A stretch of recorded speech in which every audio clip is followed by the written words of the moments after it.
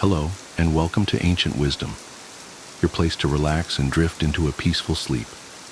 If you're here to unwind and let go of the day, you're in the right place. Before you get too cozy, take a moment to like this video and subscribe to the channel. It really helps bring more soothing content your way. Also, I'd love to know, where are you tuning in from, and what time is it for you right now? Share in the comments below.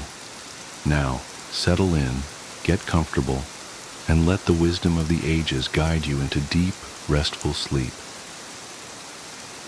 Imagine living in a world where truth is a rare commodity, a landscape dominated by elaborate fabrications and deceit.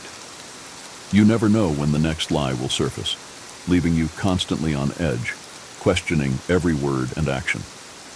This is the world created by a pathological liar, an individual whose web of deceit permeates every aspect of their existence. They don't just lie occasionally. Their falsehoods are a constant, insidious presence. Unlike the occasional fib most people might tell, pathological liars thrive on manipulation, weaving intricate stories that distort reality. They present themselves as trustworthy and reliable, but beneath the facade lies a sinister intent. The deception is so convincing that it becomes difficult to discern what is real. The constant uncertainty destabilizes those around them, creating a climate of confusion and mistrust. As Epictetus, the Stoic philosopher, taught, integrity and honesty are the bedrocks of a virtuous life. Pathological liars erode these foundations, making it essential to recognize and address their behavior. Their deceitful actions demand vigilance and discernment to protect yourself and maintain your peace of mind. It's crucial to understand how to navigate interactions with such individuals. Here are 10 powerful ways to deal with pathological lying, grounded in wisdom and the principles of Stoic philosophy. Number 1, recognize the signs. Recognizing the signs of pathological lying is the first step in protecting yourself from the corrosive effects of deceit. Unlike occasional falsehoods, pathological lies are pervasive and woven into the fabric of the liar's daily interactions. These lies are often elaborate, detailed, and constructed to create a convincing narrative. The pathological liar may present themselves as trustworthy and reliable, but inconsistencies will start to surface over time. Notice if their stories often seem too good to be true, frequently contradict themselves, or lack verifiable details. The Stoic philosopher Epictetus taught that we must be vigilant and discerning, grounding ourselves in reality to see through deception. By remaining observant and questioning the veracity of their claims, we begin to peel away the layers of falsehood and reveal the truth. This recognition is not about becoming paranoid or overly suspicious, but about developing a keen sense of awareness. The path to wisdom and integrity starts with the ability to distinguish truth from falsehood, and recognizing the signs of pathological lying is a crucial first step in that journey. Number 2, set clear boundaries. Setting clear boundaries is essential when dealing with a pathological liar. Boundaries serve as a protective barrier, safeguarding your integrity and emotional well-being. Pathological liars often test limits, seeking to manipulate and control situations to their advantage. By defining what behavior is acceptable and what is not, you establish a firm line that cannot be crossed. This act of setting boundaries is a testament to your self-respect and commitment to truth. Epictetus emphasized the importance of self-control and maintaining one's principles. In dealing with deceit, it is imperative to be firm and consistent with your boundaries. Clearly communicate your expectations and the consequences of crossing those boundaries. This clarity not only protects you, but also signals to the liar that their behavior is unacceptable. It is a demonstration of your resolve to live by the values of honesty and integrity. Remember, boundaries are not about punishment. They are about self-preservation and maintaining a healthy environment where truth can thrive. Number 3, seek evidence. In the face of pathological lying, seeking evidence becomes a vital practice. Verifying claims and cross-checking information are tools of discernment that help you navigate the web of deceit. Pathological liars rely on the assumption that their stories will be accepted without question. By seeking evidence, you disrupt this assumption and bring truth to the forefront. Epictetus taught that we should seek clarity and truth in all things. This principle is especially relevant when dealing with deceit. Take the time to investigate and validate the information presented to you. Look for corroborating details and consult reliable sources. This process not only protects you from being misled, but also exposes the patterns of deceit. Over time, the liar's fabrications will unravel under the scrutiny of evidence. This practice of verification aligns with the Stoic commitment to wisdom and integrity, reinforcing your ability to stand firm in the face of falsehoods. Number 4, communicate directly. Addressing the issue of pathological lying directly is crucial. Confrontation, when done with calmness and clarity, can be a powerful tool in managing deceit. The pathological liar know that their behavior has been noticed and is unacceptable. Epictetus encouraged direct communication and the pursuit of truth. Even in challenging situations, approach the conversation with a composed and resolute demeanor.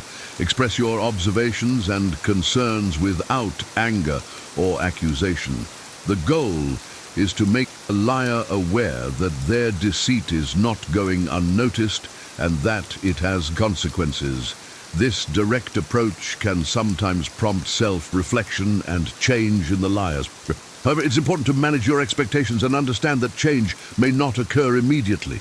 By communicating directly, you assert your commitment to honesty and integrity, and you create an environment where deceit is less likely to thrive. This practice aligns with the Stoic values of courage and wisdom, empowering you to uphold the truth. Number 5, limit interaction. Limiting your interaction with a pathological liar is a protective measure that helps preserve your mental and emotional well-being. Continuous exposure to deceit can be draining and destabilizing. By reducing the amount of time you spend with the liar, you minimize their influence over you. Epictetus advised us to be mindful of our associations, recognizing that the company we keep can impact our virtue and tranquility. Distancing yourself from the pathological liar does not mean avoiding them entirely, but being strategic about when and how you interact. Choose your encounters carefully and maintain a certain level of detachment. This practice helps you stay grounded in your own values and reduces the chances of being caught up in their web of lies. Limiting interaction is a way to safeguard your peace of mind and maintain your commitment to truth and integrity. It is a demonstration of self-respect and wisdom, aligning with Stoic principles of self-preservation and discernment. Number 6, maintaining your integrity is paramount when dealing with pathological liars. It is easy to be swayed or tempted to retaliate with deceit, but Stoic philosophy teaches us to rise above such inclinations. Epictetus emphasized the importance of living in accordance with our values, regardless of external circumstances. Your integrity is a reflection of your character and commitment to truth. In interactions with a pathological liar, remain steadfast in your honesty and principles. Do not stoop to their level or engage in similar behavior. By upholding your integrity, you set a powerful example and reinforce your own moral compass. This steadfastness not only protects you from the corrosive effects of deceit, but also fortifies your sense of self. Maintaining integrity requires courage and resilience, but it is the cornerstone of a virtuous life. It allows you to navigate interactions with confidence and clarity, knowing that you are true to yourself and your values. Number 7, educate yourselves. Educating yourself about pathological lying and its underlying causes can provide valuable insights and strategies for dealing with deceit. Understanding the psychological aspects of this behavior can help you navigate interactions with greater wisdom and empathy. Pathological lying is often rooted in deeper issues, such as personality disorders or past traumas. By learning more about these factors, you can approach the situation with a more informed perspective. Epictetus taught that knowledge and understanding are essential for living a virtuous life. Take the time to research and educate yourself about the nature of pathological lying. This knowledge will equip you with the tools to identify and respond to deceit more effectively. It also fosters a sense of compassion as you recognize that the liar's behavior may be driven by unresolved psychological issues. However, it is important to balance empathy with self-preservation, ensuring that you do not become enmeshed in their web of deceit. Education empowers you to act wisely and protect yourself, aligning with Stoic principles of wisdom and discernment. Number 8, encourage professional help. Encouraging the pathological liar to seek professional help is a compassionate and constructive approach. Pathological lying can be a symptom of deeper psychological issues that may require therapy or counseling. Suggesting professional help shows that you recognize the seriousness of their behavior and care about their well-being. Epictetus emphasized the importance of seeking improvement and growth, both for ourselves and others. Approach the conversation with empathy and understanding, expressing your concern for their mental health. Suggesting therapy or counseling can provide them with the support and tools needed to address their lying behavior.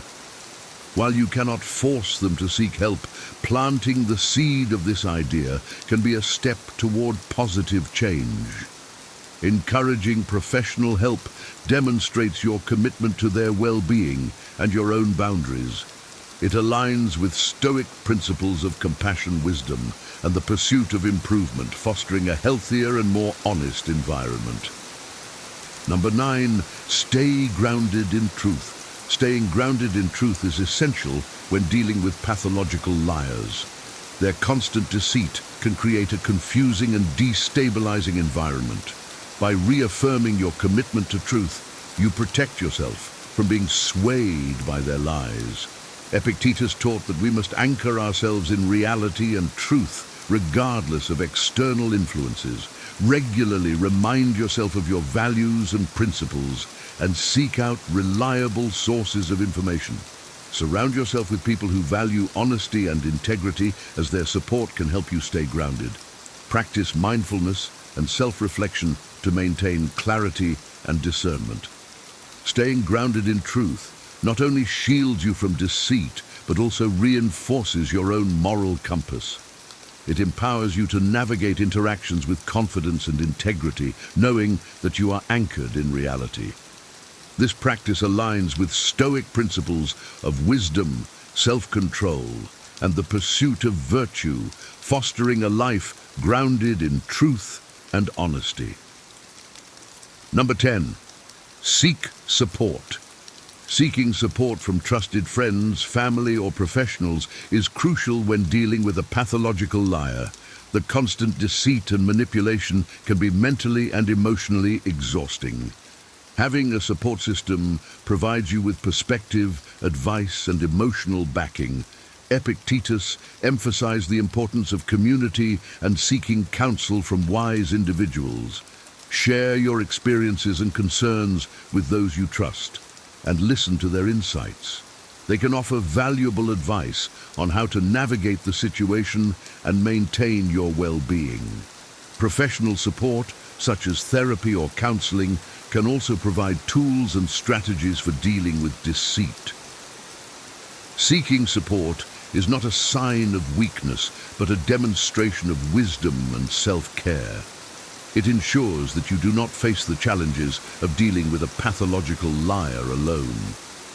This practice aligns with Stoic principles of resilience, wisdom, and the value of community, helping you maintain your integrity and emotional health. Navigating the treacherous waters of pathological lying requires wisdom, resilience, and unwavering commitment to truth. By recognizing the signs, setting firm boundaries, seeking evidence, and maintaining your integrity, you arm yourself against the corrosive effects of deceit. Encourage professional help and lean on your support network to reinforce your resolve. Remember, staying grounded in truth and practicing discernment are your greatest defenses. As Epictetus taught, our virtue is tested not by the circumstances we face, but by how we respond to them. Embrace these principles to protect your peace and uphold the values of honesty and integrity. Your journey through the landscape of deceit can become a testament to the strength of your character. We'd love to hear your thoughts and experiences. Have you ever dealt with a pathological liar? How did you handle it? Share your stories and insights in the comments below, and let's continue this important conversation together. Your wisdom could be the guiding light for someone else navigating the same challenges. 10 disturbing signs. You're surrounded by fake people and how to deal with this problem. In a world filled with social connections, it's easy to mistake proximity for authenticity. Yet, some of the most harmful relationships in our lives come disguised as friendships. These individuals, whom we might call fake people, are not always overtly toxic. Instead, they erode trust and authenticity in subtle but destructive ways. They prioritize appearances, manipulate emotions, and often pursue their self-interest at the expense of others. As the Stoic philosopher Epictetus reminds us, keep company only with those who uplift you, whose presence calls forth your best self. Why does recognizing fake people matter?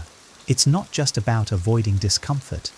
These relationships can drain our mental energy, corrode our self-esteem, and distract us from meaningful pursuits. When we allow insincerity to linger in our lives, we compromise our peace of mind. Marcus Aurelius emphasized the importance of maintaining our inner tranquility by choosing carefully whom we let into our circle. He wrote, "The tranquility that comes when you stop caring what they say, or think, or do, only what you do matters." Spotting fake people is about reclaiming this tranquility. The purpose of this article is to help you identify the subtle yet disturbing signs of fake people in your life. Armed with this awareness, you can take purposeful action to protect yourself and nurture relationships that reflect mutual respect and authenticity. In doing so, you align yourself with the Stoic ideal of living a virtuous life, where your energy is channeled toward what truly matters, becoming the best version of yourself and fostering meaningful connections. Recognizing fake people isn't about fostering suspicion, but about practicing discernment. By learning to spot these toxic behaviors, you take a powerful step toward living a life of integrity and emotional freedom. 1. Excessive flattery that feels insincere or manipulative. Flattery, when sincere, can uplift and inspire, but when it's used as a tool for manipulation, it becomes a trap. Fake people often shower others with excessive praise, not to express genuine admiration, but to disarm or manipulate them. As Seneca observed, a flatterer is a friend who is your enemy in disguise. Their words may feel good in the moment, but their intentions are rooted in self-interest. Consider a colleague who constantly praises your work in meetings, but later undermines you to superiors, or a friend who compliments your appearance excessively, but expects favors in return. Their compliments feel hollow, as if they're saying what they think you want to hear, not what they truly believe. This behavior often reveals a lack of authenticity and a desire to manipulate your emotions for their gain. Stoicism teaches us to value truth over comfort. Marcus Aurelius advises, "Waste no more time arguing about what a good man should be one." In the same vein, it's crucial to seek relationships built on honesty rather than superficial praise. When someone's flattery feels disproportionate or self-serving, pause and question their motives. True friends will offer encouragement grounded in sincerity, not manipulation. To protect yourself, focus on cultivating a strong sense of self-worth that doesn't depend on others' approval. When you value yourself for who you are, you become less susceptible to the allure of empty compliments. Instead, you'll recognize the deeper worth of those who support you with honesty and integrity. 2. Talking behind your back, but acting friendly in person. Few things are as damaging to trust as discovering that someone speaks poorly of you when you're not around. Fake people often maintain a facade of friendliness while sowing discord behind closed doors.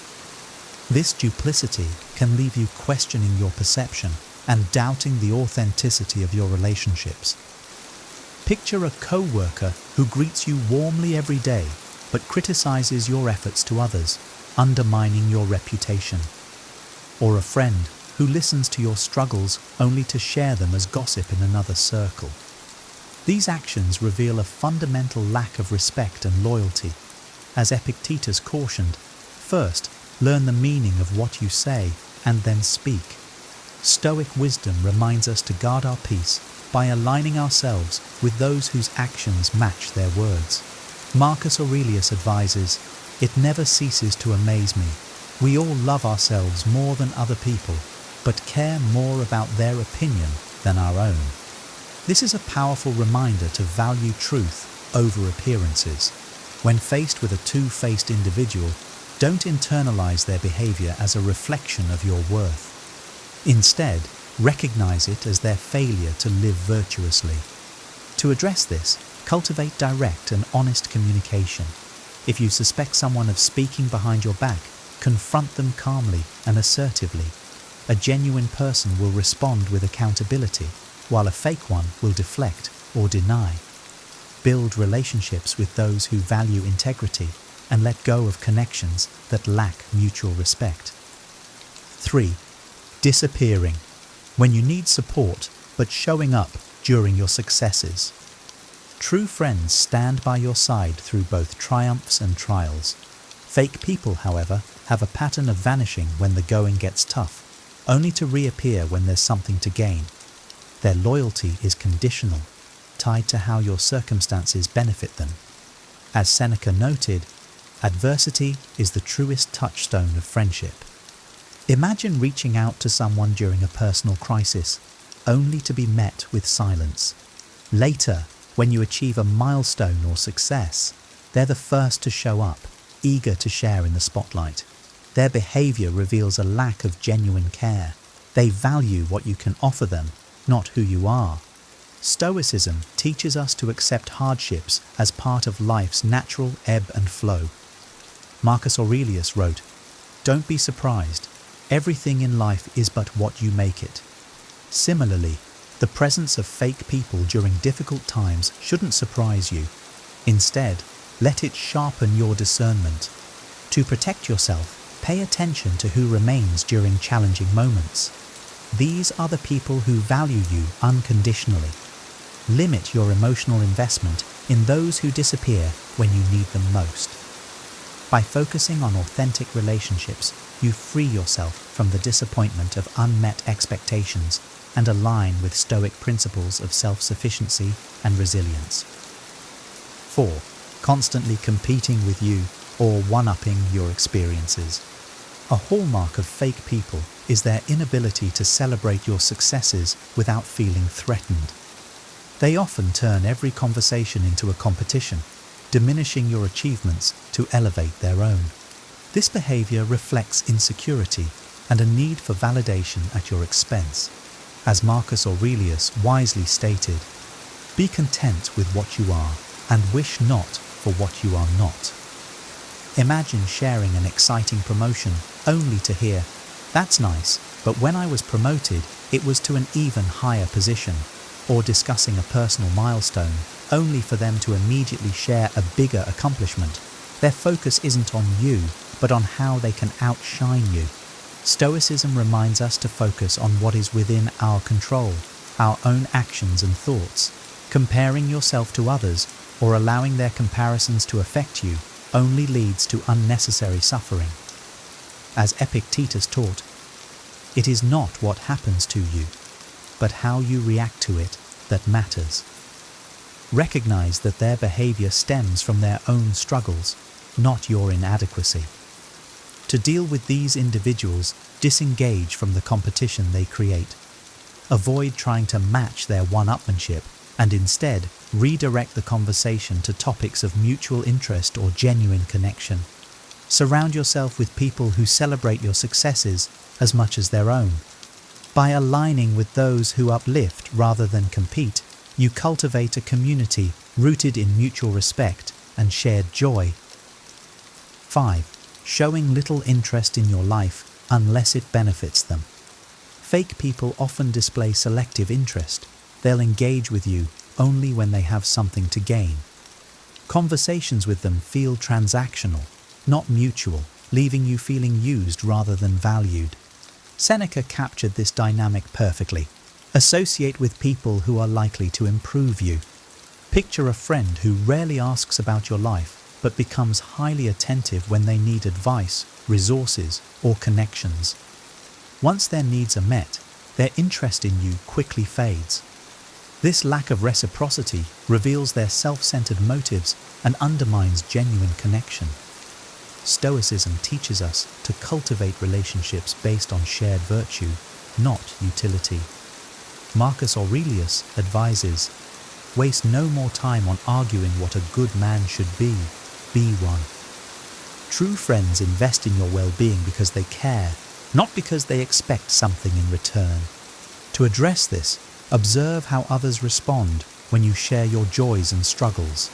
Authentic friends will engage out of genuine interest, while fake ones will either redirect the conversation to themselves or lose interest.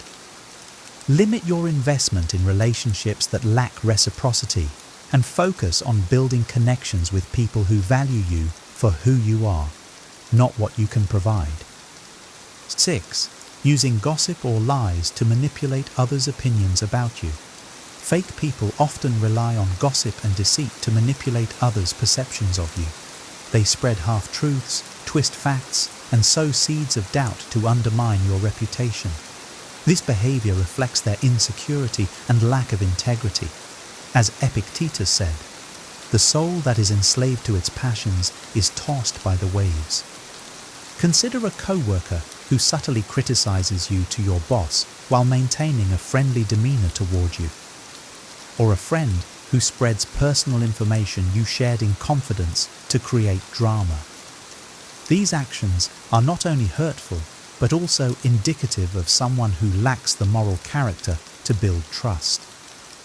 Stoicism emphasizes the importance of aligning with people who practice virtue. Marcus Aurelius wrote, "If it is not right, do not do it. If it is not true, do not say it." Fake people often fail this test, and their behavior reveals their character more than it damages yours. To protect yourself, avoid engaging in gossip yourself. By maintaining your integrity, you ensure that their lies hold less power. Confront manipulative individuals calmly and directly when necessary, but don't allow their actions to pull you into a cycle of negativity. Instead, focus on building relationships with individuals who value honesty and transparency. By doing so, you reinforce the Stoic ideal of a life rooted in virtue and resilience. 7. Fake apologies that lack sincerity and accountability. A fake person's apology is often a hollow performance designed to save face rather than make amends.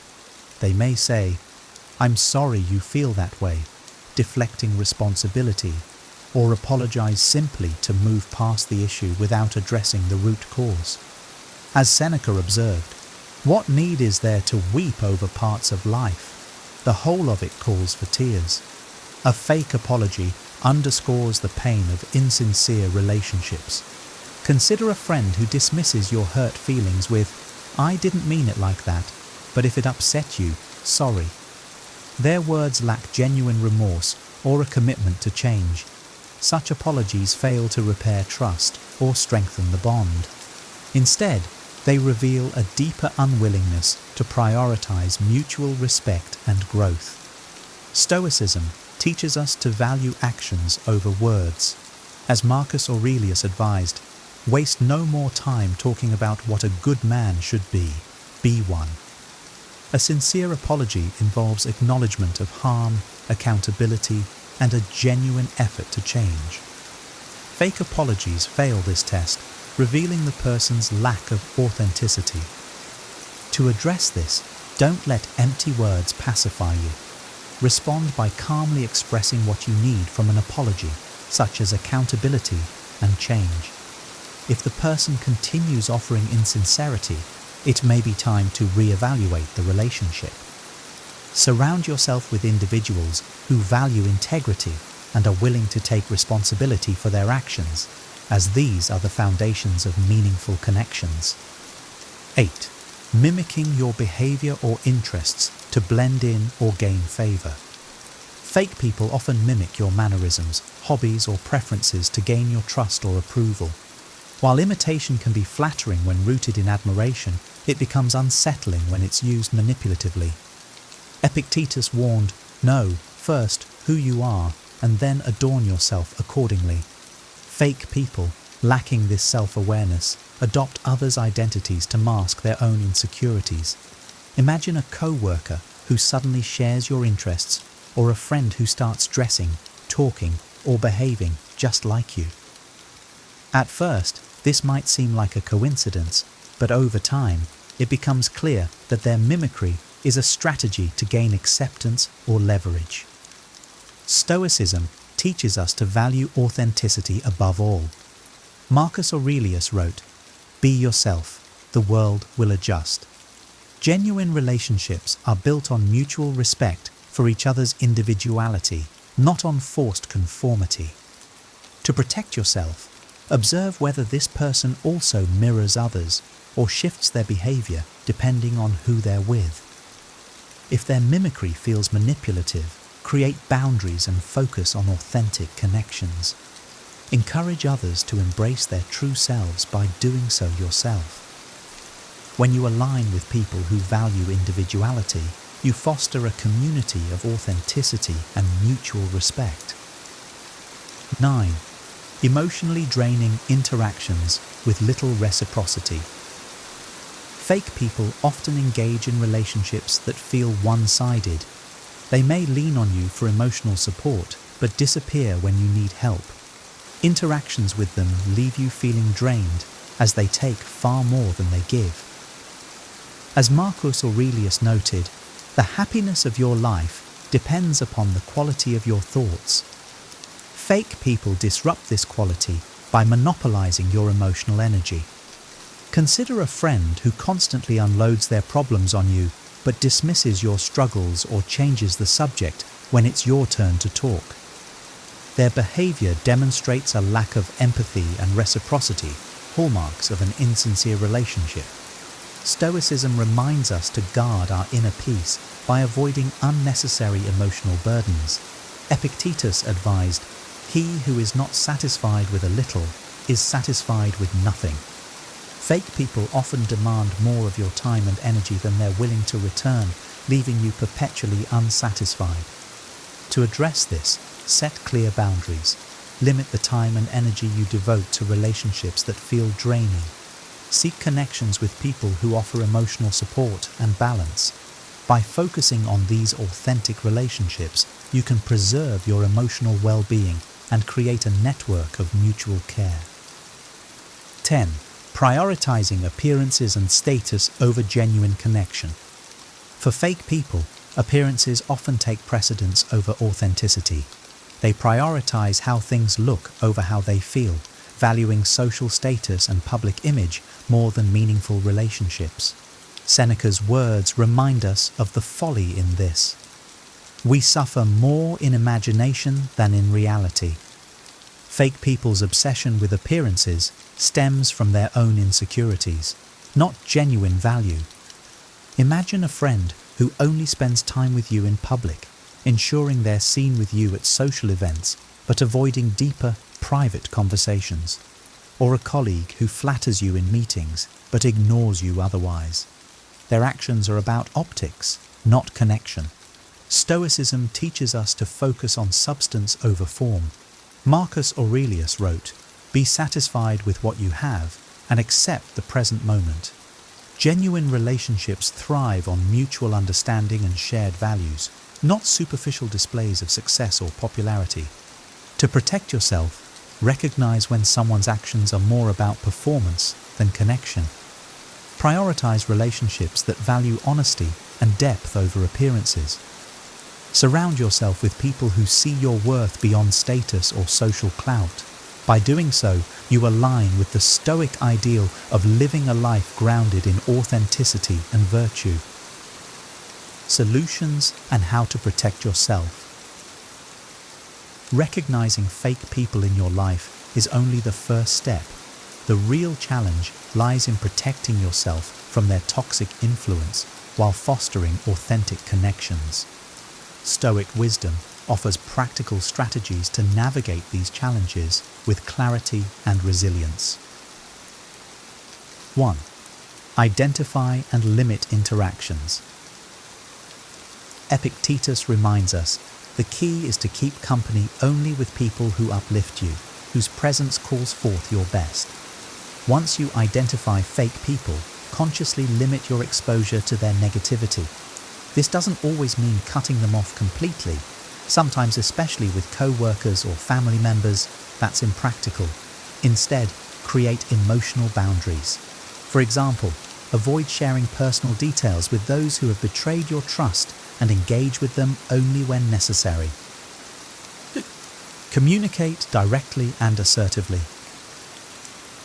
Fake people often thrive on ambiguity, so clear, assertive communication can disarm their tactics. If someone exhibits toxic behaviors, address it calmly and firmly. Marcus Aurelius advises, be tolerant with others and strict with yourself. Approach conversations with compassion, but stand firm in expressing your boundaries. For instance, if a friend constantly gossips, tell them, I'm uncomfortable discussing others this way. 3. Build a strong support system. A community of authentic, supportive individuals is a powerful antidote to the effects of fake relationships. Seek out people who align with your values and demonstrate loyalty and empathy. Seneca encourages us to associate with people who are likely to improve you. Invest your energy in these relationships and let them reinforce your sense of belonging and self-worth. 4. Practice self-care and emotional resilience. Fake people can drain your emotional reserves, making self-care essential. Marcus Aurelius advises, you have power over your mind, not outside events. Realize this, and you will find strength. Focus on activities that nurture your well-being, such as journaling, meditation, or engaging in hobbies that bring you joy. Strengthen your inner world so you rely less on external validation. 5. Seek professional guidance when necessary. If fake people have caused significant emotional harm, don't hesitate to seek help.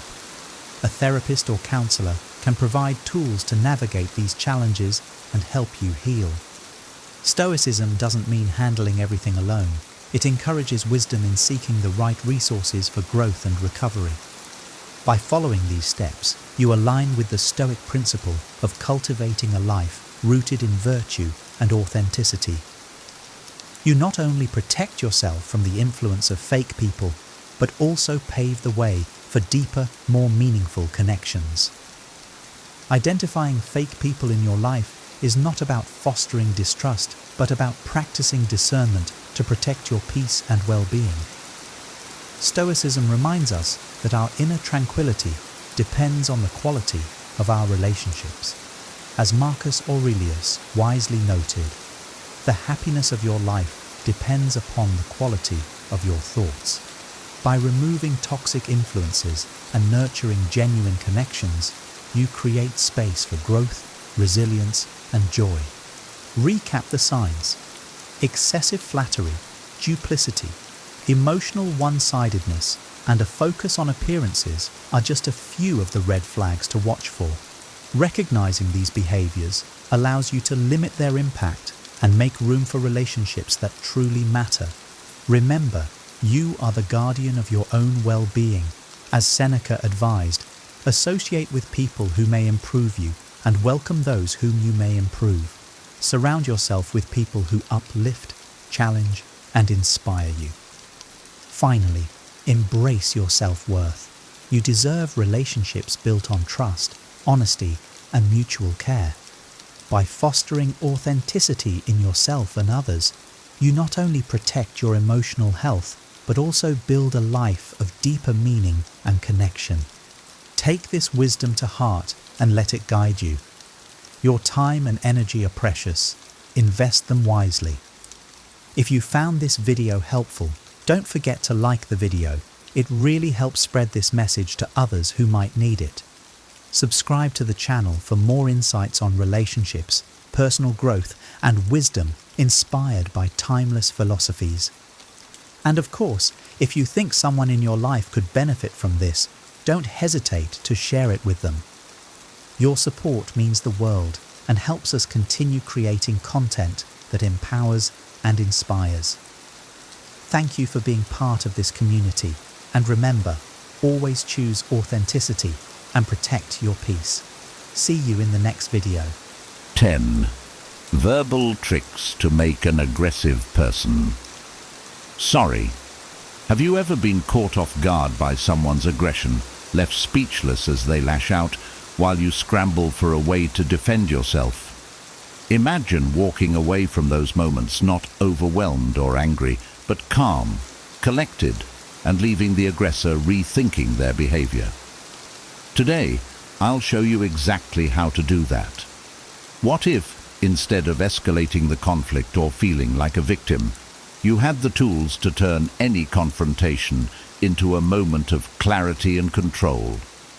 Inspired by the timeless principles of Stoicism, these 6 verbal techniques are designed to neutralize aggression without compromising your dignity. One of these strategies even transforms anger into an opportunity for deeper understanding, a shift that will surprise both you and the aggressor. Over the next few minutes, we'll explore how to navigate even the most heated situations with grace and power. You'll learn how to dismantle hidden assumptions, respond to distorted words with precision, and use subtle techniques to turn the tide in any conversation. These aren't just tips. They're life-changing strategies that will leave you feeling unshakable and in control, no matter the situation. Let's dive in. 1. Pause before responding. I used to believe that quick, sharp responses showed strength in an argument, but over time I realized that impulsive reactions often fueled more tension than they resolved. One moment stands out vividly in my memory. A co-worker publicly criticized my approach during a meeting. My first instinct was to snap back with a defense, but something stopped me. Instead, I took a breath, paused, and allowed the silence to settle. In that pause, something powerful happened. I calmed my emotions, and they began to look slightly uneasy, perhaps realizing their harshness. When I finally responded, I said, "I appreciate your perspective. Let's explore how we can address this together." The conversation shifted immediately from confrontation to collaboration. This pause is something Stoics emphasize deeply. Marcus Aurelius wrote, "You have power over your mind, not outside events. Realize this, and you will find strength." By pausing, I exercised control over my mind and refused to let the situation dictate my response. Pausing isn't a sign of weakness. It's a sign of mastery over oneself. It allows you to assess the situation, recognize your emotions, and respond thoughtfully. The next time someone provokes you, try this. Take a deep breath, count to 3, and consider what outcome you want before speaking. Often you'll find that a calm and deliberate response disarms aggression far more effectively than a hasty one. Practicing this habit has helped me navigate heated discussions with clarity and confidence. It's not about letting others win, it's about winning the battle within yourself. When you pause before responding, you remain grounded and in control, a hallmark of a Stoic mind. 2. Use visual imagery to convey deep messages. There was a time when I found myself caught in a heated argument with someone I deeply cared about. Their words were sharp, cutting me down with accusations I felt were unfair. My initial instinct was to fire back, to defend myself with equal intensity. But then I paused and remembered the power of imagery, a tool I had often seen work wonders. Instead of responding defensively, I took a deep breath and said, "You know, anger is like a wildfire. It can destroy everything in its path, but if we channel it carefully, it can also forge new ground for growth." The reaction was almost immediate. They stopped, their posture softened, and they began to truly listen. What I realized in that moment is that people often lash out because they feel unheard or misunderstood. By using a metaphor, I wasn't just trying to defend myself. I was offering them a new way to see the situation, a calmer, more constructive perspective. Stoicism teaches us to focus not on winning arguments, but on fostering understanding and maintaining our inner peace. Imagery is one of the most effective ways to do this. It bypasses the defenses of the mind and speaks directly to the heart, offering clarity without aggression. The next time you find yourself in a tense conversation, try using imagery. Instead of saying, "You're overreacting," you could say, "Emotions can be like waves. They come strong, but they also pass if we let them." This approach not only protects your tranquility, but also invites the other person to reflect and engage more thoughtfully. By practicing this Stoic technique, you'll find that your words don't just defend. You connect, heal, and inspire change. And that is the true power of wisdom in action. 3.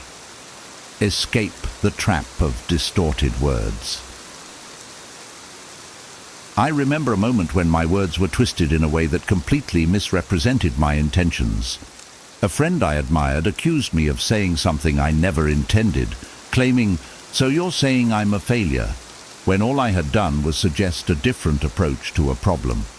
My first instinct was to feel defensive, but I knew reacting emotionally would only escalate the situation. Instead, I calmly replied, "That's not what I meant at all. Let me clarify my perspective." By staying composed, I was able to explain myself without anger or blame. The result? They softened, apologized for jumping to conclusions, and we had a productive conversation. Stoicism teaches us not to get caught in others' distortions of our words. Epictetus advises, "It's not what happens to you, but how you react to it that matters." When someone twists your words, resist the urge to retaliate or defend yourself aggressively. Instead, maintain your clarity and calmly restate your true intentions. This approach is powerful. By refusing to be provoked, you protect your inner peace and keep the focus on resolution rather than conflict. The next time someone distorts your words, pause and say, "Let's revisit what I actually said so we can avoid any misunderstandings." You'll find that clarity, not aggression, is your best ally in such moments. Over time, this habit not only builds your confidence, but also earns the respect of others. People recognize the strength in calmness and the wisdom in measured responses. And that is the essence of Stoic mastery in communication. But 4. Reveal shared agreements. There's a subtle strength in showing someone that they already share your perspective, even if they don't realize it yet. I learned this lesson during a heated debate about a community project. A neighbor passionately opposed my proposal, claiming it wasn't practical. Instead of arguing, I listened closely and said, "I think we both want what's best for our community, and we both value sustainability. Let's talk about how we can make this work in a way that aligns with those goals." Their demeanor changed instantly. They agreed with the shared values, and the conversation shifted toward finding common ground. Stoicism emphasizes listening as an art. Epictetus reminds us, "We have 2 ears and 1 mouth, so that we can listen twice as much as we speak." By listening carefully and reflecting on shared values, you can transform an argument into a collaboration. When confronted with hostility, instead of jumping into defense mode, look for areas of agreement. If a colleague challenges your process at work, respond with, "I think we both care about getting this done effectively. Let's figure out the best way forward." This approach doesn't diminish your stance. It strengthens it by focusing on mutual understanding. Finding shared agreements disarms hostility and builds rapport. It shows the other person that you're not their opponent, but their partner in finding solutions. And in doing so, you embody the Stoic ideal of turning conflict into connection. 5. Recognize hidden assumptions. I once had a colleague ask me, "Do you really think you know better than the experts on this?" The question wasn't just a challenge. It carried the subtle implication that I was overstepping my bounds. In the past, I might have rushed to defend myself, but I've since learned the value of recognizing hidden assumptions and dismantling them calmly. I paused, smiled, and replied, "I don't think that at all, but I'd love to share my perspective and hear more about what the experts say. Can we explore this together?" The shift in tone was immediate. They softened and the conversation became productive instead of combative. Stoicism reminds us to not react to the surface of an argument, but to look deeper.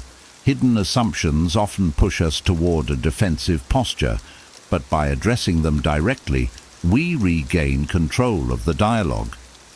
Marcus Aurelius advised, "If it is not right, do not do it.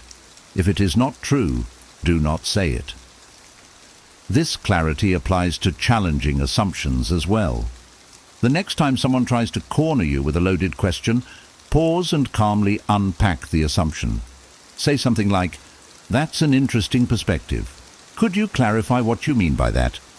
This approach shows confidence, protects your dignity, and often leads to a more respectful conversation.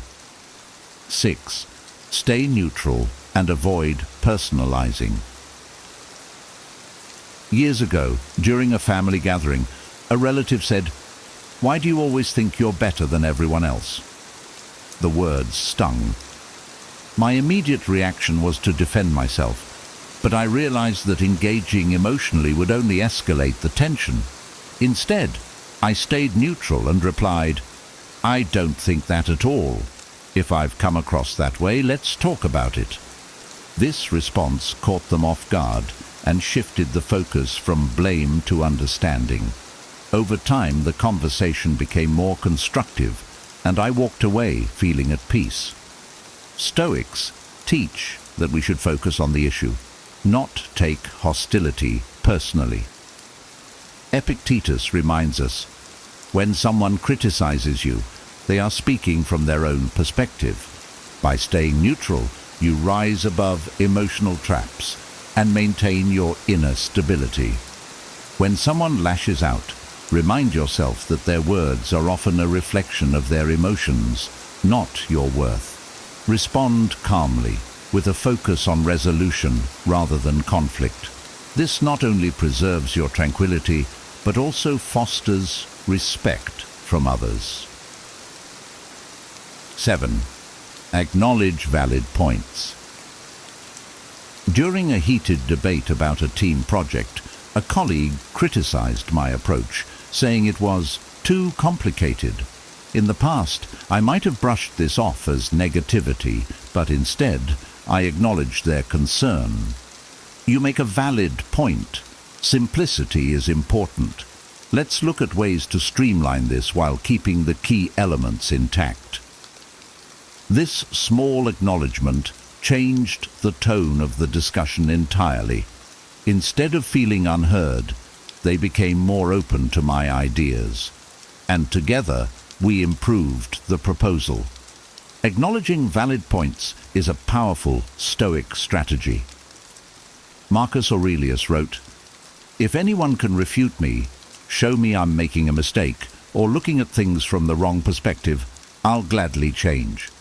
This humility doesn't weaken your stance, it strengthens it by showing that you value truth over ego. The next time someone criticizes you, look for the kernel of truth in their perspective. Acknowledge it sincerely before presenting your own view. This doesn't just diffuse hostility, it builds trust and mutual respect. 8. Handle the storm of questions. Once, during a family dinner, a relative barraged me with questions about my career choices. Why would you choose that path? Don't you think it's risky? Isn't there something better? The questions were relentless, and I felt cornered. But instead of reacting defensively, I calmly said, "Those are interesting questions. Let's take them one at a time. What specifically concerns you about my choice?" Breaking down the barrage disarmed them and gave me control of the conversation. By addressing their concerns one by one, I maintained my composure and turned the interrogation into a dialogue. Stoicism teaches us to stay grounded when faced with pressure. When overwhelmed by aggressive questioning, pause and respond methodically. Epictetus advises, "First say to yourself what you would be, then do what you have to do." By staying focused and deliberate, you control the narrative. In similar situations, remember that you don't have to answer immediately or all at once. Take a breath and handle each question with clarity. This not only protects your peace, but also demonstrates your strength and confidence. 9. Use questions to shift focus. I once worked with someone who loved to criticize others' ideas without offering solutions. During one such exchange, instead of defending myself, I asked, "What would you suggest as an alternative?" The question caught them off guard. They stumbled for an answer, realizing they hadn't thought beyond their critique. Asking questions is a simple yet powerful way to redirect conversations. Stoicism encourages us to avoid direct confrontation and instead steer discussions constructively. When you ask questions, you subtly guide the other person to reflect on their position, often defusing their aggression in the process. The next time someone challenges you, try asking, "How do you see this working better?" Or, "What would you do in my situation?" These questions shift the focus away from conflict and toward problem solving, demonstrating your composure and wisdom. 10. Respect the truth and avoid straw man arguments. During a book club discussion, a fellow member twisted my opinion, claiming, "So you're saying the author's work is worthless?" I could feel the frustration rising, but I chose to respond calmly. "That's not what I meant. What I'm saying is that this particular chapter didn't resonate with me, though the overall book has its strengths." This approach diffused the tension and redirected the conversation toward the actual topic. Stoics emphasize the importance of integrity and clarity in communication. Marcus Aurelius wrote, "Never let the future disturb you. You will meet it, if you have to, with the same weapons of reason which today arm you against the present." Avoiding strawman arguments isn't just about preserving peace. It's about staying true to yourself. When someone distorts your words, calmly correct them without aggression. This not only maintains your dignity, but also encourages a more meaningful dialogue. Mastering these Stoic-inspired verbal techniques isn't just about handling aggressive people. It's about cultivating a deeper sense of calm and control in your life. Imagine walking into every conversation with the confidence that no matter how tense it gets, you'll remain composed, protect your inner peace, and even inspire others to reflect on their own behavior. Which of these techniques resonated with you the most? Have you faced situations where these approaches could have made a difference? Share your thoughts and experiences in the comments. I'd love to hear how you've handled confrontations or how you plan to use these tools moving forward. Your insights could inspire someone else who's navigating their own challenges. If you found value in these ideas, please take a moment to like this video. It helps more people discover these transformative strategies. Don't forget to subscribe for more Stoic wisdom and practical advice, and turn on notifications so you don't miss the next lesson. And if you know someone who could benefit from these techniques, share this video with them. Sometimes, a small gesture like that can make a big difference in someone's life. Thank you for joining me on this journey of resilience and wisdom. I'll see you in the next episode, where we'll explore even more tools to navigate life's challenges with strength and clarity. Here are 10 things Sigma males do without even realizing that terrify people.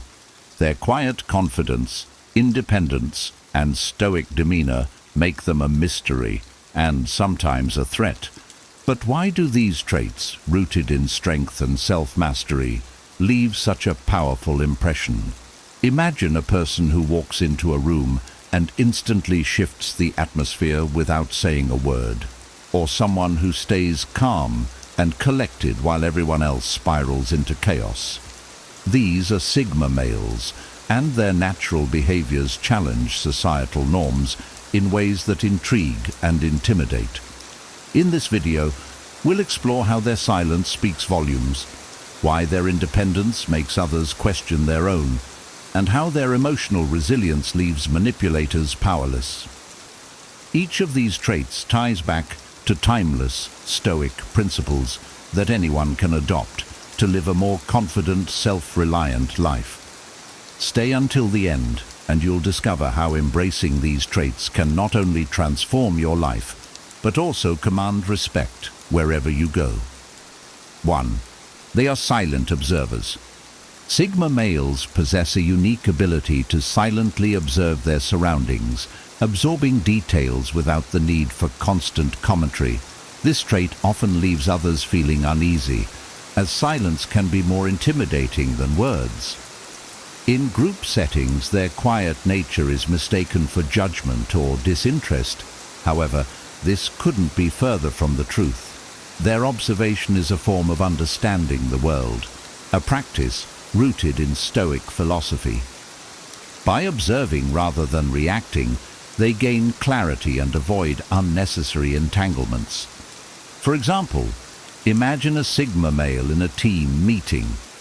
While others enthusiastically pitch ideas, he listens intently, occasionally jotting down notes. His silence might make others wonder if he's critiquing or planning something profound. In reality, he's simply processing the information to form a well-thought-out perspective. This behavior is powerful because it unsettles those accustomed to constant feedback or validation. The Sigma male's presence becomes a reminder that silence holds immense power. Stoicism teaches the value of listening and observing as tools for understanding. Sigma males unknowingly embody this principle, and it's their quiet confidence that can terrify others. Their demeanor speaks volumes, even when they choose not to utter a single word. 2. They value independence over conformity. Sigma males live life on their own terms, valuing independence over fitting into societal norms. They resist the pressure to conform, which often unsettles those who thrive on group validation or societal approval. To a Sigma male, being true to oneself is more important than blending in. This makes them unpredictable, as they refuse to follow the same paths others are conditioned to take.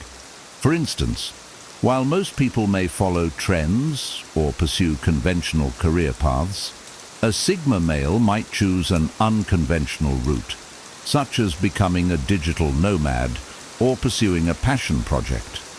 To others, this rejection of norms can appear rebellious or even threatening. It disrupts the status quo and forces people to question their own choices. This trait aligns deeply with Stoic philosophy, which emphasizes autonomy and self-reliance. Stoics believe that true freedom comes from within, not from external approval. Sigma males, often unknowingly, embody this mindset. They forge their own path without fear of judgment, leaving others intimidated by their unwavering self-assurance.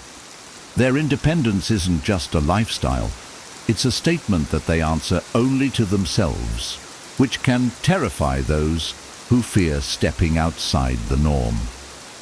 3. They are unaffected by criticism or praise. One of the most unsettling traits of a Sigma male is his emotional resilience. Criticism and praise roll off him with the same indifference, leaving others bewildered. Most people rely on feedback, positive or negative, to gauge their worth or make decisions. Sigma males, however, remain unaffected, drawing their sense of value from within rather than external validation. Imagine someone tries to belittle a Sigma male in a public setting, expecting a defensive or emotional response.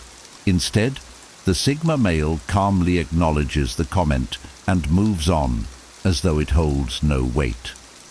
This level of detachment can be infuriating for those trying to provoke a reaction.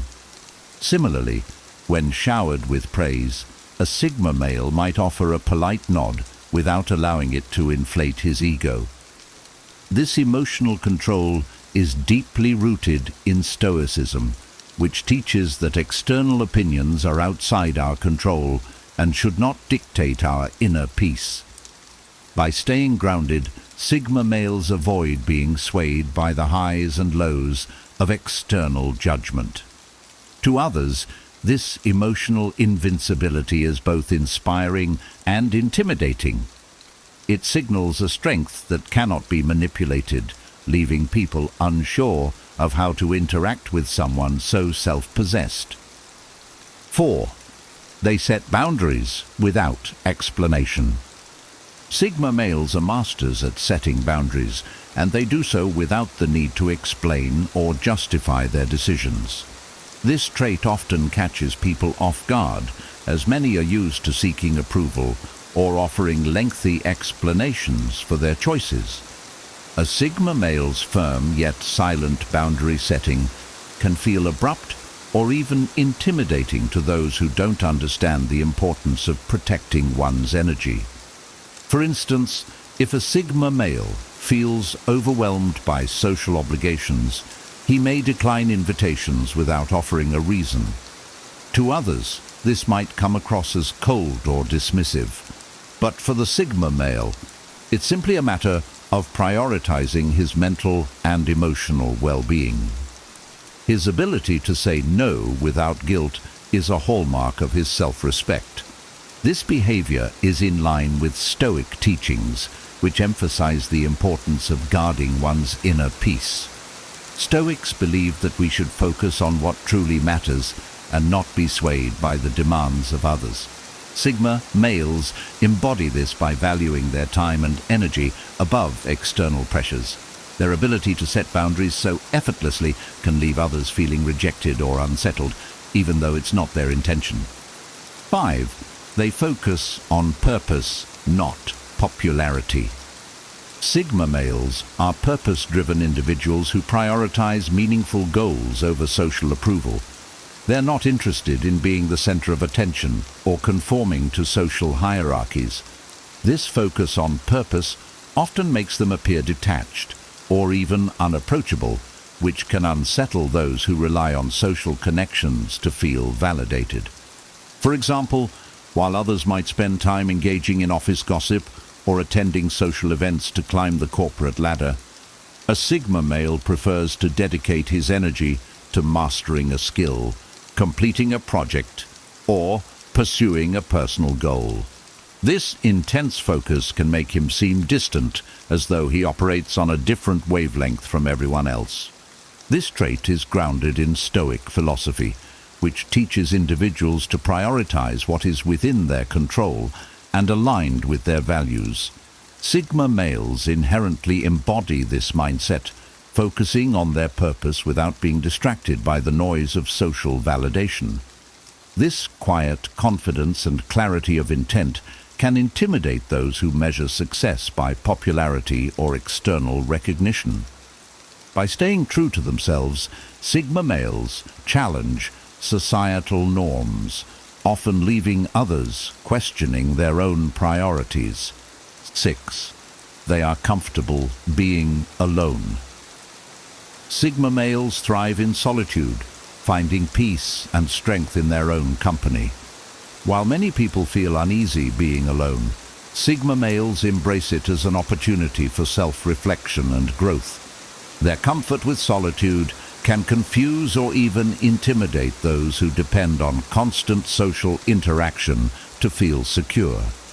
For instance, a Sigma male might choose to spend a weekend hiking alone rather than attending a group event. Others may misinterpret this choice as antisocial or arrogant, but for the Sigma male, it's simply a way to recharge and connect with his inner self.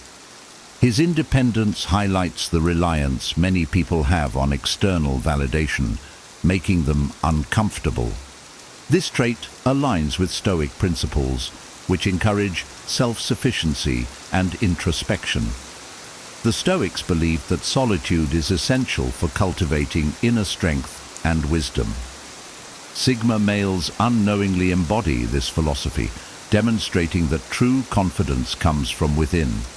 Their ability to find contentment in their own company is a stark contrast to societal norms, often leaving others both inspired and intimidated by their self-reliance. 7. They rarely seek validation. Sigma males have an innate ability to make decisions without seeking validation from others. They trust their own judgment and follow their intuition, which can make others feel unsettled, especially those who rely heavily on collective opinions to make choices. This self-assurance often comes across as defiance or arrogance, though it's simply confidence in their own path. For example, a Sigma male might choose an unconventional career path, like starting a business or pursuing a creative passion, without worrying about what others think. His lack of concern for societal expectations can make others question their own reliance on external validation. People often feel intimidated by someone who doesn't need their approval to thrive. This independence is deeply rooted in Stoicism, which teaches individuals to focus on what is within their control and not be swayed by the opinions of others. Sigma males naturally embody this mindset, standing firm in their decisions without hesitation. Their unshakable confidence in their choices can make them a source of admiration and fear, as they seem immune to the societal pressures that affect most people. 8. They are calm in high-stress situations. One of the most striking traits of a Sigma male is his ability to remain calm under pressure. While others may panic or react emotionally, Sigma males keep their composure, which can make them natural leaders in chaotic situations. Their calmness, however, can also intimidate those who are used to more reactive behavior. Imagine a high-stress work environment where deadlines are looming. While others scramble and stress, a Sigma male calmly assesses the situation and takes decisive action. His ability to stay level-headed might make others feel inadequate or exposed for their lack of control. This trait is a cornerstone of Stoicism, which teaches the importance of emotional regulation and focusing on what can be controlled. By remaining calm, Sigma males demonstrate a mastery over their emotions that others find both impressive and unsettling. Their composure in difficult moments not only sets them apart but also challenges the chaotic energy of those around them, often leaving a lasting impression. 9. They avoid gossip and drama. Sigma males steer clear of gossip and drama, focusing instead on what truly matters. This avoidance of trivial conflicts can make them seem aloof or judgmental, unintentionally intimidating those who thrive on social interaction. Their disinterest in engaging in petty matters signals that they operate on a different level of priorities. For instance, in a workplace setting, when co-workers gather to gossip about a manager, a Sigma male might excuse himself or redirect the conversation to a more productive topic. This action can make others feel exposed or insecure about their own behavior.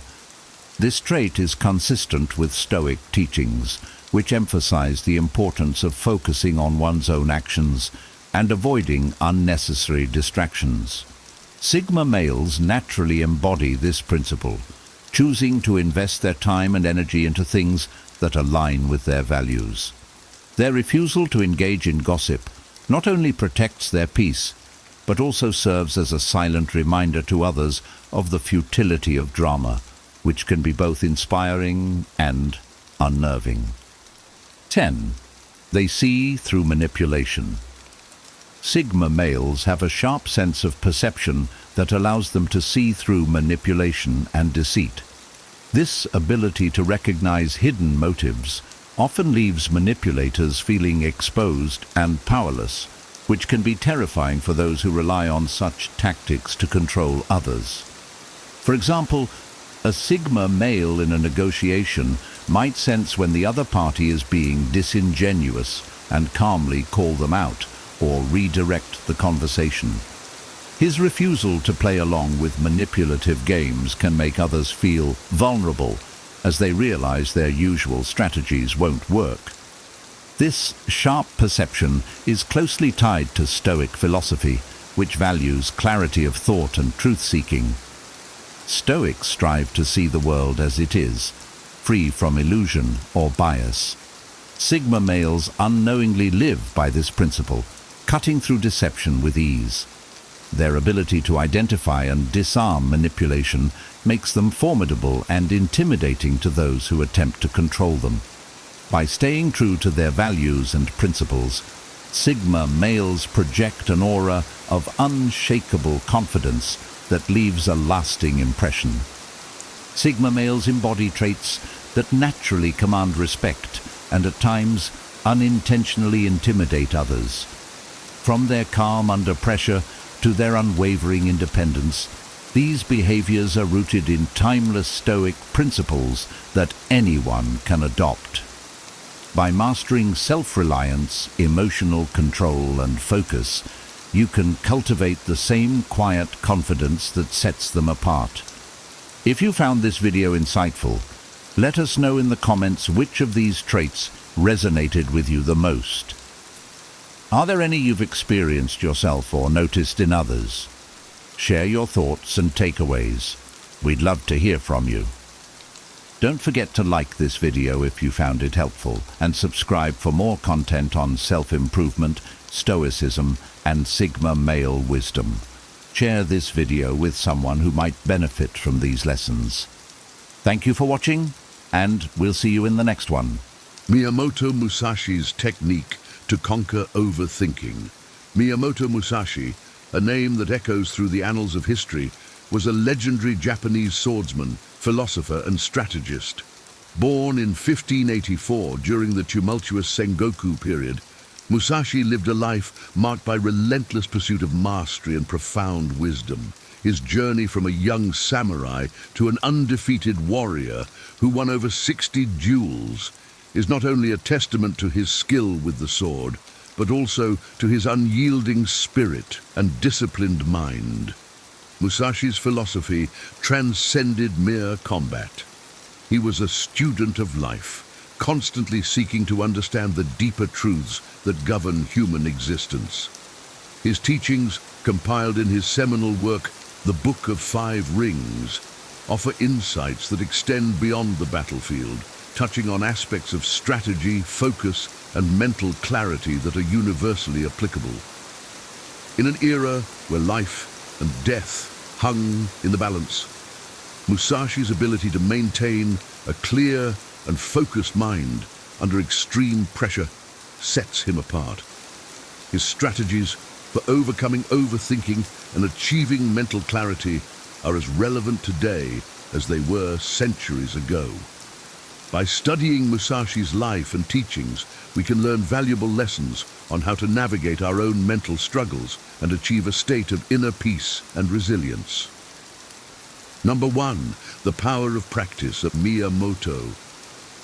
Musashi, the legendary swordsman, understood the transformative power of practice. He knew that mastery wasn't achieved overnight, but through relentless and disciplined effort. In today's fast-paced world, we often seek quick fixes and instant gratification, leading to overthinking and frustration when results don't come quickly. Musashi's wisdom teaches us that consistent practice is the key to overcoming mental clutter. By dedicating ourselves to regular practice, whether it's in our careers, personal development, or hobbies, we build resilience and focus. This disciplined approach helps clear our minds of unnecessary doubts and fears. Remember, every great achievement begins with a commitment to practice. The path to mastery is long, but with each step, we refine our skills, sharpen our minds, and move closer to our goals. Embrace the process, trust in the practice, and let go of the need for immediate results.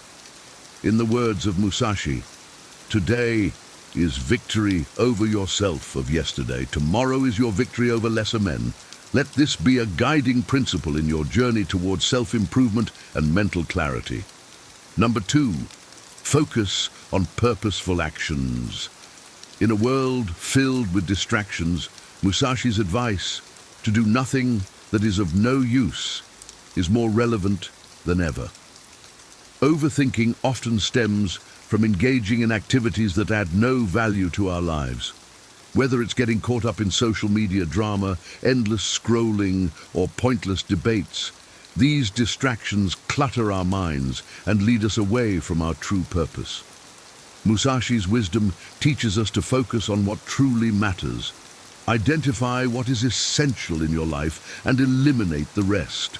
By dedicating our time and energy to purposeful actions, we not only achieve more, but also create a clear and focused mind.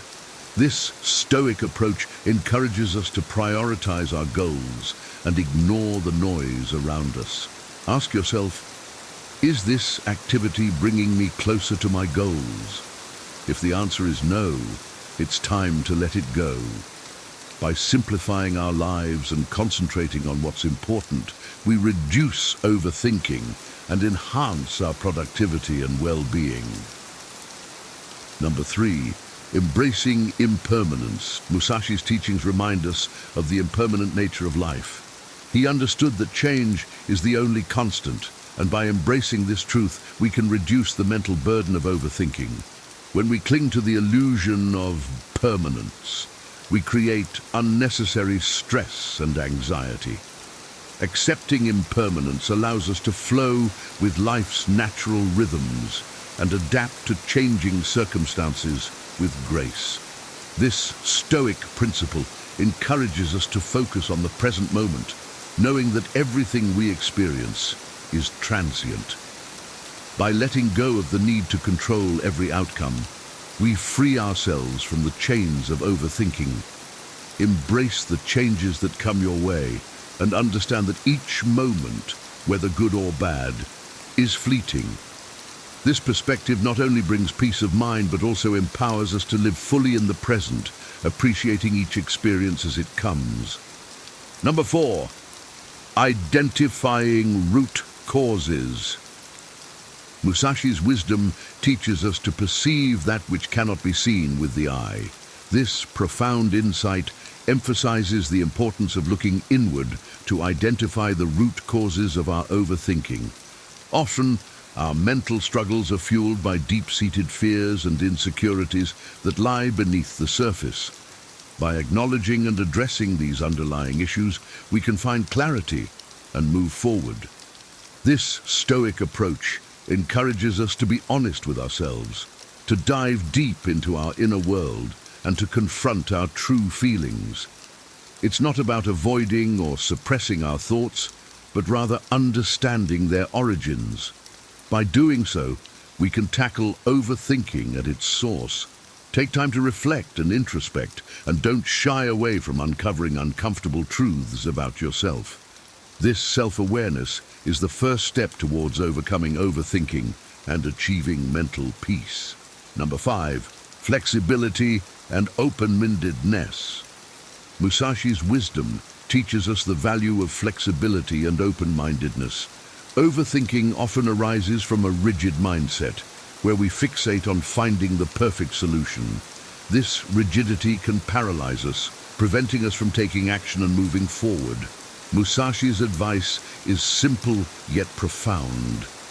Understand that there is more than one path to the top of the mountain. Embrace the idea that there are multiple ways to achieve your goals and solve problems. By being adaptable and open to different approaches, you reduce the anxiety that comes from perfectionism. This Stoic principle encourages us to let go of our need for control and accept the natural flow of life. Flexibility in thought and action allows us to navigate challenges with ease and reduces the mental strain of overthinking. Number 6, cultivating a growth mindset. Musashi's teachings align closely with the concept of a growth mindset, where challenges are seen as opportunities for growth rather than obstacles. Overthinking often stems from a fear of failure or an obsession with perfection. By adopting a growth mindset, we shift our focus from fixed outcomes to continuous learning and improvement. Musashi believed that true mastery comes from embracing challenges and persevering through difficulties. This Stoic approach encourages us to view each setback as a valuable lesson and each success as a step towards greater wisdom. By cultivating a growth mindset, we reduce the mental burden of overthinking and open ourselves up to endless possibilities for personal development. Embrace challenges, learn from your experiences, and constantly strive to improve. This mindset not only enhances your resilience, but also brings a sense of purpose and fulfillment to your life. Number 7, mind-body balance. Musashi's advice to not let the body be dragged along by the mind, nor the mind by the body, highlights the importance of balance. Overthinking often occurs when there is a disconnect between our mental and physical states. Musashi emphasized the need for harmony between the mind and body to achieve clarity and peace. In our modern lives, it's easy to become mentally overwhelmed while neglecting our physical well-being, or vice versa. By focusing on balancing both aspects, we create a more holistic approach to our overall health. Engage in activities that nurture both your mind and body, such as exercise, meditation, and proper rest. This equilibrium helps reduce overthinking by ensuring that both your mental and physical energies are aligned and supportive of each other. When the mind and body work in harmony, we experience a greater sense of well-being and clarity. Number 8, living in the present. Musashi's teachings emphasize the importance of living fully in the present moment. Overthinking often pulls us into the past with regrets or into the future with worries. This mental tug-of-war distracts us from the here and now, where life truly happens. Musashi believed that focusing on the present task with full attention and effort is the key to achieving excellence and peace of mind. This Stoic principle encourages us to embrace each day as it comes, giving our best to what is in front of us without being weighed down by what might or might not happen. By living in the present, we can break free from the cycle of overthinking and experience life more fully. Concentrate on today's actions and let tomorrow take care of itself. This approach not only enhances productivity, but also brings a deeper sense of fulfillment and contentment. Number 9, timing and patience. Musashi's grasp of timing and patience is a crucial lesson in managing overthinking. He taught that there is a right time for everything, and rushing often leads to mistakes and stress. Overthinking is frequently a result of impatience and the desire for immediate results. By understanding and respecting the natural timing of events, we can reduce the anxiety that comes from trying to force outcomes. This Stoic principle reminds us that good things take time and that patience is a virtue. Trust the process and be patient with your progress. Recognize that each step forward, no matter how small, is part of a larger journey. By aligning ourselves with the natural rhythm of life, we can maintain a clear and focused mind, free from the chaos of overthinking. Number 10, mindful meditation.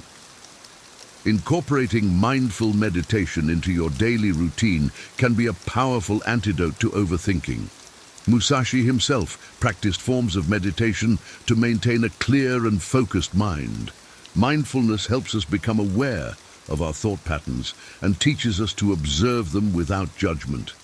This practice allows us to let go of unproductive or negative thoughts and stay anchored in the present moment. By dedicating time each day to mindfulness, we can cultivate a calm and peaceful mind. This Stoic practice encourages us to embrace stillness and silence, providing a refuge from the constant mental chatter that fuels overthinking. Through regular meditation, we develop the ability to detach from our thoughts and gain a greater sense of clarity and control over our minds. Miyamoto Musashi's timeless wisdom offers powerful strategies to conquer overthinking and achieve mental clarity. By integrating his teachings into your daily life, you can cultivate a focused mind, live with purpose, and navigate challenges with grace and resilience. From embracing impermanence to practicing mindfulness, each lesson is a stepping stone towards a more balanced and fulfilling existence. 10 alarming signs you're in a toxic relationship and how to deal with this problem. Have you ever paused to question why a relationship meant to bring joy and fulfillment leaves you feeling drained, unappreciated, or even trapped? Relationships should nurture our spirit, not weigh it down. Yet, some connections become chains that erode our mental, emotional, and even physical well-being. These are toxic relationships, a silent thief of happiness and peace. A toxic relationship is not defined by occasional conflicts or misunderstandings, which are natural in any bond. Instead, it is one where the negatives far outweigh the positives, leaving you feeling lesser, controlled, or emotionally battered. As the Stoic philosopher Seneca once remarked, we suffer more often in imagination than in reality, but toxic relationships blur this line, turning your life into a constant state of turmoil. Why is it so difficult to recognize toxicity? Because love, or what we think is love, clouds our judgment. We tell ourselves stories to justify the pain. They'll change, or maybe I'm too sensitive. These rationalizations only deepen the cycle of harm. The purpose of this article is to shine a light on the subtle and not so subtle signs of toxicity, empowering you to confront what may be one of the hardest truths you'll ever face. But take heart, acknowledging a toxic relationship is the first courageous step toward reclaiming your peace. Marcus Aurelius advised, "You have power over your mind, not outside events. Realize this, and you will find strength." By the end of this journey, you'll not only be able to identify these harmful patterns, but also learn how to take purposeful action to protect yourself. Remember, choosing to prioritize your well-being is not selfish. It is the highest act of self-respect. Your worth demands it. 1. Lack of appreciation or gratitude. A healthy relationship is built on mutual appreciation, a recognition of each other's efforts, qualities, and presence. In a toxic relationship, however, gratitude is often absent. Your contributions go unnoticed, your sacrifices are taken for granted, and your partner behaves as if your presence is an entitlement rather than a privilege. The Stoics believed in cultivating gratitude as a cornerstone of a virtuous life. Marcus Aurelius wrote, "When you arise in the morning, think of what a precious privilege it is to be alive, to breathe, to think, to enjoy, to love." A relationship devoid of appreciation violates this principle, reducing what should be cherished to something mundane or overlooked. Lack of appreciation can manifest in many ways. Your efforts to nurture the relationship might be ignored, compliments might be scarce, or your kindness might be met with indifference. Over time, this lack of recognition drains your energy and erodes your sense of worth. You might begin to feel like nothing you do is ever enough. To identify this, reflect on how your partner responds to your actions. Do they acknowledge your efforts, or do they brush them aside? Do you feel valued, or does it seem like your contributions are expected without acknowledgement? The solution lies in reclaiming your self-worth. Gratitude begins with yourself, appreciating your own efforts, qualities, and resilience. As Seneca advised, begin at once to live and count each separate day as a separate life. Recognize that you deserve a relationship where your presence and contributions are celebrated. If appreciation is consistently absent, consider whether this relationship aligns with the respect and gratitude you deserve. True love doesn't take you for granted. It sees you, values you, and cherishes the privilege of your companionship. You deserve nothing less. 2. Constant criticism and blame. One of the most telling signs of a toxic relationship is relentless criticism and blame. It's not constructive feedback meant to help you grow. It's a constant barrage of negativity that chips away at your self-esteem. You hear phrases like, "You're always wrong," or "This is your fault." Over time, you start to internalize these words, doubting your worth and blaming yourself for problems that were never yours to solve. Stoic wisdom reminds us that our true value lies within, untouched by external opinions. As Epictetus said, "It is not what happens to you, but how you react to it that matters." Yet, in a toxic relationship, the incessant criticism can make it feel impossible to hold on to this truth. Your partner's words can feel like a relentless storm, wearing down even the strongest walls of self-assurance. This cycle of blame often comes with your partner refusing to take accountability. When everything is always your fault, there's no room for mutual growth or understanding. Imagine trying to sail a ship where only one person is tasked with navigating, patching leaks, and rowing. It's bound to sink. To recognize this sign, pay attention to how you feel after interactions. Do you leave conversations feeling belittled or emotionally battered? Do you apologize even when you know deep down that you've done nothing wrong? Breaking this cycle requires the courage to see it for what it is, an imbalance of respect. The Stoics teach us to focus on what is within our control, our thoughts, our reactions, and ultimately our choices. When faced with constant criticism, remind yourself, my worth is not dictated by someone else's opinion. I am more than their words.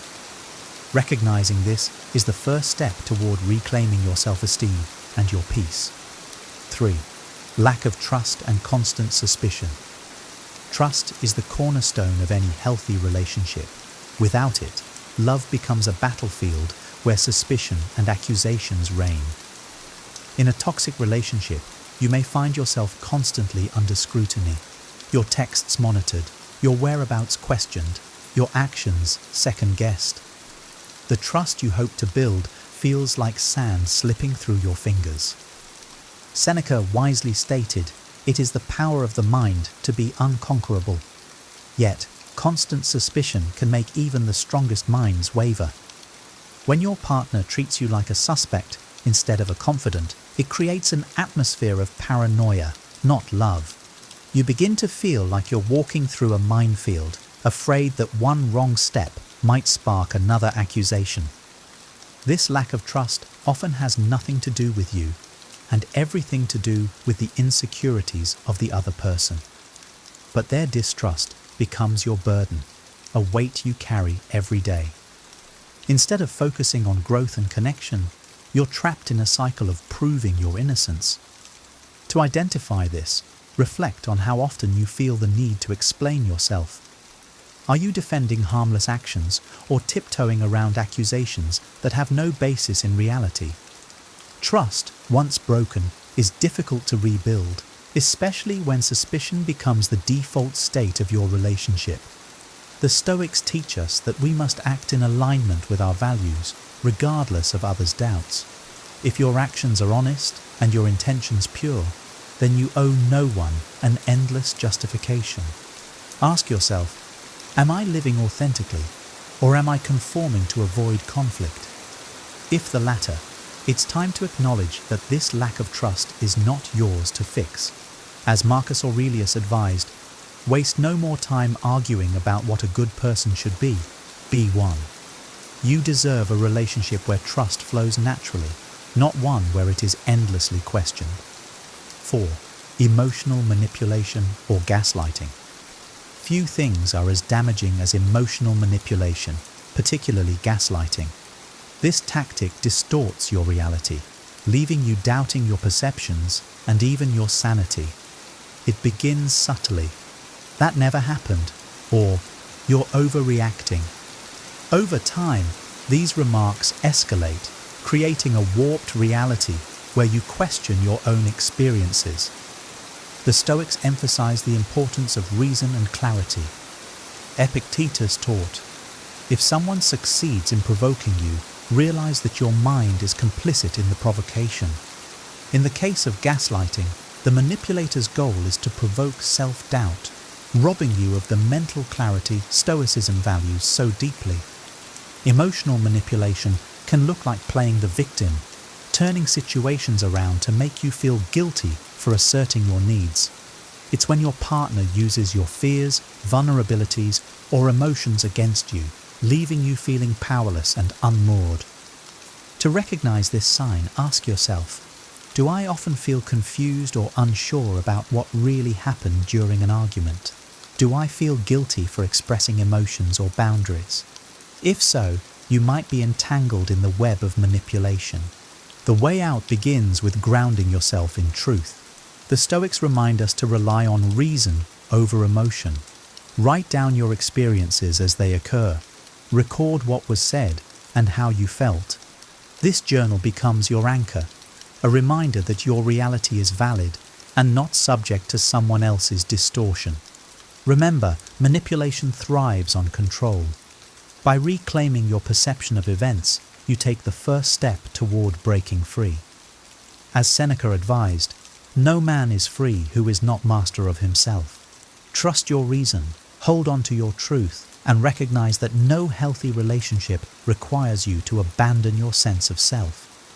5. Excessive control. Control is not love.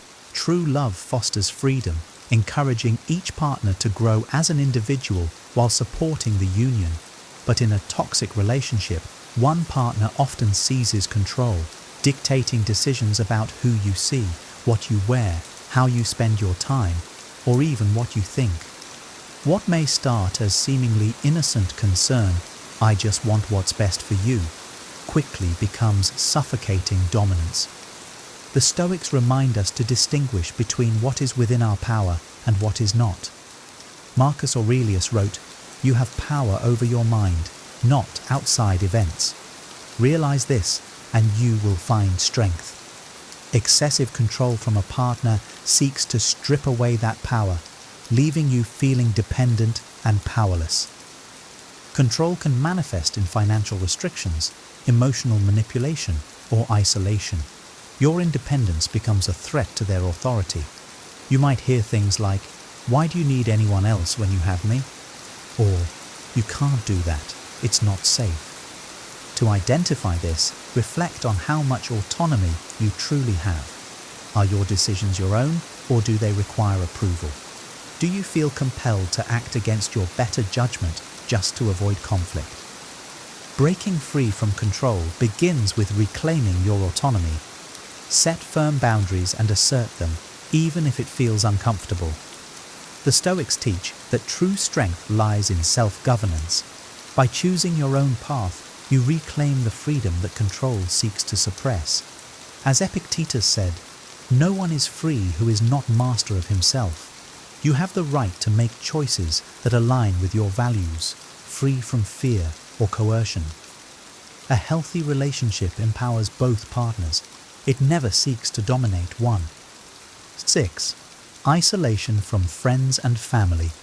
A toxic relationship often isolates you from the very people who would help you recognize its harm. Your partner may discourage or outright prevent you from maintaining connections with friends and family, claiming they don't understand us or they're a bad influence. Over time, this isolation creates a dangerous dependency on the toxic partner. The Stoics understood the importance of a supportive community. Marcus Aurelius wrote, "Man is made for cooperation." A loving relationship enhances your connections with others. It doesn't sever them. Isolation, however, fosters control, leaving you without external perspectives that could help you see the truth. This tactic can be subtle. It might start with guilt tripping. "Why do you need to go out? Am I not enough?" Or it can escalate to outright forbidding contact under the guise of protection or loyalty. As your world shrinks, you may feel increasingly alone, cut off from the people who once brought you joy and support. To identify this, consider how your social life has changed since the relationship began. Do you feel guilt or anxiety when spending time with loved ones? Are you avoiding people because it's easier than dealing with your partner's reactions? The path forward requires courage. Reconnect with your support network, even if it feels difficult at first. Share your experiences with those you trust and let them remind you of the person you were before isolation set in. The Stoics teach us to act in harmony with reason and virtue, and that includes maintaining the bonds that nurture our well-being. As Seneca advised, associate with those who will make a better man of you. Seek out relationships that uplift you, not ones that isolate you. True love expands your world. It never narrows it. 7. Disrespect for boundaries. Boundaries are the foundation of a healthy relationship. They protect your individuality and ensure mutual respect. In a toxic relationship, however, boundaries are not just ignored, they are outright disrespected. Your partner might invade your personal space, read private messages, or dismiss your right to say no. These actions send a clear message. Your autonomy is not valued. Stoicism teaches us the importance of personal sovereignty. As Epictetus said, "No man is free who is not master of himself." When someone continually disregards your boundaries, they undermine your freedom and sense of self. This erosion can leave you feeling helpless, as if your preferences and needs hold no weight. Disrespect for boundaries often manifests as entitlement. Your partner might say, "If you love me, you wouldn't hide things," or "I know what's best for you." This manipulation creates guilt, making you feel as though asserting your boundaries is selfish or unreasonable. To recognize this, ask yourself, do I feel uncomfortable setting limits with my partner? Are my boundaries dismissed, minimized, or met with anger? Healthy relationships thrive on mutual respect, where no is honored without question. The path forward begins with clarity. Clearly define your boundaries and communicate them assertively. If they're met with resistance, recognize this as a red flag. The Stoics remind us that we cannot control others, only ourselves. Protect your boundaries with the resolve of someone who values their self-respect.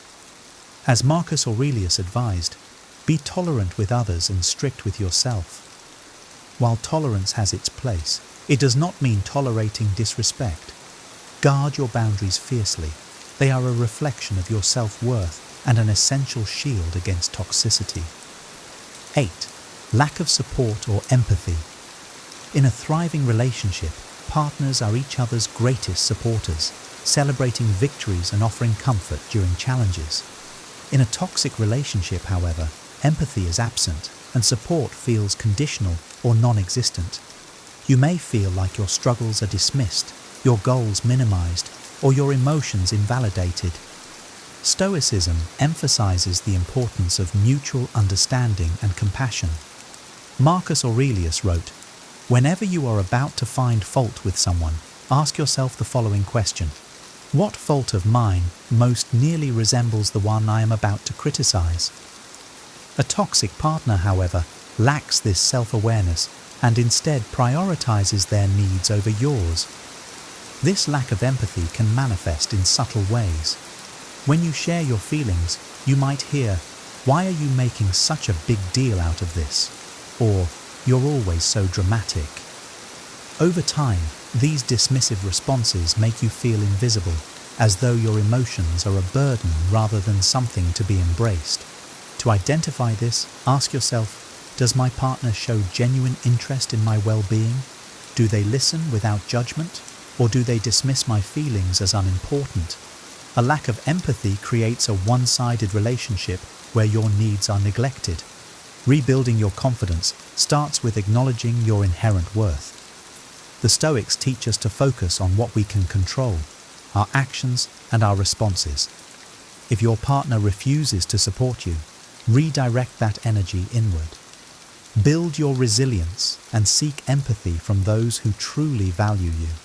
As Seneca advised, it is not the man who has too little, but the man who craves more, that is poor. If your partner's lack of empathy leaves you emotionally starved, it's a sign to seek abundance elsewhere, in relationships that nourish your spirit. 9. Feeling drained or insecure. A healthy relationship should leave you feeling uplifted and secure. If instead you feel emotionally drained or plagued with insecurity, it's a sign that something is deeply wrong.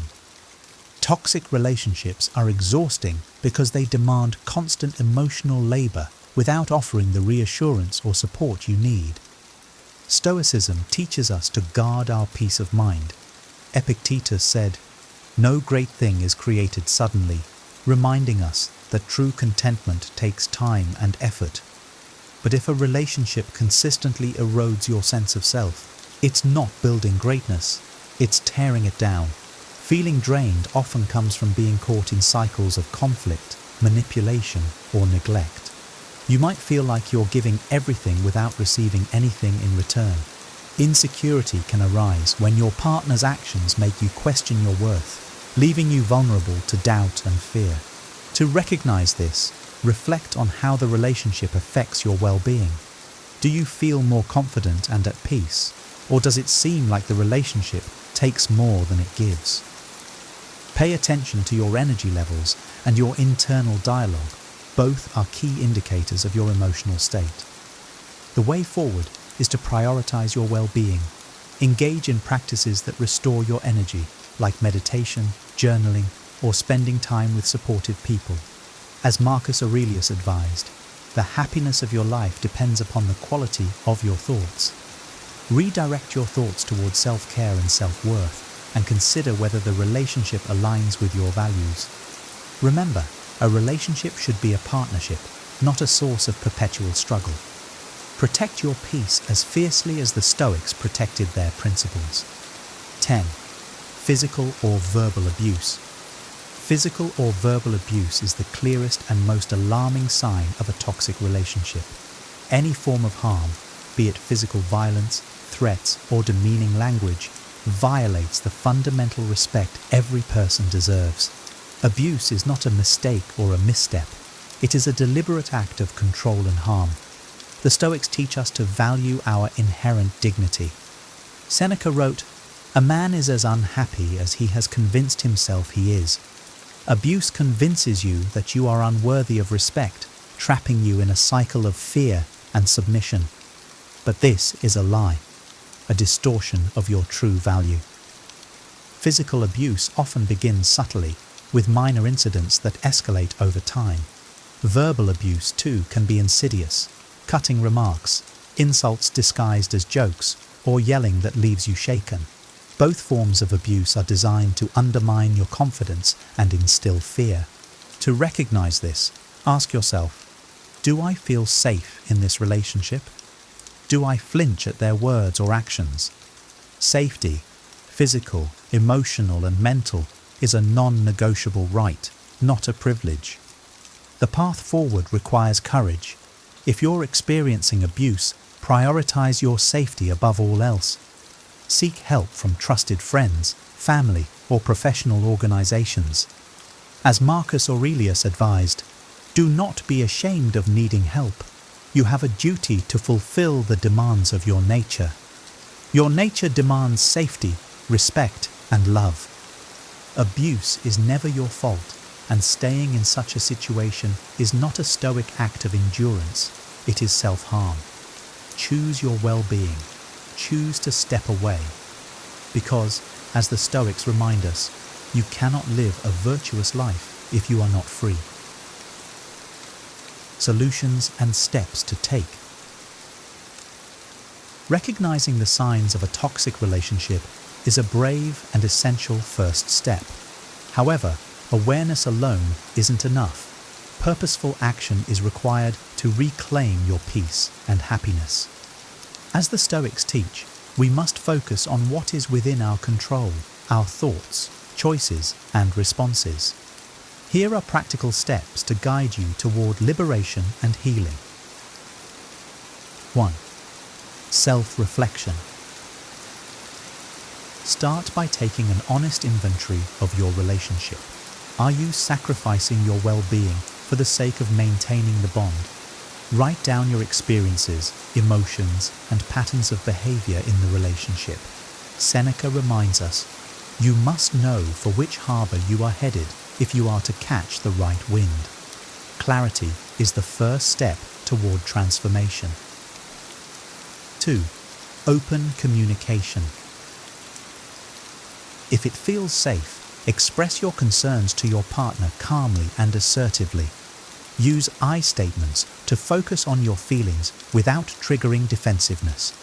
For example, I feel hurt when my boundaries are ignored. However, remember Marcus Aurelius's wisdom. Waste no time arguing about what a good man should be one. If your concerns are met with dismissiveness or hostility, it may confirm the toxicity. 3. Seek support. Don't face this journey alone. Reach out to trusted friends, family, or a therapist for emotional and practical support. As Stoics valued the power of community, so should you. Marcus Aurelius wrote, "We are made for cooperation." Sharing your struggles can bring clarity and strength. 4. Set boundaries. Clearly define what behaviors you will no longer tolerate. Communicate these boundaries firmly and enforce them consistently. Boundaries are not ultimatums, they are acts of self-respect. Epictetus advised, "Know first who you are, and then adorn yourself accordingly." Protect your values and sense of self by standing firm. 5. Consider exiting the relationship. If toxicity persists, prioritize your safety and explore the possibility of leaving. Prepare an exit plan if needed, especially in cases of abuse. Leaving is not failure, it is an act of courage and self-love. The Stoics believed in living in accordance with nature, and no one is meant to thrive in an environment of harm. Self-care. Tips for healing. Post-relationship, focus on rebuilding your confidence and resilience. Practice mindfulness to ground yourself in the present. Pursue hobbies or activities that bring joy and meaning. Remember, as Seneca taught, as long as you live, keep learning how to live. Use this experience as a stepping stone for growth. Toxic relationships challenge us, not just emotionally, but on a deeply personal level. They test our boundaries, self-esteem, and our ability to recognize what we truly deserve. But as the Stoics remind us, adversity can be a teacher. Marcus Aurelius said, "The impediment to action advances action. What stands in the way becomes the way." Recognizing and addressing toxicity is not just an act of survival, it's an act of profound self-respect. Remember, every individual deserves a relationship built on mutual respect, trust, and love. The pain of acknowledging toxicity is temporary, but the growth and freedom it fosters are lasting. By taking purposeful action, whether through setting boundaries, seeking support, or leaving the relationship, you are choosing to honor your worth. Your journey toward healing may not be easy, but it will be transformative. As Epictetus taught, difficulties show what men are. Each step you take toward a healthier, happier future is a testament to your courage and strength. You are not defined by the toxicity you've endured, but by the steps you take to reclaim your peace. Choose yourself. Choose your happiness. Choose a life that aligns with the dignity and worth you inherently possess. The path forward is yours to walk, and it begins with one brave decision. If you found this video insightful, please give it a thumbs up. It really helps more people discover this important message. Don't forget to subscribe to the channel so you can join us in exploring more wisdom that empowers and uplifts. And if you know someone who could benefit from this wisdom, share this video with them, because everyone deserves a relationship built on respect, trust, and love. Thank you for watching, and I'll see you in the next video.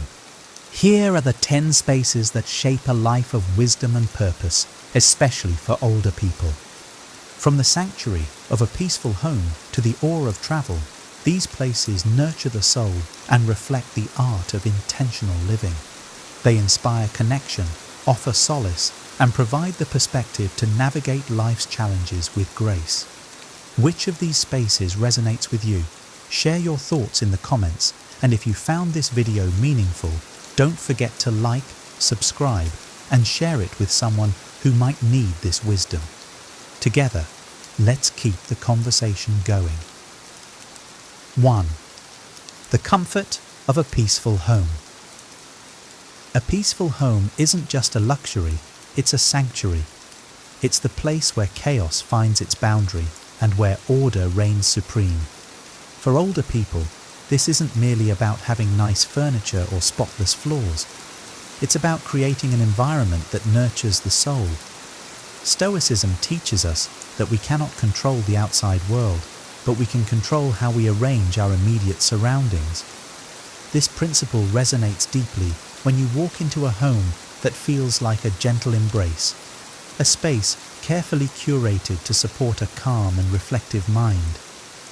Imagine coming home after a day filled with noise and demands. You step into your home and it greets you like an old friend. Everything is in its place, not because it has to be perfect, but because you've created a space where you can breathe. This isn't indulgence, it's discipline, the kind that Marcus Aurelius practiced when he set his thoughts in order through journaling. Your home becomes a physical manifestation of that effort. The clutter of life is inevitable, but when you commit to order within your four walls, you carve out a small realm of peace amidst the chaos. And in that peace, wisdom has room to grow. 2. A quiet corner for reflection. Every person should have a place where he or she can be alone with his or her thoughts. A quiet corner for reflection.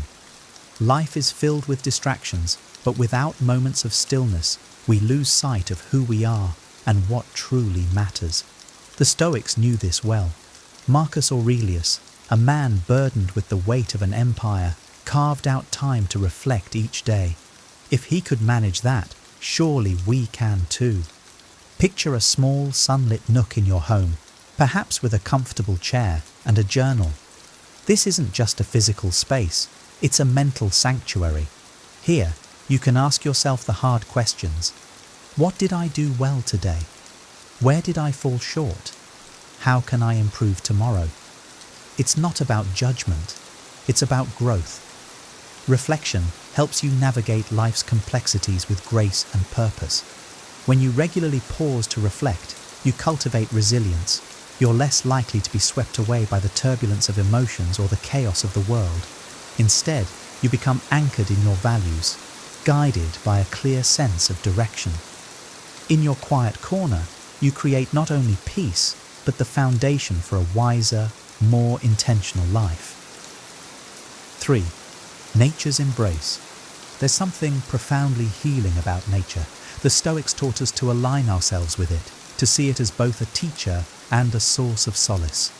Older people often find themselves drawn to natural settings, gardens, forests, or beaches, not just for their beauty, but for the clarity and perspective they offer. Consider the simple act of walking through a forest. The trees stand tall, unwavering in their purpose. They don't complain about the wind or the rain, they simply adapt.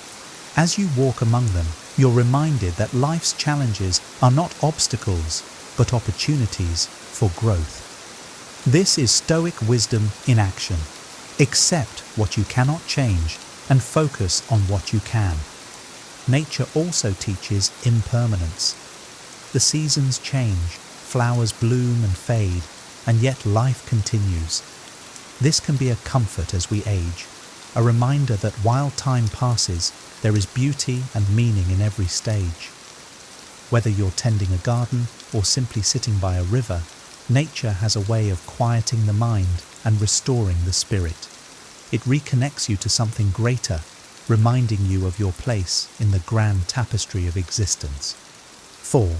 A space for meaningful relationships.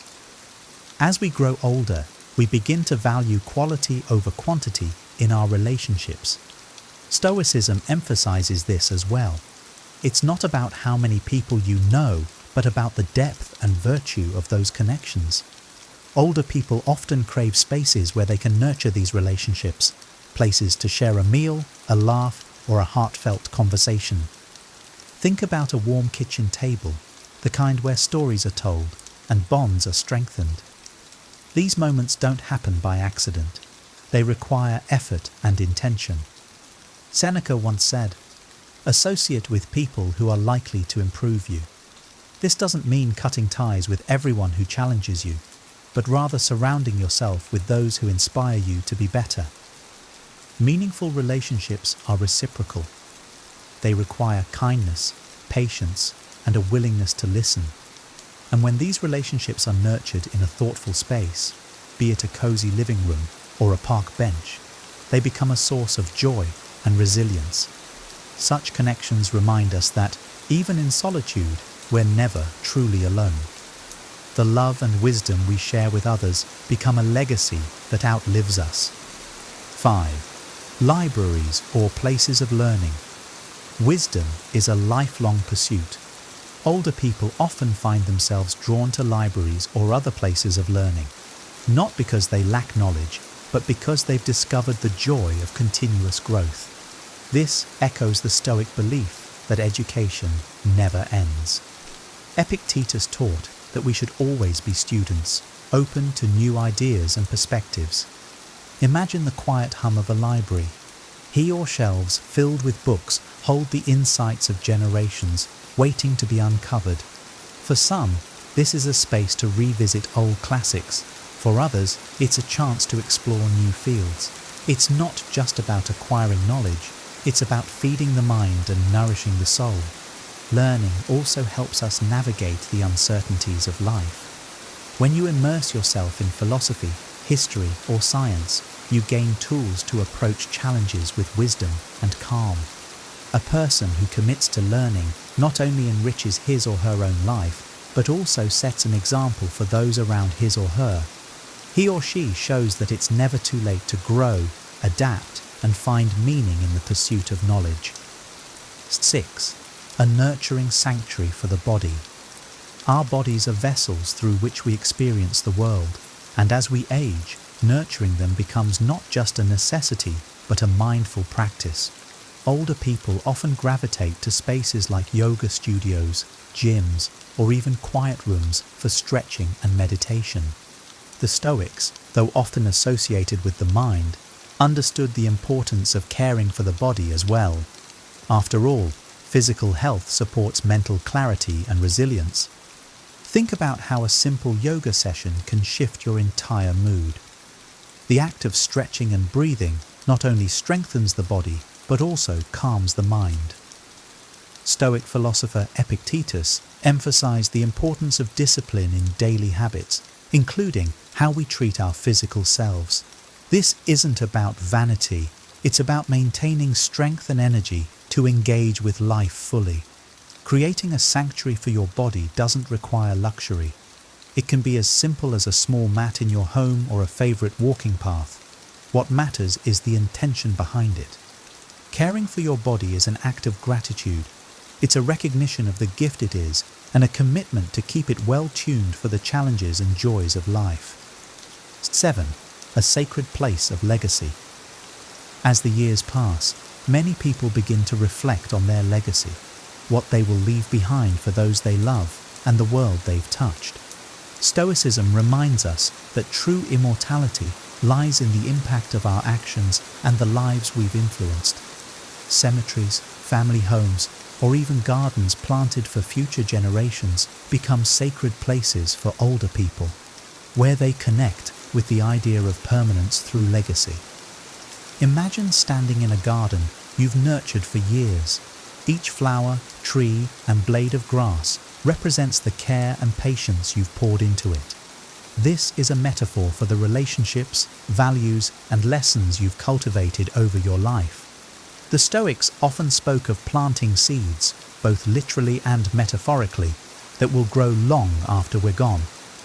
Legacy is not about grand gestures. It's about the small, consistent acts of kindness, wisdom, and love that shape the lives of others. By nurturing these spaces, older people create a lasting connection to the world, a reminder that their presence has meaning far beyond the years they walk upon the earth. 8. Places of worship or spiritual reflection. For many older people, spiritual spaces, whether temples, churches, or quiet natural spots, hold profound meaning. These are places where they connect with something greater than themselves, seeking guidance, gratitude, and peace. Stoicism, though not a religion, aligns with this longing for transcendence. It encourages us to recognize our small yet meaningful place in the universe. Picture entering a quiet cathedral or sitting on a mountaintop at dawn. The stillness reminds you of how vast the world is, and yet, within that vastness, you matter. The Stoics believed in the logos, or the rational order of the universe, and that aligning oneself with it brings a sense of harmony. Spiritual spaces offer this alignment, a chance to step outside daily concerns and reflect on life's deeper truths. In these moments, you're reminded of the beauty of surrender. Some things are beyond your control, and that's okay. By frequenting spaces of spiritual reflection, older people ground themselves in gratitude and humility, finding peace in the interconnectedness of all things. 9. Community hubs or social gatherings. Connection is essential, and older people often seek out community hubs, book clubs, senior centres, or local cafes, where they can share their stories and hear the stories of others. Stoicism emphasizes the importance of relationships grounded in virtue and mutual respect. These gatherings become opportunities to practice empathy, kindness, and understanding.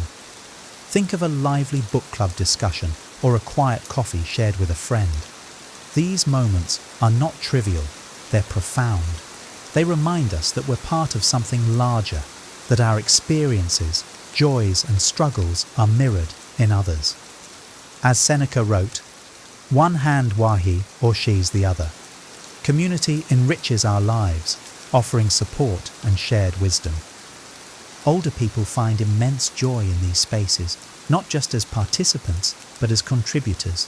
They share their knowledge, mentor others, and listen deeply. By fostering these connections, they build a network of support and love that sustains them and those around them. These hubs become reminders of the Stoic principle that we are all interconnected and have a responsibility to one another. 10. Travel destinations that inspire awe. As life progresses, the yearning to explore doesn't fade, it deepens. Older people often seek travel destinations that inspire awe, whether it's ancient ruins, towering mountains, or bustling cultural hubs. The Stoics valued travel not as an escape, but as a way to expand the mind and deepen one's understanding of the world. Imagine standing before the Colosseum in Rome or watching the sunrise over the Grand Canyon. These moments take your breath away, not because they're extraordinary, but because they remind you of the grandeur of existence. Stoicism teaches us to embrace this sense of awe, recognizing that we're part of a vast, intricate universe. Travel also teaches humility. You encounter different perspectives, cultures, and ways of living, which challenge your assumptions and broaden your empathy. Older people often find these journeys transformative, returning home with a renewed sense of purpose and wonder. By seeking out these places, they embody the Stoic ideal of living fully, engaging with the world, appreciating its beauty, and learning from its diversity. 10 terrible signs. You're ignoring your own needs and how to deal with this problem. Do you often feel drained, unfulfilled, or like something is missing in your life? You may be ignoring your own needs, a quiet habit that can lead to significant emotional, physical, and mental burnout. It's easy to fall into this pattern, especially when life's demands pull you in different directions. But neglecting yourself comes at a cost, and that cost often shows up as exhaustion, resentment, or a loss of joy. Ignoring your needs doesn't always happen deliberately. It's subtle. You tell yourself, "I'll rest after this one last task," or "It's fine, I can handle it." Before long, these small choices add up, and you find yourself disconnected from what truly matters to you. Stoicism teaches us to focus on what we can control, our choices, actions, and well-being. Marcus Aurelius reminds us, "You have power over your mind, not outside events. Realize this, and you will find strength." By neglecting your needs, you surrender this power, letting external pressures dictate your life. This video isn't about self-indulgence, it's about self-respect. Taking care of yourself isn't selfish, it's essential.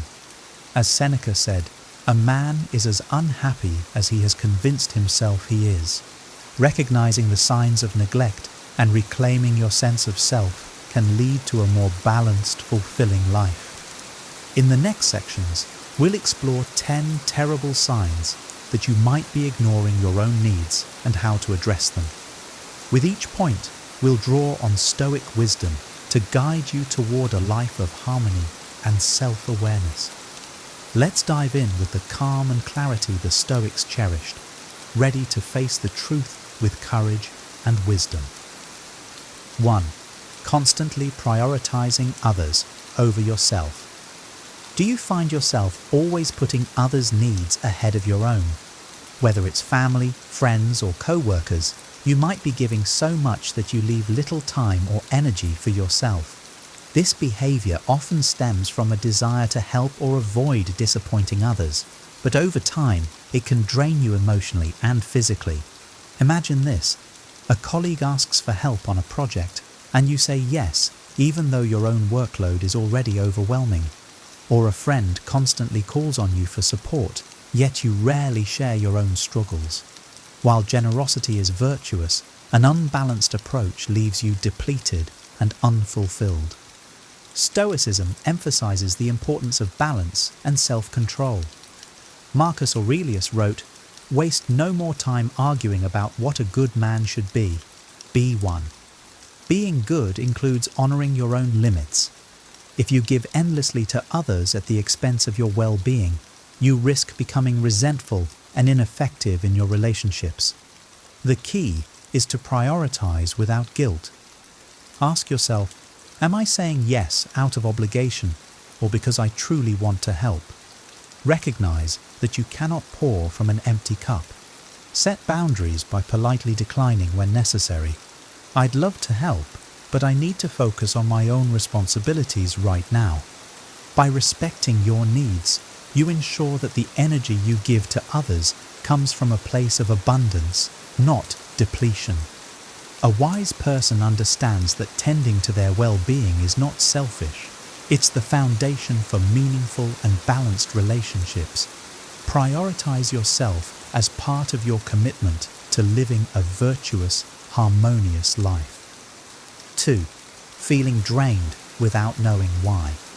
Do you wake up tired or go through your day feeling drained, yet you can't pinpoint why?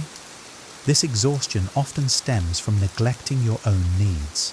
When you constantly give your time, energy, and attention to others without replenishing yourself, your body and mind start to protest. Imagine agreeing to every obligation, helping a co-worker finish their project, attending social events out of obligation, or staying up late to manage household chores. You keep telling yourself it's fine, but each day feels harder and you can't seem to recover. This chronic fatigue isn't just physical, it's emotional and mental too. The Stoics remind us to take responsibility for what we can control. Marcus Aurelius said, "If you are distressed by anything external, the pain is not due to the thing itself, but to your estimate of it, and this you have the power to revoke at any moment." Feeling drained is often a sign that you've overestimated the importance of external obligations while undervaluing your own well-being. Pause and reflect on your daily habits. Are you saying yes to too many things? Are you giving yourself time to rest, reflect, and recharge? Start by setting small boundaries. Block out time for yourself on your calendar and treat it as non-negotiable. Say no to requests that don't align with your priorities. Energy is a finite resource. A wise person uses it wisely, ensuring they have enough to sustain themselves before offering it to others. By addressing the root causes of your fatigue, you not only regain your strength, but also your clarity and purpose. 3. Ignoring physical and mental health. Your body and mind are your greatest assets, yet ignoring your health is one of the most common ways people neglect their needs. Skipping meals, avoiding exercise, or brushing off stress and anxiety can seem harmless in the short term, but over time, these habits can take a serious toll. Picture this. You skip breakfast because you're running late, spend hours hunched over your desk without a break, and then collapse onto the couch at the end of the day, too tired to do anything but scroll on your phone. Days turn into weeks, and you start to notice your energy, mood, and focus deteriorating. Stoicism emphasizes the importance of discipline and care for the self. As Seneca wrote, "A man is as unhappy as he has convinced himself he is." Ignoring your health often reflects a mindset that prioritizes external demands over internal harmony. The Stoics believed in living in alignment with nature, which includes respecting your body's natural needs for nourishment, movement, and rest. To reclaim your health, start small. Prepare nourishing meals, prioritize regular movement, even if it's a short walk, and take breaks to clear your mind. Address mental health by practicing mindfulness or journaling to process your emotions. These simple acts can have profound effects on your overall well-being. A wise person knows that caring for the body and mind is essential to living a fulfilling life. When you prioritize your health, you align with the Stoic principle of living in harmony with nature, setting the foundation for strength and resilience. 4. Resentment towards others. Do you find yourself feeling bitter or resentful toward people you care about? This resentment often arises when you give too much of yourself without receiving the same level of care or consideration in return. It's a clear sign that your boundaries are being crossed, and perhaps that you've let them go unchecked. For example, you constantly help a friend who is struggling, but when you need support, they're unavailable. Or you take on extra work to help a colleague, only to feel overlooked when recognition is given. These moments of imbalance create frustration and emotional fatigue. Stoicism teaches us to focus on what is within our control. Epictetus said, "Make the best use of what is in your power and take the rest as it happens." You cannot control how others act, but you can control your willingness to accept or reject these dynamics. Resentment often signals that it's time to reevaluate your boundaries. Address this feeling with honest reflection. Ask yourself, have I communicated my needs clearly? Often, others are unaware of how their actions or inactions affect you. Practice expressing your feelings calmly and constructively. I've noticed that I've been giving a lot of support lately, and I could use some in return. Resentment is a sign that something in the relationship dynamic needs adjustment. By addressing it with courage and clarity, you create space for healthier, more balanced connections while preserving your peace and energy. A wise person knows that mutual respect begins with self-respect. 5. Difficulty. Saying no. Do you often find yourself agreeing to things you don't want to do simply because you're afraid of disappointing others? Difficulty saying no is one of the clearest signs you're ignoring your own needs. By constantly putting others first, you may inadvertently create a cycle where your priorities are always last. Picture this. A friend asks for help moving, even though you're already exhausted from a long week. You want to say no, but fear they'll feel let down or see you as unreliable. So you agree, despite the toll it takes on you. Over time, this pattern leaves you feeling drained and undervalued. Stoicism teaches the importance of asserting control over your own actions. Epictetus reminds us, "He who is free is the one who lives as he wishes, neither constrained nor restrained." True freedom means setting boundaries and recognizing that saying no to others is often saying yes to yourself. Practice saying no with grace. Start small. I'd love to help, but I need to rest and recharge. By framing your response positively and without apology, you communicate respect for both your needs and the other person's request. Remember, your time and energy are precious. A wise person prioritizes them for what truly aligns with their values, understanding that no one else will safeguard their well-being if they don't. 6. Feeling unappreciated. Do you ever feel like your efforts go unnoticed or unacknowledged, no matter how much you give? Constantly giving without receiving appreciation is a subtle yet damaging sign you're ignoring your own needs. It can leave you feeling invisible and undervalued in your relationships. For example, you regularly go out of your way to help others, staying late at work, cooking for your family, or supporting a friend through tough times. Yet, when it comes to recognition, you're met with silence, or worse, taken for granted. This imbalance erodes your sense of worth and creates feelings of frustration and sadness. Stoicism emphasizes that true contentment must come from within, not from external validation. As Marcus Aurelius wrote, "Receive without pride, let go without attachment. While appreciation from others is gratifying, it should not be the sole measure of your value. If you're feeling unappreciated, start by expressing your feelings openly but calmly. I've been doing a lot lately, and it would mean a lot to hear a simple thank you. At the same time, reflect on whether you're overextending yourself in areas where recognition is unlikely. Redirect your energy to relationships and activities that offer mutual respect and value. A wise person knows their worth and ensures that their efforts are balanced by respect and appreciation. By addressing this imbalance, you nurture healthier dynamics and protect your sense of self. 7. Loss of passion or joy.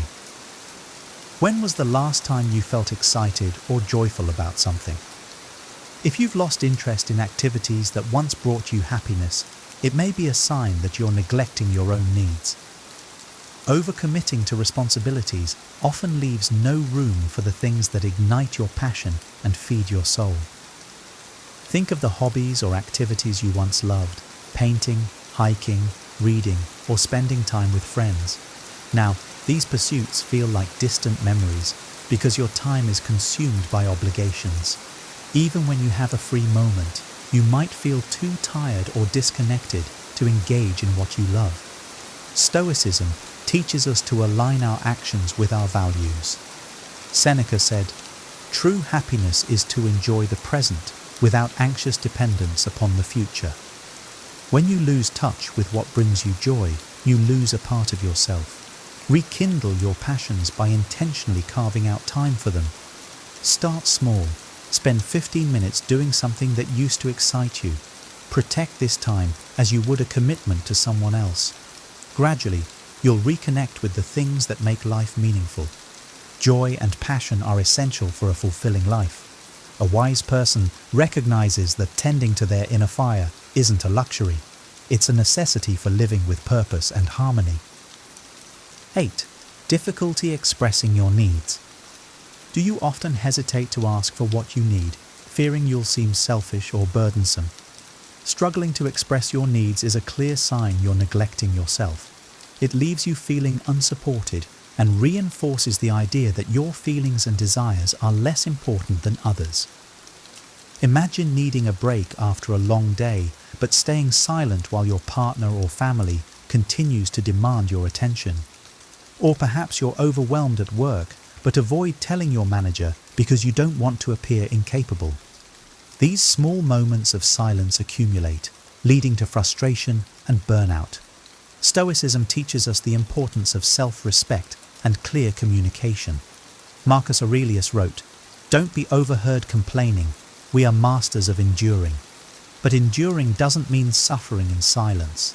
It means calmly and wisely asserting what is necessary for your well-being. Begin by identifying what you need, whether it's rest, help, or space, and practice articulating it simply. "I'm feeling overwhelmed and need some time to recharge." The act of asking for support isn't weakness. It's a strength that fosters understanding and balance in relationships. A wise person understands that their needs are just as valid as anyone else's.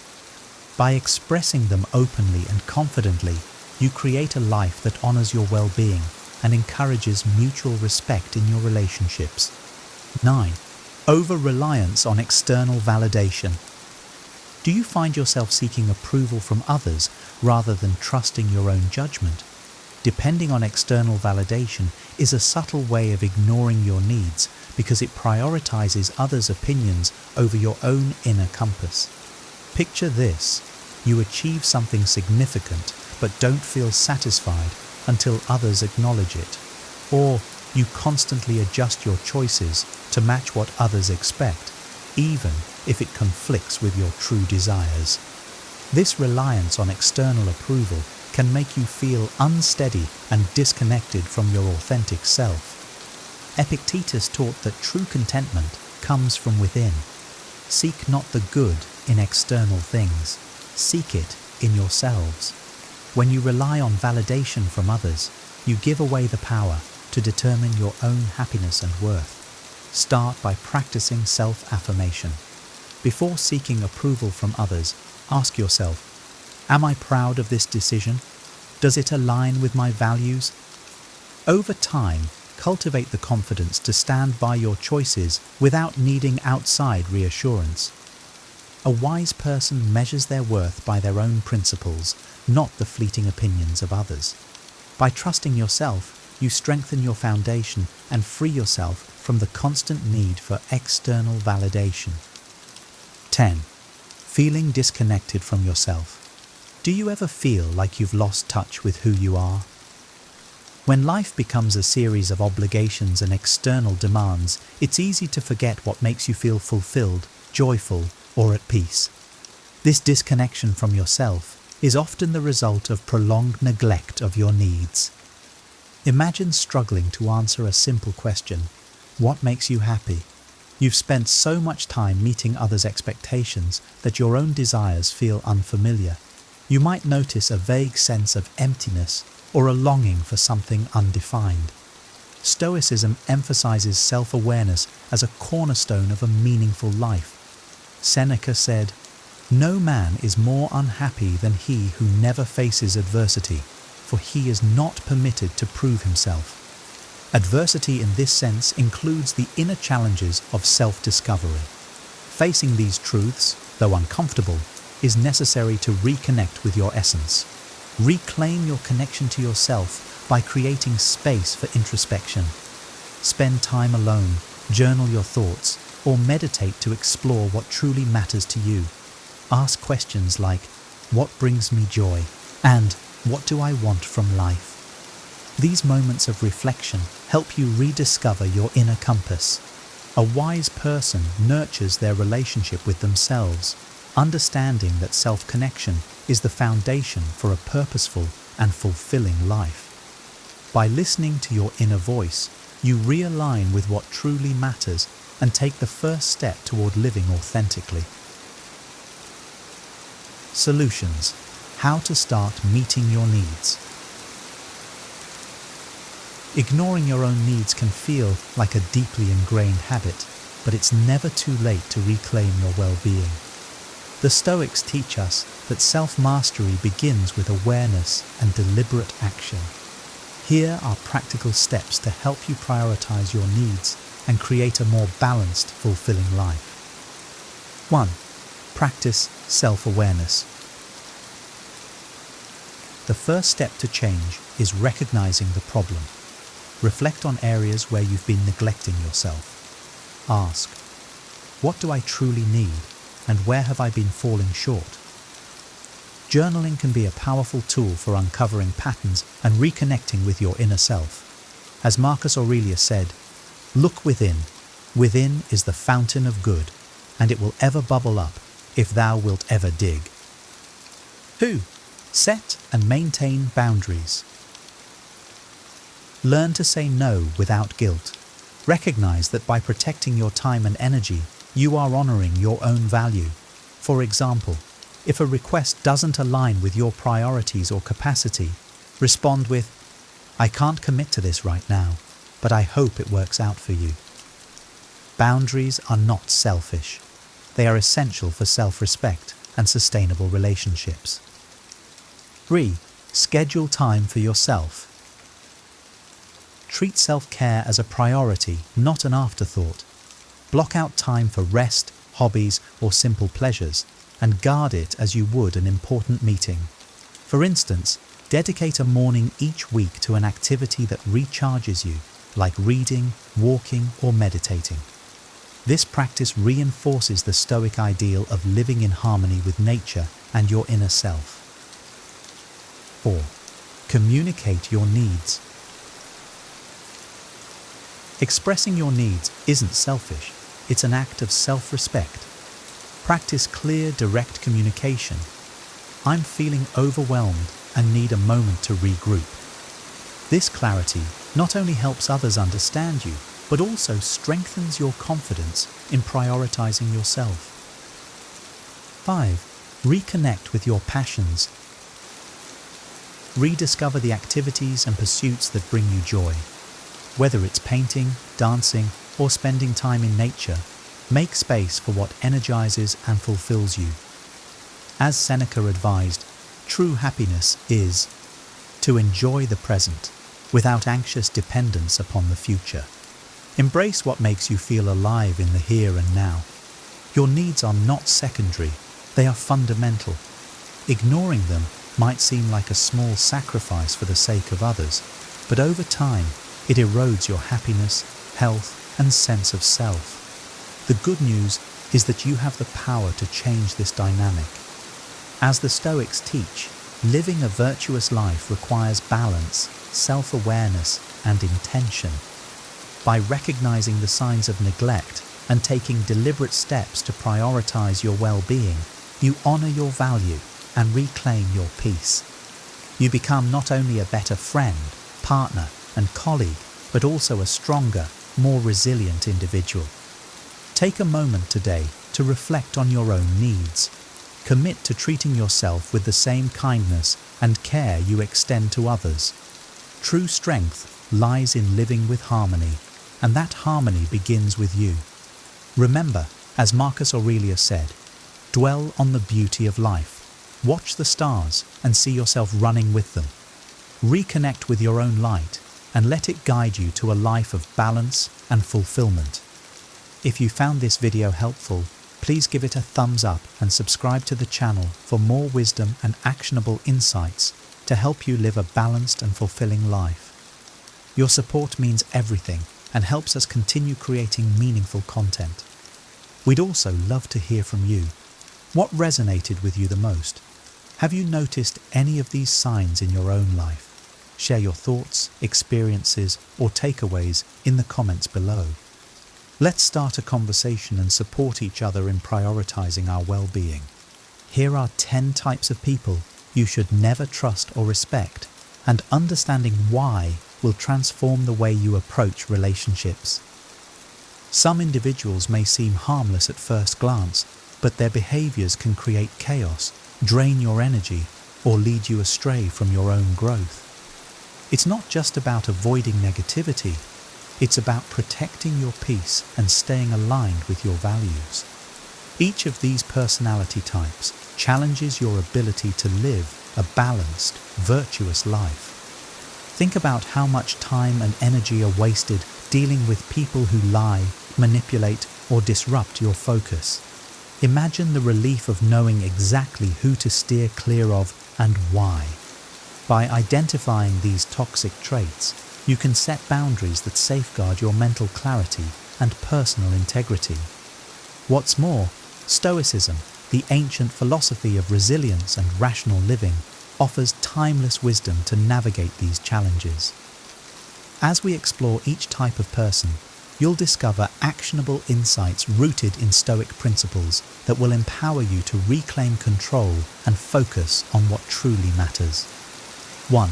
The dishonest. Dishonesty erodes trust, damages relationships, and breeds unnecessary complications in life. Stoicism, with its emphasis on truth and integrity, urges us to avoid those who habitually lie or deceive. Marcus Aurelius wisely said, "If it is not right, do not do it. If it is not true, do not say it." This straightforward principle serves as a moral compass, guiding us to align with people who value honesty. Imagine this. You have a co-worker who regularly exaggerates their contributions to projects or withholds crucial information to make themselves look better. At first, their behavior might seem like a minor inconvenience, but over time, their dishonesty creates distrust among team members, delays progress, and fosters resentment. This not only affects your professional environment, but also weighs heavily on your mental peace. A Stoic would recognize the long-term harm of associating with such a person and distance themselves from their influence. Take another example from personal life. A friend who tells small lies to avoid accountability. Perhaps they consistently cancel plans with elaborate excuses that don't add up. These patterns chip away at the foundation of trust. Seneca reminds us that truth never perishes, meaning lies eventually surface, leaving damage in their wake. On the other hand, consider someone who admits their mistakes openly and strives to do better.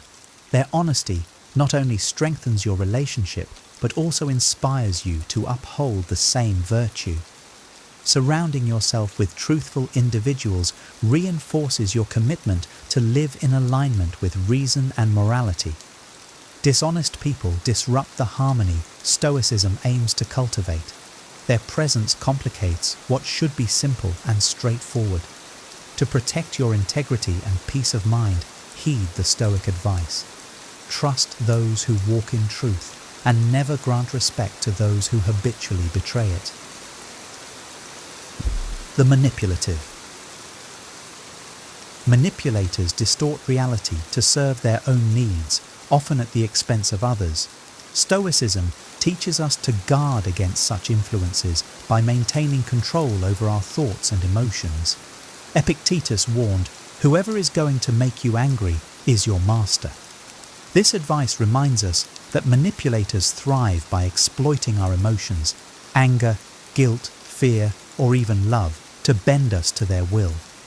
Consider a scenario where a colleague frequently flatters you, but subtly pressures you into taking on their workload.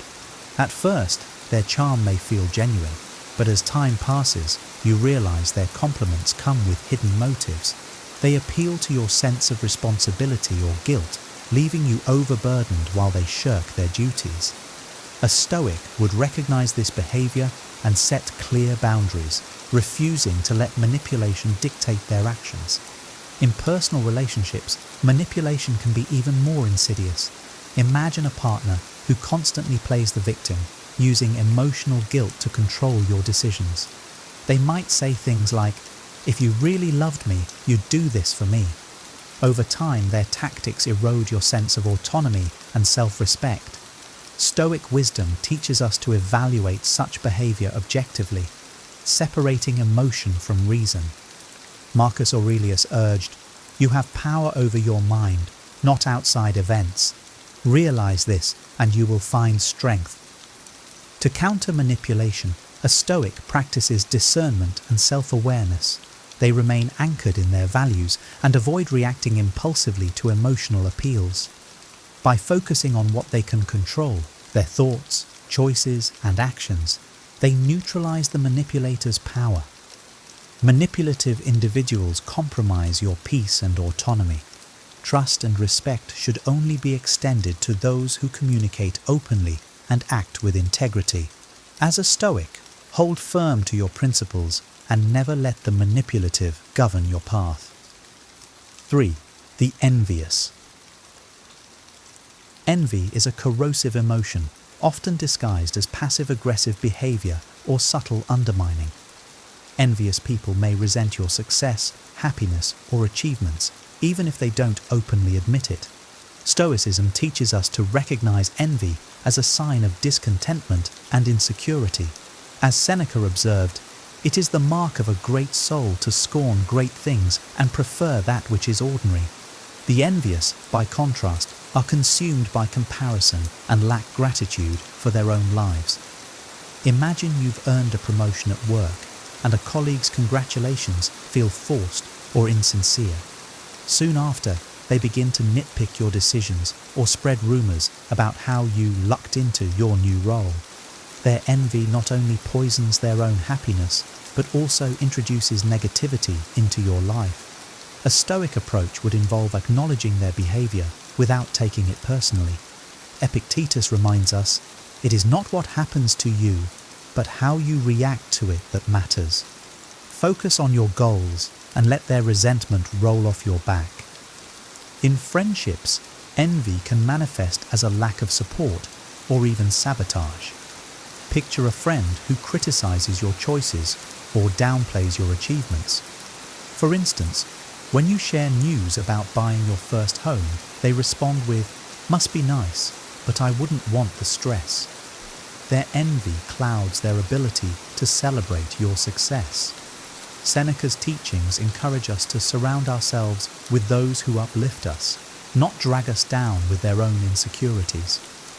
Envy is a destructive force that disrupts harmony, both for the envious and those around them.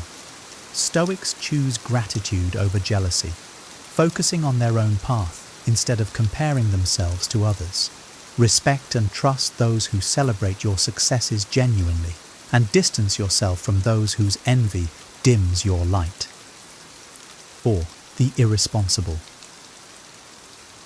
Irresponsible people avoid accountability, blame others for their shortcomings, and fail to follow through on commitments. In Stoic philosophy, responsibility and self-discipline are essential virtues.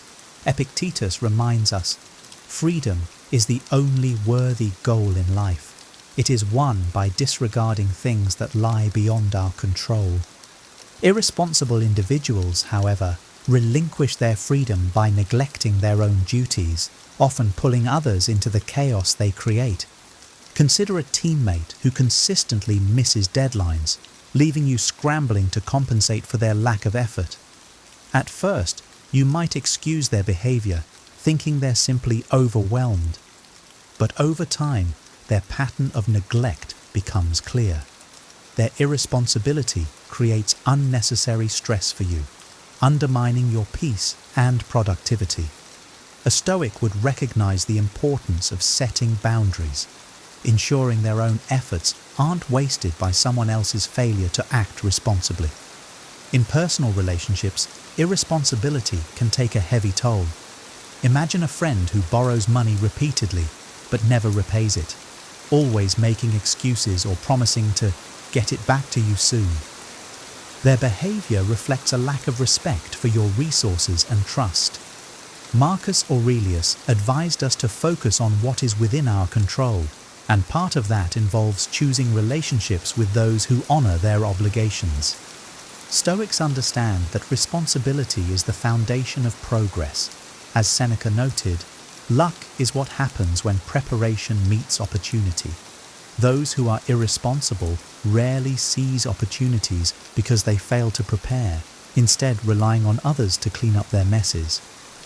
Irresponsible individuals drain your time, energy, and patience. Respect and trust should be reserved for those who take ownership of their actions and honor their commitments. A Stoic protects their mental clarity by refusing to shoulder the burdens of others' neglect and holding firm to their own sense of accountability. 5. The gossipers. Gossipers thrive on drama, spreading half-truths and secrets to gain attention or control. Stoicism teaches us to avoid idle talk and focus on meaningful action and self-improvement. Marcus Aurelius urged, "Waste no more time arguing about what a good man should be. Be one." Gossip detracts from this focus, turning your attention toward trivial matters instead of what truly matters. Picture a co-worker who loves to share juicy office rumors, dragging you into conversations about who might get fired or who is underperforming. While these interactions may feel harmless, they come with hidden costs. Gossip fosters a toxic environment, erodes trust among colleagues, and distracts you from your own work. A Stoic would refrain from participating, recognizing that gossip not only wastes time, but also compromises personal integrity. In personal life, gossip can be even more damaging. Imagine a friend who frequently discusses others' personal issues behind their backs. Today, they're sharing someone else's secrets, but tomorrow, it could be yours. As Seneca advised, associate with those who will make a better man of you. Welcome those whom you yourself can improve. Gossipers rarely inspire growth. Instead, they pull you into negativity and superficiality. Engaging in gossip also puts your peace of mind at risk. The Stoic principle of focusing only on what you can control is vital here. You can't control what others do or say, but you can control whether you participate. When approached with gossip, redirect the conversation or distance yourself from the individual. Gossipers add no value to your life and often detract from your focus and character. Trust and respect should be reserved for those who speak with purpose and integrity. A Stoic prioritizes truth, meaningful interactions, and self-discipline over indulging in harmful chatter. 6. The ungrateful. Ungrateful individuals take what they have for granted, often focusing on what's lacking instead of appreciating what they've been given. Stoicism emphasizes gratitude as a cornerstone of a virtuous life. Seneca wrote, "Nothing is more honorable than a grateful heart." Ungrateful people, by contrast, drain energy and foster resentment, disrupting the harmony Stoicism aims to cultivate. Imagine a co-worker who always complains about their workload, the office environment, or their pay, despite having a stable job in a struggling economy. No matter how much you or others support them, their lack of gratitude leaves them perpetually dissatisfied. Over time, their negativity begins to weigh on your own outlook, pulling you into their cycle of discontent. A Stoic would recognize this as harmful and choose to focus instead on what they can appreciate and control. In personal relationships, dealing with ungrateful people can feel even more disheartening. Picture a family member who dismisses your efforts to help, whether it's offering financial support, emotional care, or practical assistance. Instead of saying "thank you," they respond with "why didn't you do more?" This kind of attitude diminishes your goodwill and can breed frustration.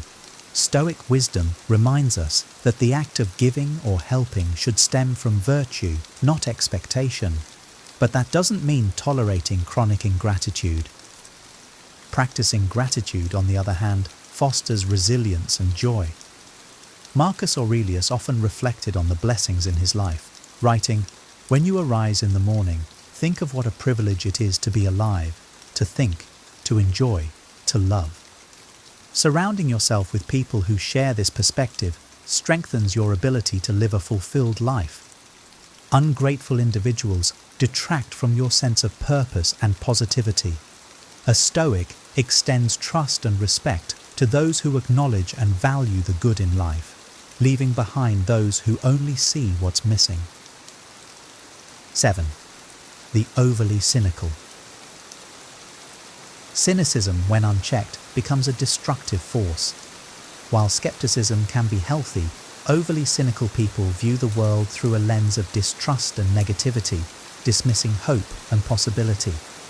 Stoicism, by contrast, encourages resilience and rational optimism, even in challenging times.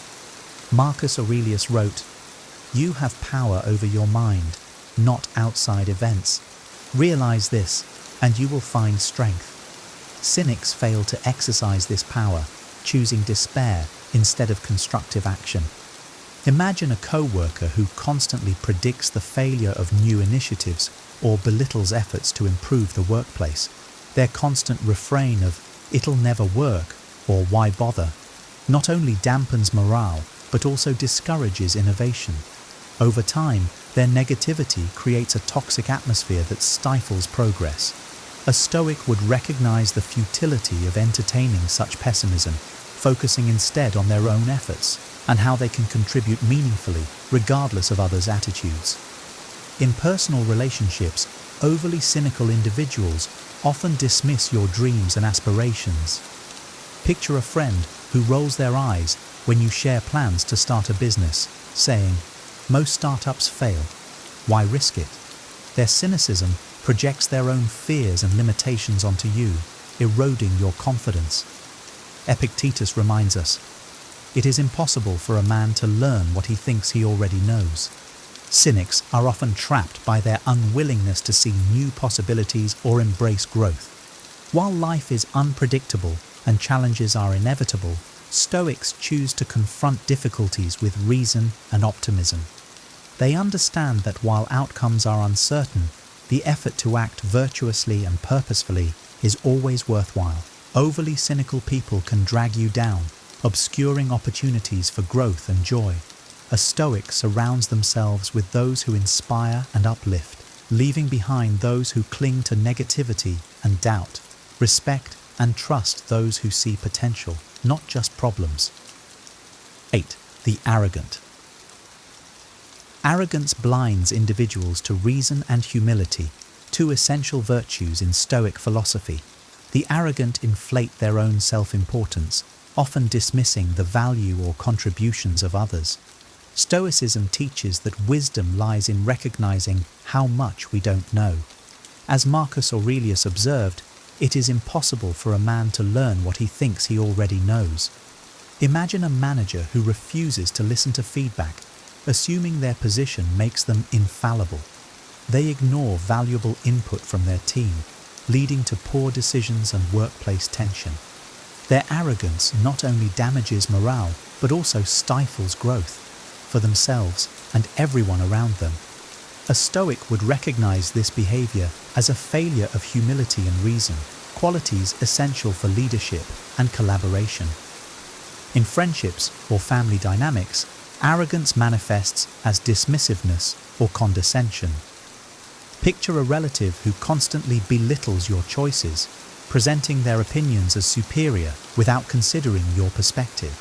Perhaps they dismiss your career path with remarks like, "You'll never succeed doing that," based solely on their limited understanding. This behavior not only sows discord, but also reveals their inability to see beyond their own narrow worldview. Arrogance is rooted in insecurity and detachment from reality. Stoicism advises us to cultivate humility by focusing on self-improvement rather than comparing ourselves to others. Epictetus reminds us, "If you wish to improve, be content to appear clueless or stupid in extraneous matters."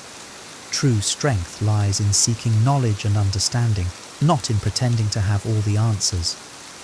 Arrogant individuals disrupt harmony and hinder progress. Respect and trust should be given to those who demonstrate humility, openness, and a willingness to learn. A Stoic seeks relationships grounded in mutual respect and growth, steering clear of those who let pride overshadow reason and virtue. 9. The intemperate. Intemperance, whether it's indulgence in vices, lack of self-control, or impulsive behavior, leads to chaos and imbalance. Stoicism values moderation and discipline, emphasizing the importance of mastering desires rather than being mastered by them. As Seneca said, "Hold fast to this sound and wholesome rule of life, that you indulge the body only as far as health and needs require." Imagine a co-worker who frequently misses deadlines because they prioritize partying over professional responsibilities. Their inability to balance enjoyment with duty creates problems not only for themselves, but also for those who depend on their work. A Stoic would recognize this as a failure of self-governance and understand the need to distance themselves from such unreliability. In personal relationships, intemperance can manifest as recklessness, whether it's financial irresponsibility, erratic emotional outbursts, or unhealthy habits. Picture a friend who constantly borrows money to fund their excessive lifestyle, but makes no effort to pay it back or curb their spending. Their lack of self-discipline not only harms their own stability, but also places an unfair burden on those around them. Marcus Aurelius advises, "If you are distressed by anything external, the pain is not due to the thing itself, but to your estimate of it." A Stoic would maintain their peace by refusing to enable such behavior. Intemperance often leads to regret and missed opportunities. Stoicism teaches us to aim for balance, cultivating habits that support long-term well-being rather than fleeting pleasures. True happiness, as Epictetus noted, comes from living in accordance with nature and reason, not from overindulging in things that bring only temporary satisfaction. Intemperate individuals can disrupt your peace and pull you into their chaotic orbit. A Stoic chooses to align with those who exercise discipline and self-control, fostering stability and mutual growth over recklessness and excess. 10. The unprincipled. People without principles lack a moral foundation, often making decisions based on convenience, self-interest, or fleeting emotions rather than values or ethics. Stoicism places great emphasis on living a virtuous life, guided by principles such as wisdom, courage, justice, and temperance. Epictetus advised, "Know first who you are, and then adorn yourself accordingly. The unprincipled, by contrast, fail to anchor their actions in any consistent moral framework, making them unreliable and potentially harmful. Consider a business partner who is willing to cut corners, lie to clients, or exploit workers just to maximize profits. While their behavior may yield short-term gains, their lack of integrity will inevitably lead to long-term consequences, damaged relationships, legal troubles, or the loss of trust. A Stoic would refuse to associate with such a person, knowing that aligning with unprincipled individuals compromises their own values. In personal relationships, an unprincipled person might betray confidences, break promises, or act deceptively without remorse. Imagine a friend who regularly changes their stance depending on what benefits them in the moment. They might abandon you in times of need, offer hollow reassurances, or fail to honor their commitments. Marcus Aurelius reminds us to seek relationships that strengthen our character. The soul becomes dyed with the color of its thoughts. Being around the unprincipled taints your moral clarity. Living without principles is like navigating without a compass. There's no direction or purpose, only chaos and opportunism. Stoicism teaches us to act in harmony with our virtues, to ensure our actions align with our beliefs and contribute to a greater good. Unprincipled individuals are unpredictable and often self-serving, leaving a trail of disorder in their wake. A Stoic chooses relationships with those who live by strong ethical standards, reinforcing mutual trust, respect, and the shared pursuit of virtue. Leave behind those who lack principles. They offer no foundation for a meaningful or harmonious connection. These 10 types of people, dishonest, manipulative, envious, irresponsible, gossipy, ungrateful, overly cynical, arrogant, intemperate, and unprincipled, are obstacles to a life of peace, purpose, and virtue.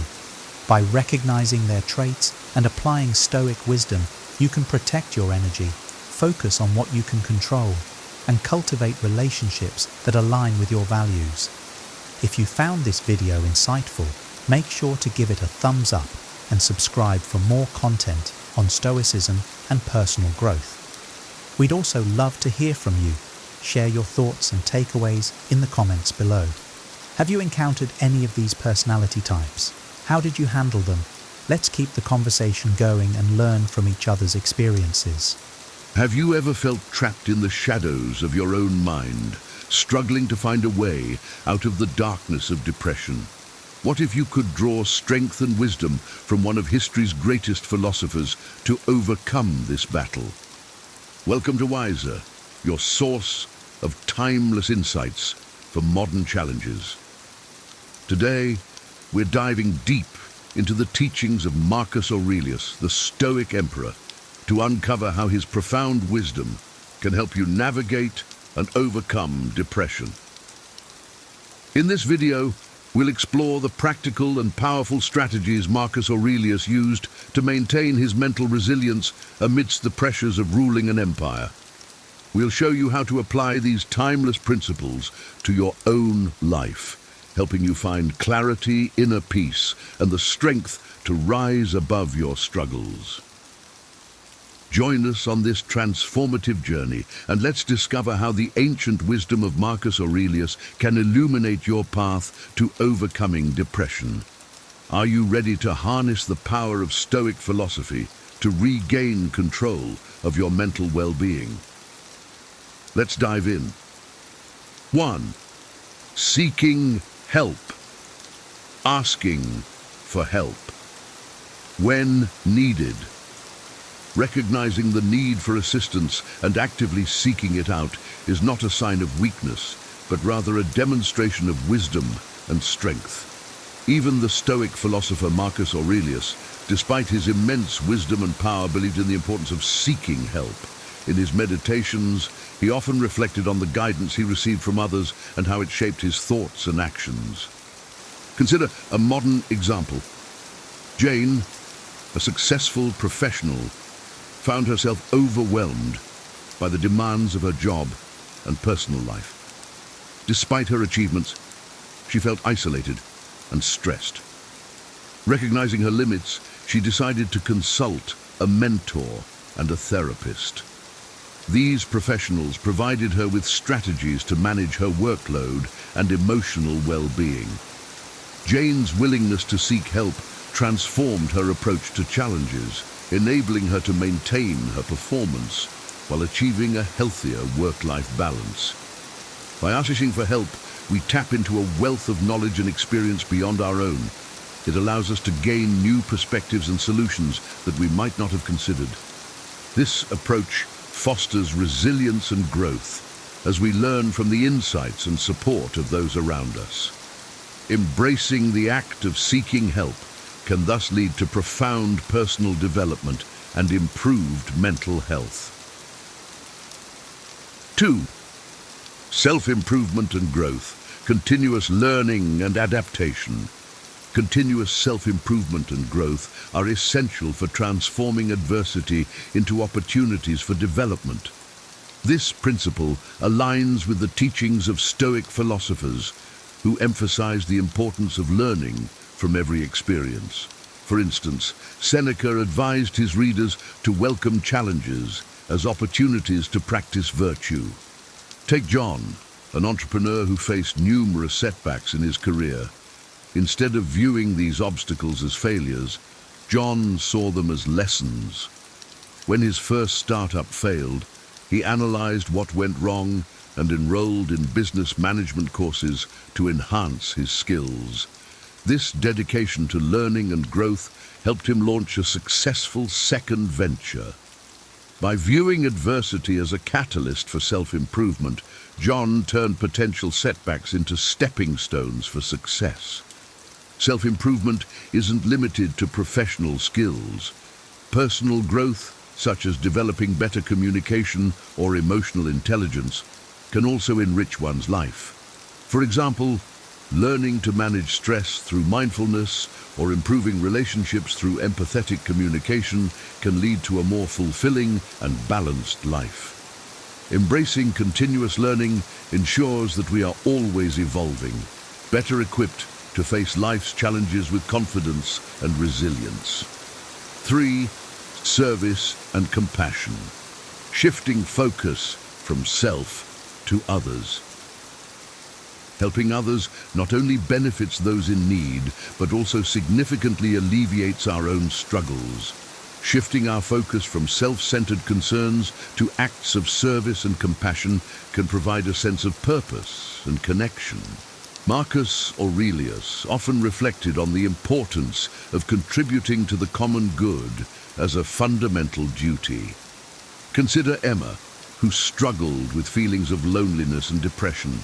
She decided to volunteer at a local shelter, offering her time and skills to help others. Through this act of service, Emma found a renewed sense of purpose.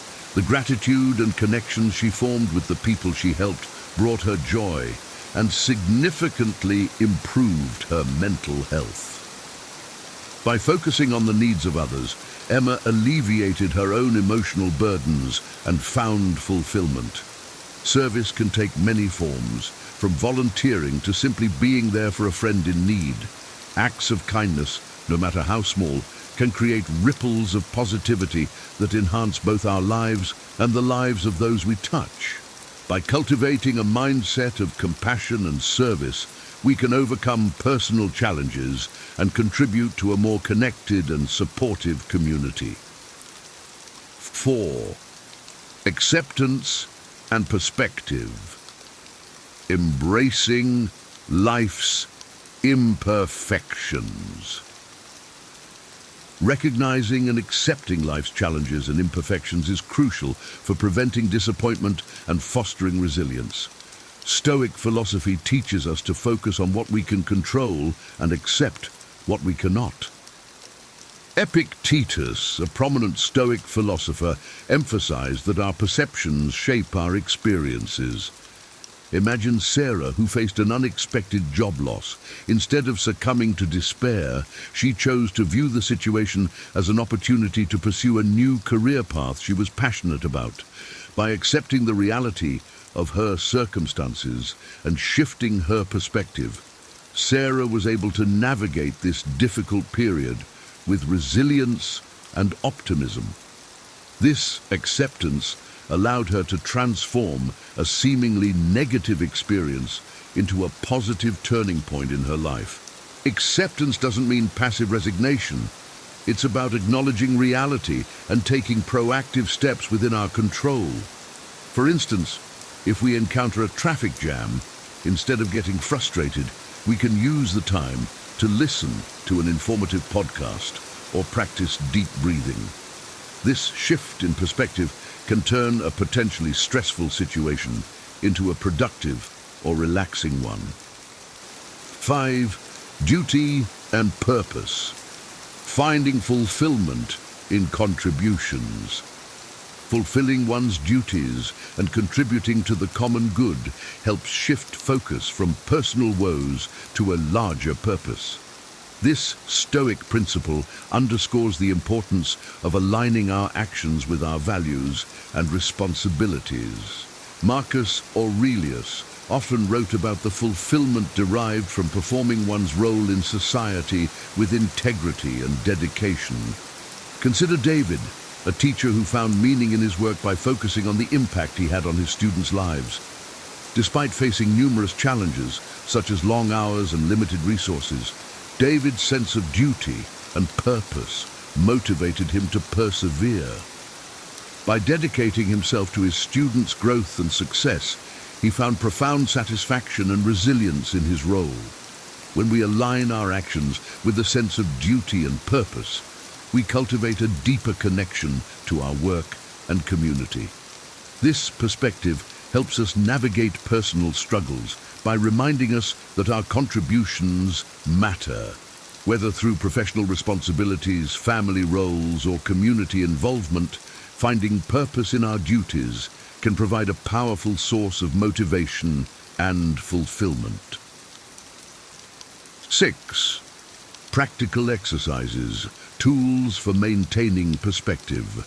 Journaling and reflecting on one's thoughts are effective tools for maintaining perspective and coping with difficulties. Stoic philosophers like Marcus Aurelius often used writing as a means to clarify their thoughts and reinforce their principles. Emily, for example, began a daily journaling practice to manage her anxiety. Each night, she would reflect on her day, noting her achievements, challenges, and what she learned. This practice helped her identify patterns in her thinking and behavior, allowing her to address negative thoughts more constructively. Over time, journaling became a therapeutic tool that provided Emily with clarity and a sense of control over her emotions. In addition to journaling, other practical exercises like mindfulness meditation, gratitude lists, and setting daily intentions can enhance mental resilience. These practices help ground us in the present moment and reinforce positive thinking patterns. By regularly engaging in these exercises, we can develop a more balanced and resilient mindset, better equipped to handle life's challenges. 7. Inner strength. Finding happiness within. Happiness is found within, and external circumstances shouldn't dictate one's inner state.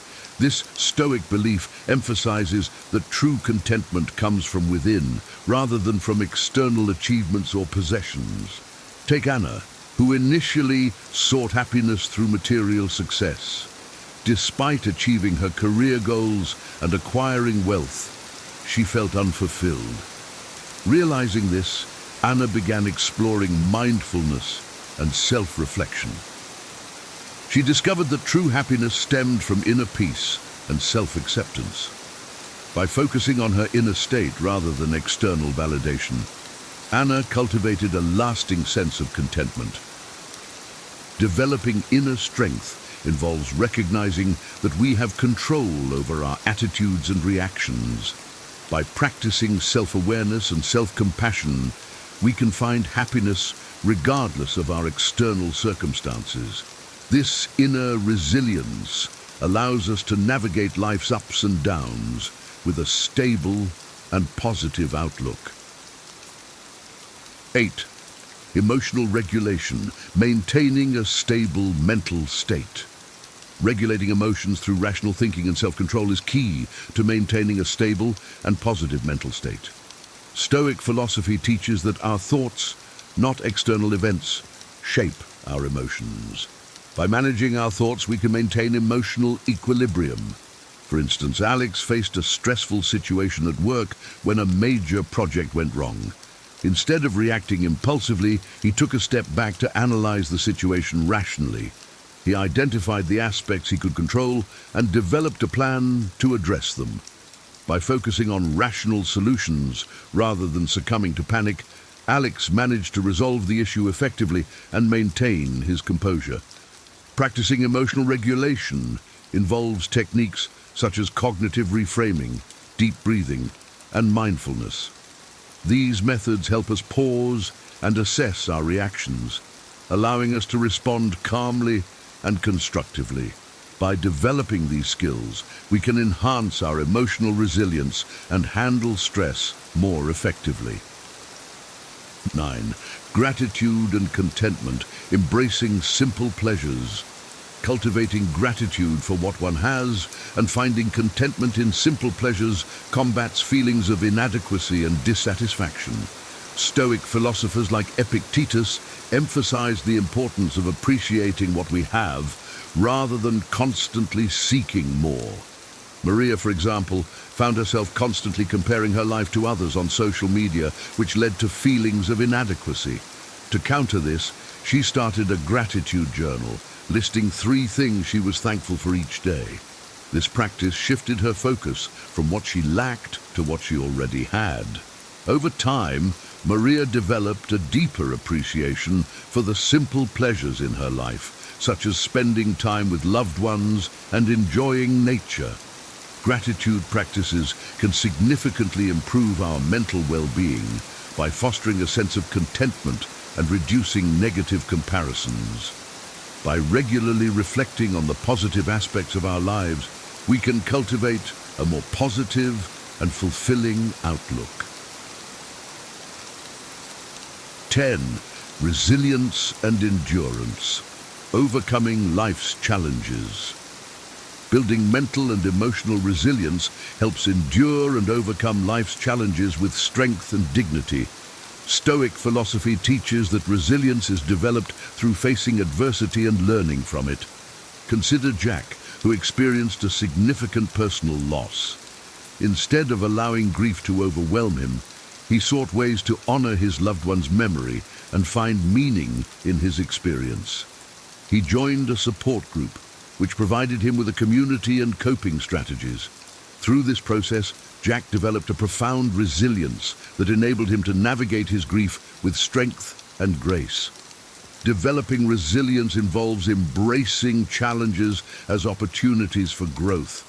Practices such as setting realistic goals, maintaining a support network, and practicing self-care can enhance our ability to cope with difficulties. By building resilience, we can face life's inevitable challenges with a sense of strength and purpose. 11. Mindfulness and presence, reducing anxiety and depression. Being present in the moment and focusing on the task at hand reduces anxiety and depression. Mindfulness, a practice rooted in Stoic principles, encourages us to fully engage with our current experience rather than dwelling on past regrets or future worries. Lisa, for instance, struggled with anxiety that often left her feeling overwhelmed. She decided to incorporate mindfulness into her daily routine, starting with simple breathing exercises and mindful walking.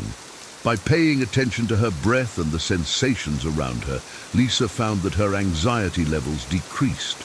She became more focused and present in her activities, which significantly improved her overall well-being. Mindfulness practices such as meditation, mindful eating, and body scan exercises can help us stay grounded and reduce mental clutter. By cultivating mindfulness, we can develop a greater sense of calm and clarity, enhancing our ability to cope with stress and enjoy the present moment. Thank you for joining us on this exploration of how to overcome depression through the timeless wisdom of Marcus Aurelius. By applying the principles of Stoic philosophy, you can find strength and clarity even in the darkest moments. Remember, overcoming depression is a journey, not a destination. Embrace the practices we've discussed, reflecting on your thoughts, focusing on what you can control, and finding purpose in each day. These strategies can help you build resilience and cultivate inner peace, just as they did for Marcus Aurelius. If you found this video helpful, please like, share, and subscribe to Wiser for more insights on living a fulfilled and resilient life. And if you have any thoughts or experiences to share, leave a comment below. We'd love to hear from you. Stay strong, stay wise, and remember, the power to overcome your challenges lies within you. Until next time, take care and keep growing. 10 harsh truths about life men learn too late. 1. The value of time. Time is the one resource we can never get back. Yet, it's often wasted on trivial pursuits or delayed goals. Many men realize too late that they should have prioritized their time more effectively. Time spent on unimportant tasks, procrastination, or being idle can't be reclaimed. This realization often hits hard when looking back and seeing missed opportunities and unfulfilled dreams. Consider the story of John, a corporate executive who spent his prime years climbing the corporate ladder, working long hours and sacrificing personal time. It wasn't until he reached retirement that he realized he had missed out on family gatherings, his children's milestones, and nurturing friendships. This common scenario underscores the need to prioritize time. To avoid this, men should learn to prioritize meaningful activities. This means focusing on what truly matters, be it family, career, or personal growth. Effective time management is crucial. Simple techniques like setting goals, creating schedules, and avoiding distractions can make a significant difference. Tools such as time blocking, prioritizing tasks using the Eisenhower matrix, and regularly reflecting on how time is spent can help in making the most of every moment. Remember, every minute counts. 2. Health is wealth. In youth, many men take their health for granted, indulging in unhealthy habits like poor diet, lack of exercise, and insufficient sleep. It's often only later in life, when health issues arise, that the true value of health becomes apparent. Poor health choices made early on can lead to chronic conditions and a decreased quality of life. Consider the case of Mark, who ignored his health while focusing on building his business. He ate poorly, slept little, and rarely exercised. By his 40s, he faced serious health issues like hypertension and diabetes, which could have been prevented with better habits. This example highlights the long-term impact of neglecting health. Maintaining physical health through regular exercise, a balanced diet, and adequate rest is essential. Simple steps, such as incorporating a daily exercise routine, choosing nutritious foods, and ensuring 7 to 8 hours of sleep, can make a significant difference. Equally important is mental health, which includes managing stress, seeking support when needed, and maintaining a positive outlook. Practices like mindfulness, meditation, and connecting with others can bolster mental well-being. The investment in health pays off with increased longevity and a more active, fulfilling life. 3. Relationships over riches. In the pursuit of success and wealth, relationships often take a back seat. Many men realize too late that relationships with family, friends, and loved ones are far more valuable than any material wealth. Money can buy comfort, but not the deep, meaningful connections that provide true happiness and support. Take the story of Tom, who worked tirelessly to provide a luxurious lifestyle for his family, but found himself estranged from them due to his constant absence. It wasn't until a personal crisis hit that he realized his family, not his wealth, was his true support system. This realization came too late to mend some of the lost connections. Invest in time in building and nurturing relationships is crucial. This means spending quality time with loved ones, being present in the moment, and showing appreciation and love.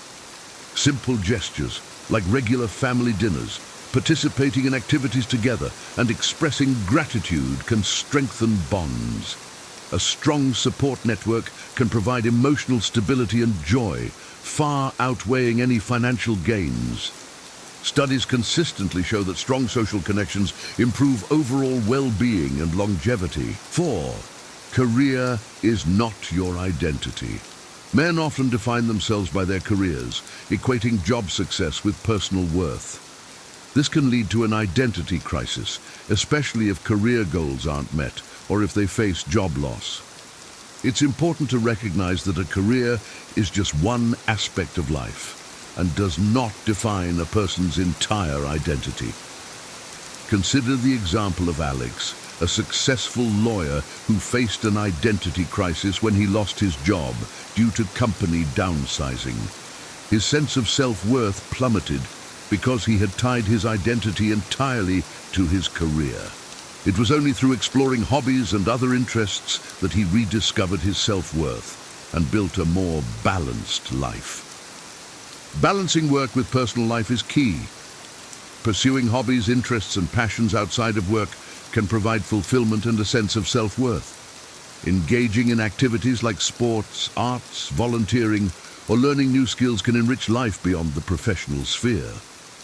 Understanding that personal value comes from within and not from professional achievements can lead to a more balanced and contented life. Diversifying one's identity by embracing various roles, such as being a parent, friend, or community member, can provide a more resilient sense of self. 5. Failure is part of success. Failure is often seen as a negative, but it's an inevitable part of the journey to success. Many successful men have faced numerous failures before achieving their goals. Understanding that failure is a stepping stone rather than a stumbling block can change one's perspective on setbacks. Consider the story of Steve Jobs, who was famously fired from Apple, the company he co-founded. Instead of being defeated, he used the experience to fuel his creativity, leading to the founding of Next and Pixar, and eventually returning to Apple to lead it to unprecedented success. His story exemplifies how failure can be a catalyst for greater achievements. Learning from mistakes, being resilient, and persisting despite failures are essential qualities. Resilience can be built through a growth mindset where challenges are seen as opportunities to learn and improve. Famous examples like Thomas Edison, who failed countless times before inventing the light bulb, demonstrate that persistence pays off. Embracing failure as a learning opportunity can lead to greater success in the long run. Analyzing failures, seeking feedback, and continuously improving are key strategies for turning setbacks into stepping stones. 6. You can't please everyone.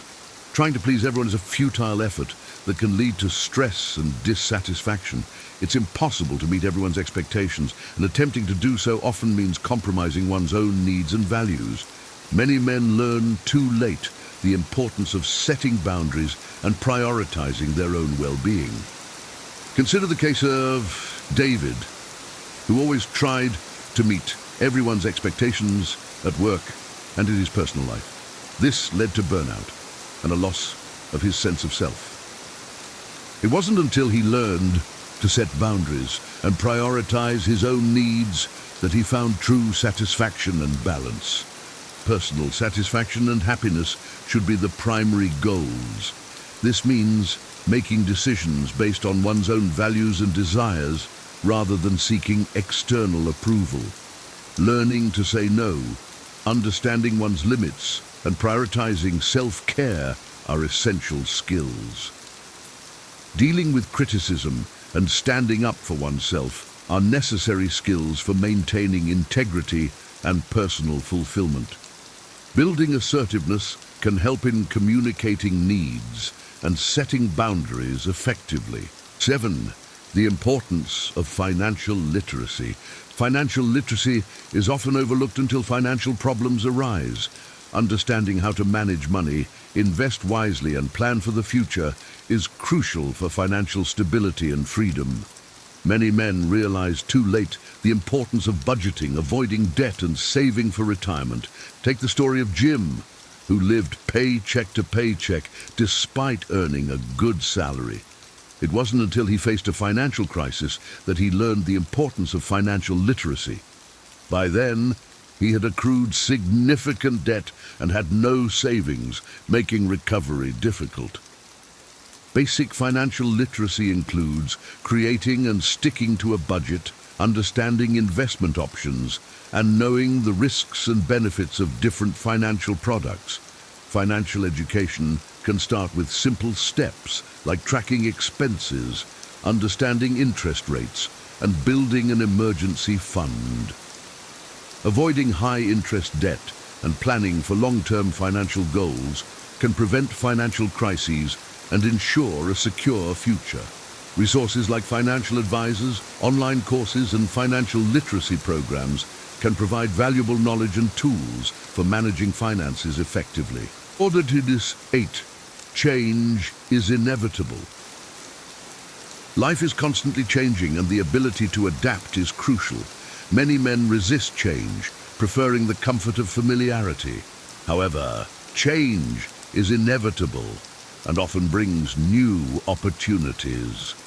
Embracing change and being flexible can lead to personal and professional growth. Consider the example of Rob, who resisted adopting new technologies in his job. As the industry evolved, he found himself struggling to keep up, eventually leading to job loss. It was only when he embraced continuous learning and adaptation that he was able to find a new, fulfilling career path. Viewing challenges as opportunities rather than obstacles can make a significant difference. Developing adaptability skills and maintaining a positive attitude towards change can help navigate life's uncertainties more effectively. Strategies for embracing change include continuous learning, staying open to new experiences, and practicing flexibility in thinking and actions. Building a mindset that welcomes change can turn potential disruptions into opportunities for growth and innovation. 9. Happiness comes from within. True happiness is not dependent on external circumstances, but comes from within. Many men spend their lives chasing external achievements and possessions, believing they will bring happiness. It's often realized too late that inner peace and contentment are the true sources of happiness. Consider the story of Mike, who spent years amassing wealth and accolades, only to find himself feeling empty and unfulfilled. It was through introspection and personal growth that he discovered true happiness came from within, not from his external successes. Self-awareness and mindfulness are key to achieving inner happiness. Practices such as meditation, journaling, and self-reflection can help in understanding one's own needs, desires, and emotions. Cultivating a positive mindset, practicing gratitude, and focusing on personal growth can lead to lasting contentment. Pursuing activities that bring joy and fulfillment rather than those that merely impress others is essential for true happiness. Building strong internal foundations of self-worth and contentment can withstand external changes and challenges. 10. Legacy matters. In the grand scheme of life, the legacy one leaves behind is what truly matters. Many men realize too late that their actions and contributions have a lasting impact on others. Thinking about the legacy one wants to leave can guide life choices and actions. Consider the example of Sam, who spent most of his life focused on personal gain. It wasn't until he faced a major health scare that he began to think about his legacy. He started volunteering, mentoring younger colleagues, and focusing on making a positive impact, realizing that these contributions brought him more fulfillment than any personal achievements. Making positive contributions to society, helping others, and living a meaningful life can create a lasting legacy. Reflecting on the impact of one's actions and striving to make a difference can lead to a more fulfilling and purposeful life. Legacy building activities can include volunteering, mentoring, creating or supporting charitable initiatives, and making a positive impact in everyday interactions. Thinking long-term and focusing on the greater good can guide actions towards making a meaningful and lasting contribution to the world. Conclusion. These harsh truths often come with age and experience. Recognizing them early can lead to more informed and meaningful choices. Prioritizing time, health, relationships, and personal fulfillment over material gains and external validation can lead to a more balanced and contented life. Embracing failure, change, and financial literacy, while understanding that true happiness comes from within, can help navigate life's challenges more effectively. Ultimately, thinking about the legacy one leaves behind can guide actions towards making a positive impact. How Stoics handle embarrassing moments. 10. Practical tips. Embarrassment is a universal experience. We've all had moments that make us cringe or wish we could disappear. But how can we handle these situations with grace and wisdom? Stoicism, an ancient philosophy that emphasizes rationality and inner strength, offers timeless guidance on this matter. Today, we'll explore the 10 practical tips on how Stoics handle embarrassing moments, helping you navigate these situations with poise and resilience. Understanding embarrassment. Embarrassment occurs when we feel exposed or inadequate, often in front of others. It's a complex emotion triggered by social interactions and personal standards. The Stoics recognized that emotions like embarrassment are natural, but believed that how we respond to these emotions defines our character. By applying Stoic principles, we can turn embarrassing moments into opportunities for growth and self-improvement. Part 1. Acceptance. In the journey of life, embarrassment is an unavoidable companion. From tripping in public to saying the wrong thing at the wrong time, these moments can sting. However, the Stoics teach us a profound lesson. Acceptance. Embracing the moment without resistance is the first step towards mastering it. Epictetus, a revered Stoic philosopher, wisely stated, "It's not what happens to you, but how you react to it that matters." This sentiment lies at the heart of Stoic philosophy. When faced with an embarrassing situation, rather than resisting or denying it, acknowledge it fully. Accepting the reality of the moment allows you to navigate it with grace and composure. By accepting what has occurred, you free yourself from the shackles of shame and regret. This doesn't mean you are indifferent or apathetic. On the contrary, it signifies a mature recognition of reality. Acceptance transforms embarrassment into a learning opportunity, a stepping stone to greater resilience. The embarrassment loses its power over you as you internalize this principle. You become a master of your emotions, no longer swayed by the tides of public opinion or personal mishap. Acceptance is not surrender. It is the first step in turning a potentially negative experience into a testament of your inner strength and wisdom. Part 2. Focus on what you can control. A core tenet of Stoicism is the dichotomy of control, understanding what is within our control and what is not. When embarrassment strikes, much of our distress stems from focusing on external factors, others' reactions, opinions, or the situation itself. Marcus Aurelius, a Stoic emperor, reminds us that we should concentrate on our responses rather than the uncontrollable elements around us. By shifting our focus to what we can control, we reclaim our power. Imagine you've stumbled during a presentation. Instead of dwelling on the audience's potential judgment, concentrate on regaining your composure and continuing confidently. This shift in focus can transform your experience. You can't control the initial stumble, but you can control your reaction to it. This practice not only diminishes the impact of the embarrassing moment, but also builds a habit of resilience.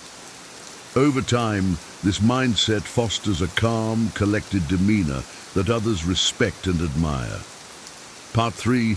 Rational assessment. Stoicism teaches us to assess situations logically, free from emotional distortion. Embarrassment often magnifies our perception of an event's severity. By stepping back and evaluating the situation rationally, we can diminish its impact. Seneca, another Stoic philosopher, advised, "We suffer more in imagination than in reality." Applying this wisdom means breaking down the incident. What exactly happened? Why does it feel embarrassing? How significant is it in the grand scheme of things? For instance, if you've spilled coffee on your shirt before an important meeting, rather than spiraling into panic, consider the facts. You made a minor mistake, one that's easily fixable and unlikely to be remembered by others. This rational approach helps you regain perspective, reducing the emotional weight of the moment. It also encourages you to address the issue calmly and efficiently, showcasing your ability to handle challenges with poise. Part 4. Perspective. The Stoics emphasized viewing events from a larger perspective. Marcus Aurelius often reflected on the vastness of the universe and the brevity of human life to put his problems in context. When you find yourself embarrassed, step back and consider the insignificance of the moment in the grand scheme of things. Ask yourself, will this matter in a week, a month, or a year? By expanding your viewpoint, you reduce the immediate emotional intensity of the situation. Embarrassing moments shrink when seen against the backdrop of your entire life. This shift in perspective not only eases the sting of embarrassment, but also cultivates a sense of tranquility. You learn to navigate life's ups and downs with equanimity, focusing on what truly matters. Part 5. Self-compassion. Practicing self-compassion is crucial in dealing with embarrassment. The Stoics encourage us to be our own best friend and counselor. Instead of harshly criticizing yourself for a misstep, extend the same kindness you would offer a friend. Epictetus advised, be gentle with yourself. It's natural to err. When you treat yourself with compassion, you create a supportive inner environment that fosters growth and resilience. Acknowledge your feelings without judgment and remind yourself that everyone makes mistakes. This practice not only soothes immediate distress, but also builds a foundation of self-trust and confidence. Over time, self-compassion transforms embarrassing moments into opportunities for self-improvement and deeper understanding. Part 6. Learning opportunity. Stoicism teaches us to view every experience as a chance to grow. Embarrassing moments are no exception. Instead of seeing them as failures, reframe them as learning opportunities. Ask yourself, what can I learn from this experience? How can it help me improve? For example, if you forgot your lines during a speech, use this as a cue to enhance your preparation techniques. Each embarrassing incident holds a valuable lesson that can contribute to your personal and professional development. By adopting this mindset, you transform potential setbacks into stepping stones. This approach not only reduces the emotional impact of embarrassment, but also aligns with the Stoic pursuit of continuous self-improvement. Part 7. Humor and lightheartedness. Humor is a powerful tool in diffusing the tension of embarrassing moments. The Stoics valued the ability to take oneself lightly. Seneca often noted the importance of humor in maintaining a balanced perspective. When you find yourself in an embarrassing situation, try to see the lighter side. Laughing at yourself not only eases your discomfort, but also disarms others' reactions. It demonstrates confidence and resilience. For instance, if you've mispronounced a word during a presentation, a light-hearted comment about it can turn the moment into a shared laugh rather than a point of embarrassment. Humor transforms the atmosphere, making the experience more bearable and even memorable in a positive way. Part 8. Premeditation. The Stoics practice premeditatio malorum, the premeditation of evils, to prepare for potential challenges. By imagining worst-case scenarios, you can mentally equip yourself to handle them calmly if they occur. Visualize possible embarrassing situations and how you would respond stoically. For example, imagine stumbling during an important event. Visualize yourself recovering gracefully, perhaps even making a joke to lighten the mood. This mental rehearsal reduces anxiety and builds confidence. When a real embarrassing moment arises, you'll be better prepared to handle it with composure. Premeditation strengthens your resilience, turning potential discomfort into an opportunity to demonstrate your inner strength. Part 9. External validation. Stoicism teaches us to seek validation from within rather than relying on others' opinions. Marcus Aurelius advised, "It never ceases to amaze me. We all love ourselves more than other people, but care more about their opinion than our own." Reducing your reliance on external validation diminishes the power of embarrassment. When you place less importance on what others think, their reactions to your embarrassing moments lose their sting. Focus on your own values and self-worth. Remind yourself that your character and actions are what truly matter, not fleeting judgments from others. This internal validation fosters a sense of self-assurance that shields you from the emotional impact of external opinions. Part 10. Continuous practice. Like any skill, mastering the Stoic response to embarrassment requires continuous practice. Regularly apply the principles discussed: acceptance, control, rational assessment, perspective, self-compassion, learning, humor, premeditation, and internal validation. Each embarrassing moment is a chance to practice and reinforce these skills. Over time, you'll find yourself handling embarrassing situations with increasing ease and confidence. The more you practice, the more natural these responses become. This ongoing commitment to Stoic principles not only helps you navigate embarrassing moments, but also enhances your overall resilience and emotional intelligence, contributing to a more balanced and fulfilling life. To recap, we've explored 10 practical Stoic tips for handling embarrassing moments: acceptance, focusing on what you can control; rational assessment; perspective; self-compassion; learning opportunity; humor; premeditation; reducing external validation; and continuous practice. These principles empower you to transform embarrassment into an opportunity for growth and resilience. I encourage you to apply these tips in your own life. Next time you find yourself in an embarrassing situation, remember the wisdom of the Stoics. Share your experiences and insights in the comments, And don't forget to subscribe to the channel for more wisdom on living a resilient and fulfilling life. Remember, every embarrassing moment is a chance to demonstrate your inner strength and wisdom. As Seneca wisely said, difficulties strengthen the mind as labor does the body.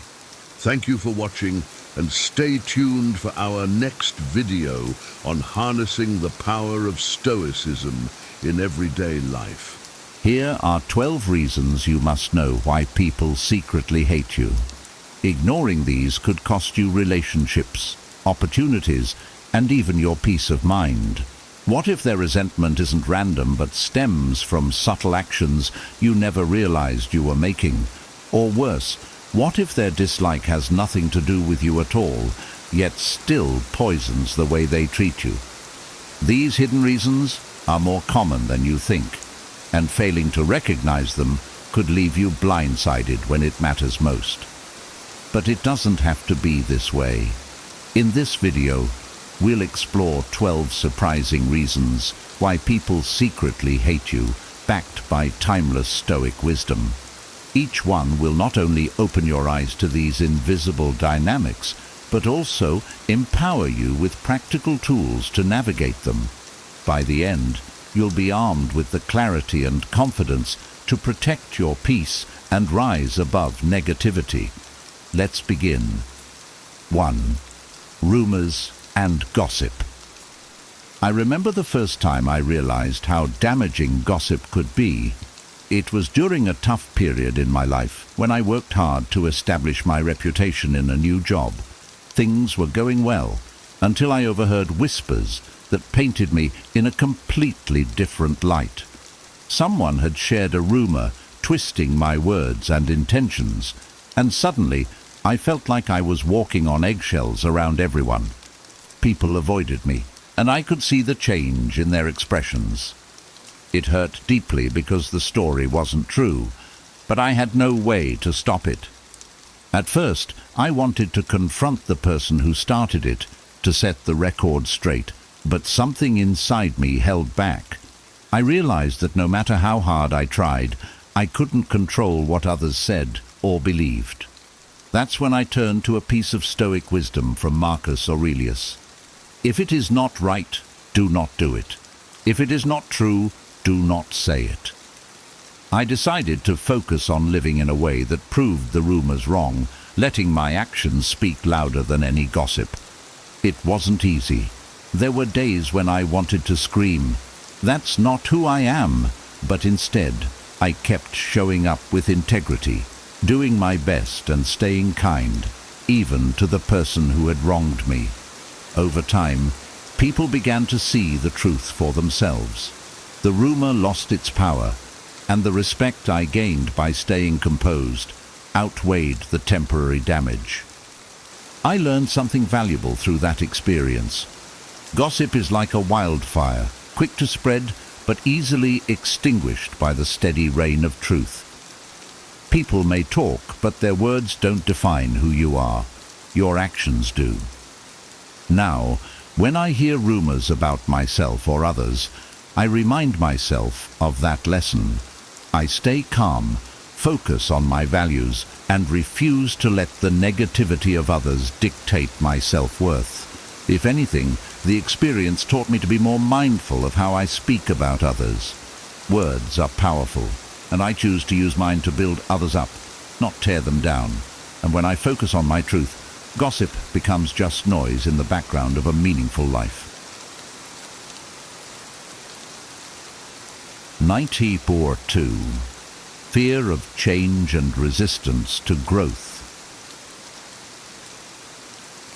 I've noticed that not everyone is thrilled when you start to grow or improve yourself. This realization hit me hard during a time when I decided to make some big changes in my life. I wanted to focus on my health, so I stopped drinking and started prioritizing exercise and better eating habits. I was excited and proud of my progress, but not everyone around me shared that enthusiasm. Some friends made subtle comments like, "Oh, so you're too good for us now," or "You've changed." At first, it stung. I wanted them to see that my growth wasn't about them. It was about becoming a better version of myself. But instead of support, I felt resistance. It was confusing and disheartening. Why couldn't they just be happy for me? That's when I stumbled upon Marcus Aurelius's words. Observe constantly that all things take place by change. It reminded me that change is natural, even necessary, and not everyone is ready to embrace it. When we grow, it often shines a light on the areas where others feel stuck. It's not that they hate you, they hate the reminder that they're not moving forward themselves. I started to approach these situations differently. Instead of feeling hurt or defensive, I tried to understand their perspective. Maybe they were scared of being left behind or afraid to confront their own need for change. I also reminded myself that their feelings were outside my control. What I could control was my response, and I chose to keep growing. I stopped apologizing for my progress. I learned to let go of relationships that felt more like anchors than sails. Most importantly, I realized that true friends will celebrate your evolution, not resist it. And those who don't? They're fighting their own battles, and that's okay. Now, whenever I face resistance to my growth, I think of it as a compliment in disguise. It means I'm doing something right. Change is uncomfortable, not just for me, but for those watching, and that's part of the process. The best thing I can do is keep moving forward, living authentically, and inspiring others to do the same, whether they're ready for it or not. 3. Misunderstandings and ineffective communication. I can't count the number of times a simple misunderstanding has caused unnecessary tension in my relationships. One incident sticks out clearly. I was texting a friend about meeting up, and I replied with a short, "Sure, whatever works." To me, it was casual and flexible, but to them, it sounded cold and dismissive. The next time we talked, they were distant, and I couldn't figure out why until they brought up the text. It shocked me how something so small had been interpreted so differently from how I intended. That moment taught me a valuable lesson. The way we express ourselves and how others perceive it are often two very different things. Miscommunication isn't just about words. It's about tone, timing, and even body language.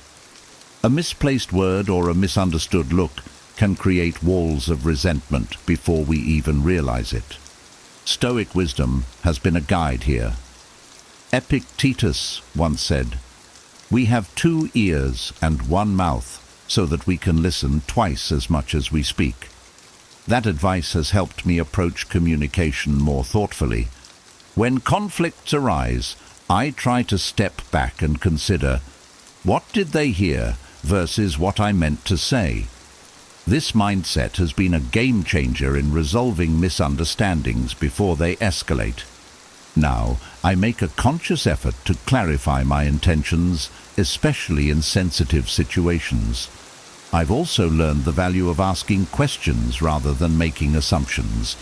If someone seems upset, I'll ask, "Did I say something that upset you?" Or, "How did that come across to you?" This openness has helped me bridge gaps and avoid unnecessary resentment. Of course, misunderstandings still happen. It's part of being human.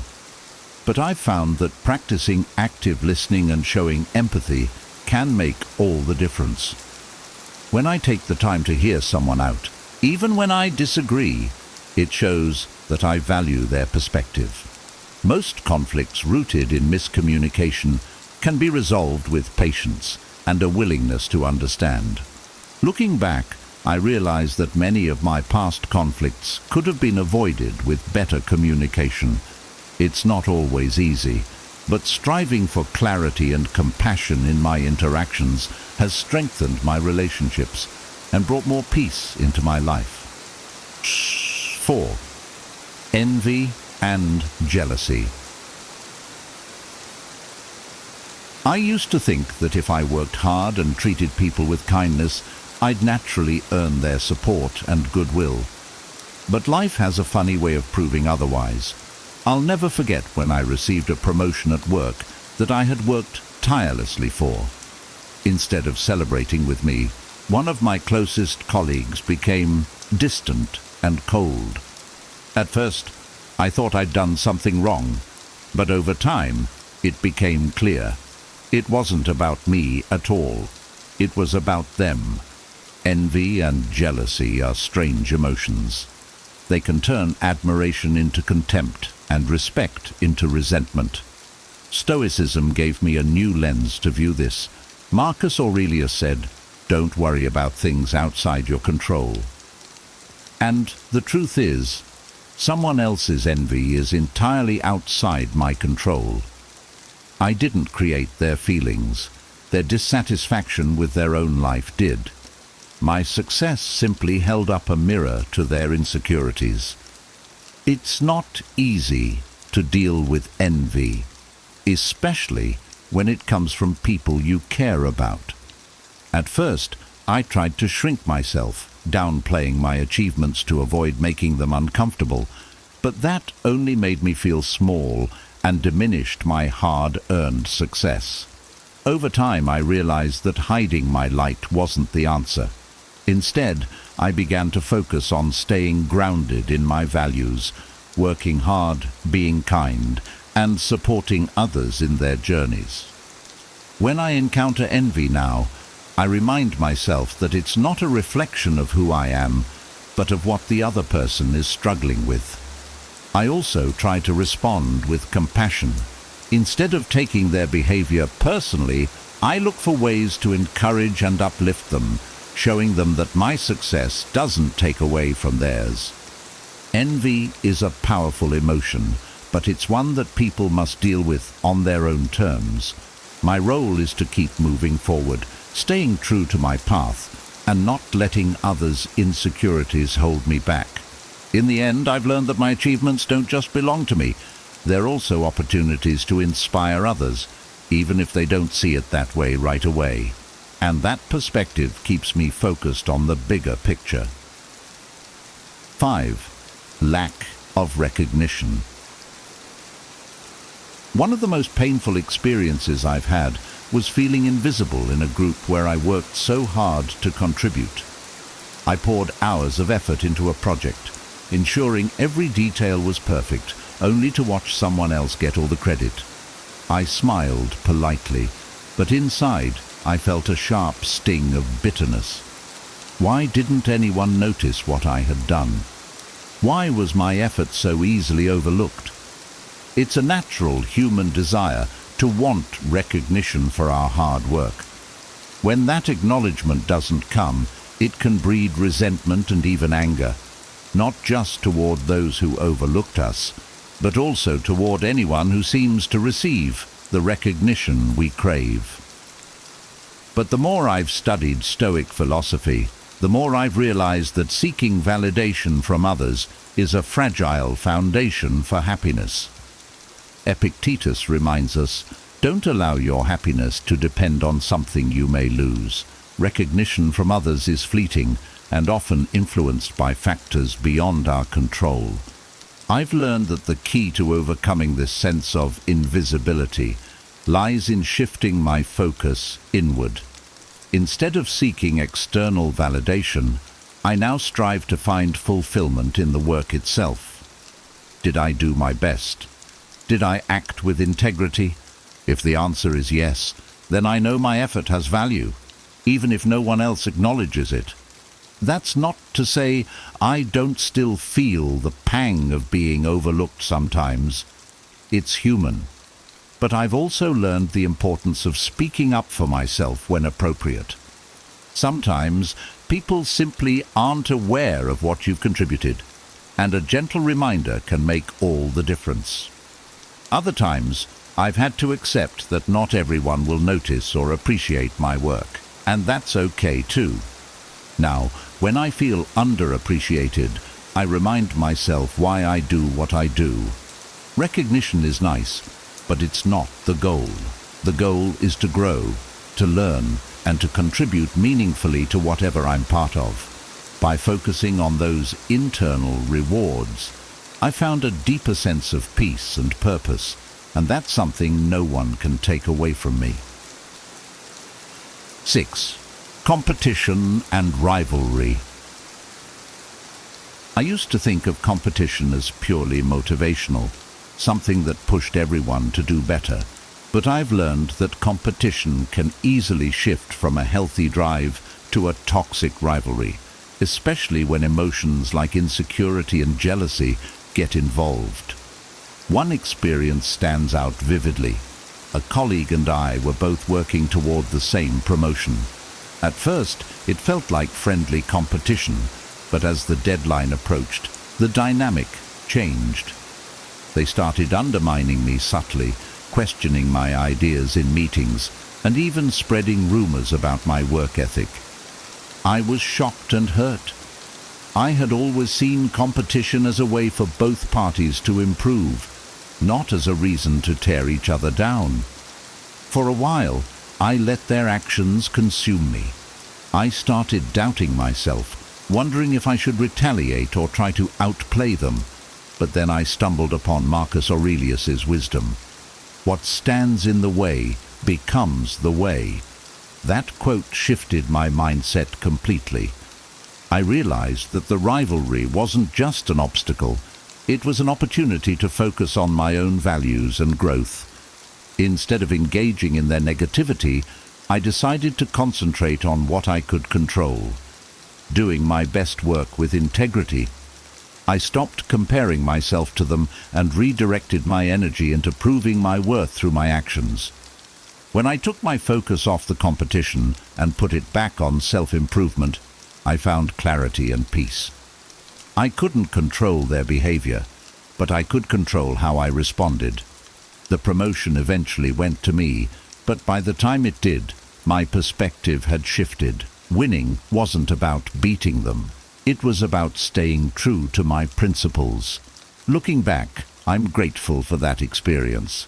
It taught me that toxic competition doesn't have to pull you down.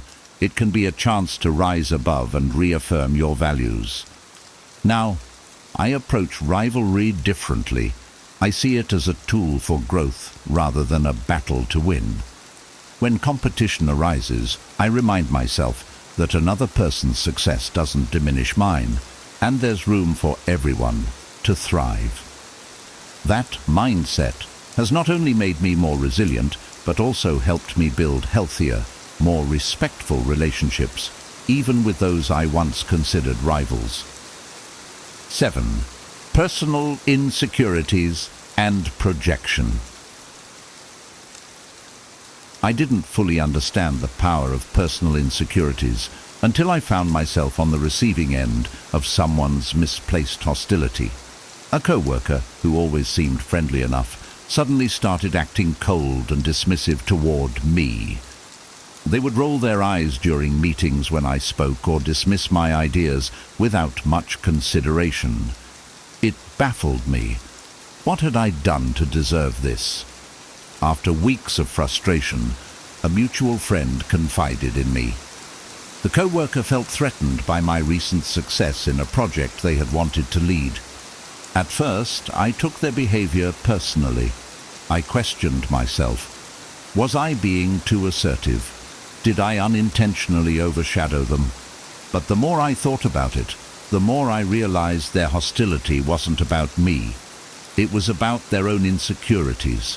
They were projecting their feelings of inadequacy onto me, using me as a scapegoat for their internal struggles. Stoic wisdom offered clarity. Seneca once said, "We suffer more often in imagination than in reality." This reminded me that their perception of me was rooted in their fears, not in who I actually was. Instead of letting their negativity consume me, I chose to respond with empathy. I didn't confront them or call them out. Instead, I focused on staying consistent in my behavior, kind, collaborative and respectful. I also started seeing their actions as a reflection of their struggles rather than an attack on me. It shifted my perspective entirely. Their resentment didn't mean I was in the wrong. It meant they were grappling with feelings of inadequacy, and my success had unintentionally triggered those emotions. Now, when I encounter similar situations, I remind myself of this lesson. Everyone has insecurities, and sometimes they manifest as negativity toward others. It's not my job to fix their feelings, but it is my responsibility to maintain my integrity. Instead of taking it personally, I choose to focus on my own growth while extending understanding to those who might be projecting their struggles. This mindset has helped me approach conflicts with more compassion and less frustration. It's a reminder that what others see in you often has more to do with what they feel about themselves, and that's their battle, not yours. 8. Lack of empathy and understanding.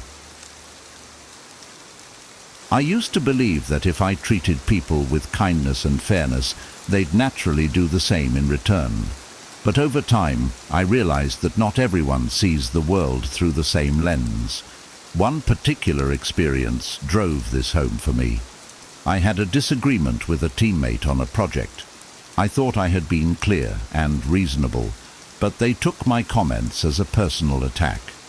Instead of talking it out, they began avoiding me, and eventually spreading negativity about me to others. At first, I was frustrated and confused. I couldn't understand how they had misunderstood my intentions so badly. But then it hit me. They weren't seeing the situation from my perspective. They had interpreted my words through the filter of their own experiences and insecurities, just as I might have done in their shoes. It wasn't malice, it was a lack of empathy and understanding. Stoicism has taught me a lot about this dynamic. Marcus Aurelius wrote, "Whenever you are about to find fault with someone, ask yourself the following question: what fault of mine most nearly resembles the one I am about to criticize?" That piece of wisdom shifted my thinking. Instead of getting defensive, I began to reflect on how I might also misinterpret others or fail to empathize in certain situations. I decided to approach the teammate with humility and openness. I apologized for any misunderstanding and explained my intentions clearly, without blaming them.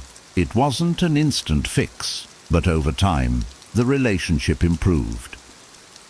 That experience taught me that many conflicts stem from a lack of mutual understanding, not outright hostility. Since then, I've made empathy a priority in my interactions. When someone seems upset or distant, I ask myself, what might they be going through that I don't see? I've learned to listen more, judge less, and give people the benefit of the doubt. It doesn't mean excusing bad behavior, but it does mean approaching situations with compassion and a willingness to bridge the gap. Empathy isn't always easy, but it's essential for building stronger, healthier connections. By practicing it, I've found that I'm not just better at resolving conflicts, I'm also better at avoiding them in the first place. And that's a win for everyone involved. 9. The influence of social expectations. I'll never forget the first time I realized how powerful social expectations could be in shaping how others perceive us. When I decided to pursue an unconventional career path, people I thought would support me instead started treating me differently. Some questioned my choices outright, while others seemed to distance themselves. It was subtle but unmistakable. Their disappointment and judgment came not from who I was, but from the fact that I wasn't living up to what they believed I should do. At first, I felt a deep sense of frustration. I wanted to explain myself, to justify my decisions and prove that my path was valid. But then I asked myself a simple question. Who am I really living for? This reflection brought me back to a core principle of Stoicism. Epictetus said, "It is not the things themselves that disturb us, but our judgments about these things." Their judgments weren't the problem. It was how much I allowed those judgments to affect me. I realized that their discomfort wasn't really about me. My choices challenged the norms and values they had built their lives around. In some ways, I think my decision forced them to confront their own doubts or fears about living authentically. Once I understood this, I stopped feeling the need to justify myself.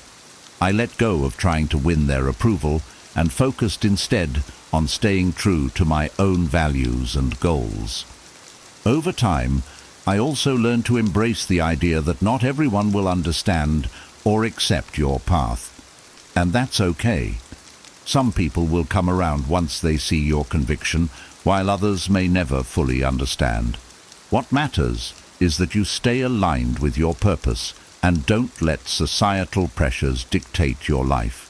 Now, when I face judgment or resistance for stepping outside of the norm, I remind myself that authenticity often disrupts comfort zones, including my own.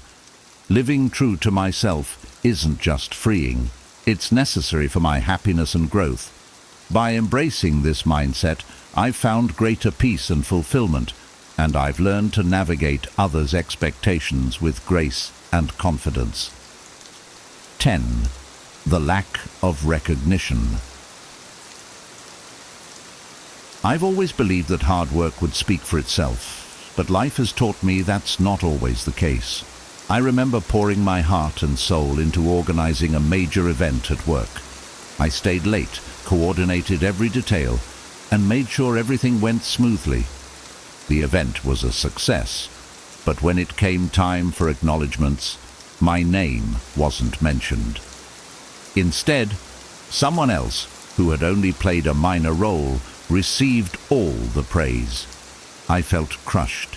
It wasn't about wanting to be in the spotlight. It was about feeling like my effort mattered. For a while, I let the bitterness linger. I replayed the scene in my head, wondering why my contributions were invisible. But then I came across a quote by Epictetus. "Don't allow your happiness to depend on something you may lose." It made me realize that recognition, while gratifying, is fleeting and often out of our control. That moment shifted my perspective. I asked myself, why did I do the work in the first place? The answer wasn't for applause. It was because I believed in the project and wanted it to succeed. That realization helped me let go of the resentment and focus on what truly mattered, the satisfaction of knowing I gave my best effort. Since then, I've learned to find fulfillment in the process rather than the outcome. When recognition comes, I accept it gratefully, but I no longer rely on it to validate my worth. And when it doesn't, I remind myself that my value isn't tied to others' acknowledgement. I also make an effort to recognize others' contributions whenever I can. I know firsthand how much it means, and it's a simple way to spread positivity. Recognition is nice, but it's not the goal. The goal is to stay aligned with my values, take pride in my work, and keep growing. By focusing on these internal rewards, I've found that I don't need external validation as much anymore. Instead, I've discovered a deeper sense of purpose and peace, knowing that my effort and integrity will always speak for themselves, whether others notice or not. Opponentes överträffen.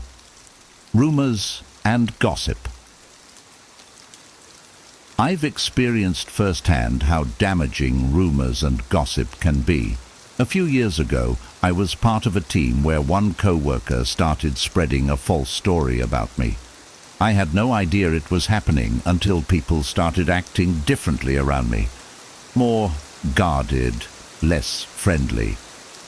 At first I was confused, wondering what had changed. Then I overheard someone repeating the rumor, and my heart sank. It felt unfair and frustrating. I wanted to confront the person spreading it, to defend myself and set the record straight.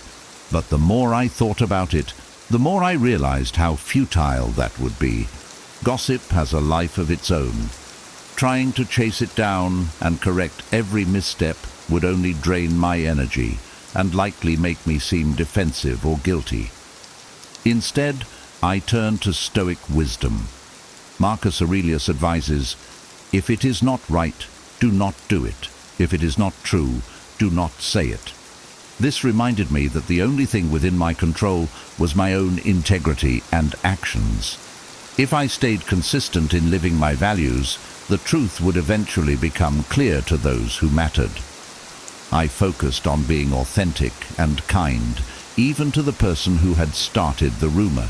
It wasn't easy, but I reminded myself that their behavior said more about them than it did about me. Over time, people saw through the falsehoods.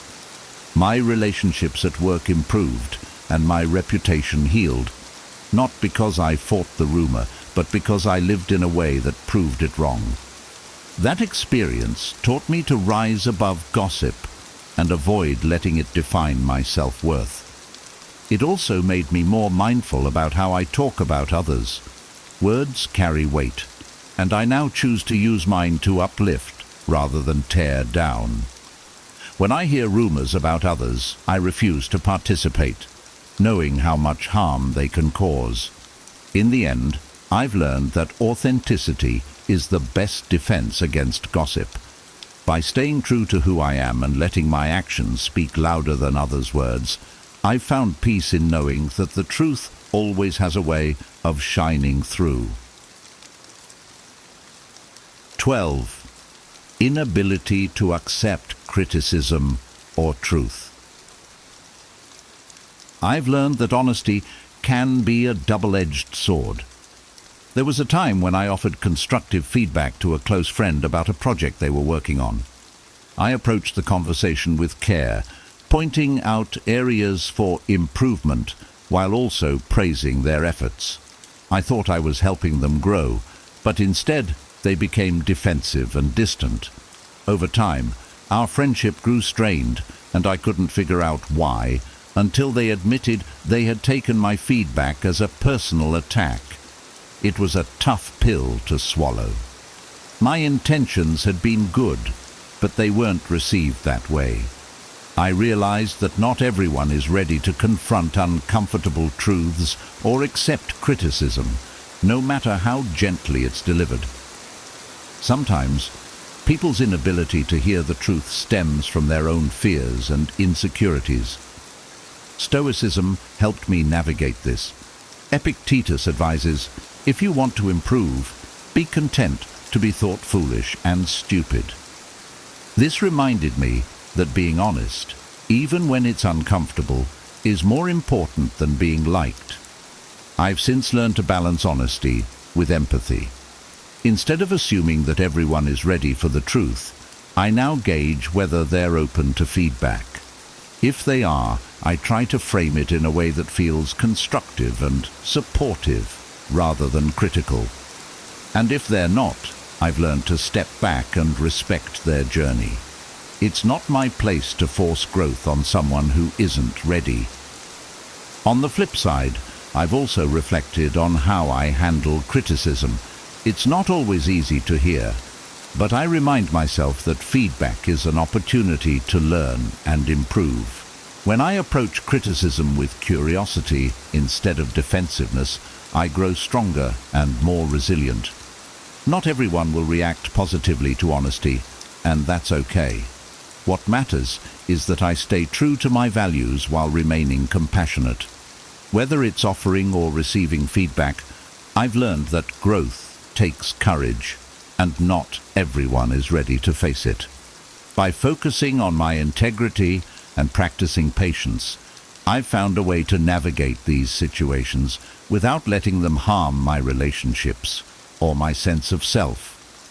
Now that you know these 12 reasons why people might secretly hate you, you have the power to rise above negativity and protect your peace.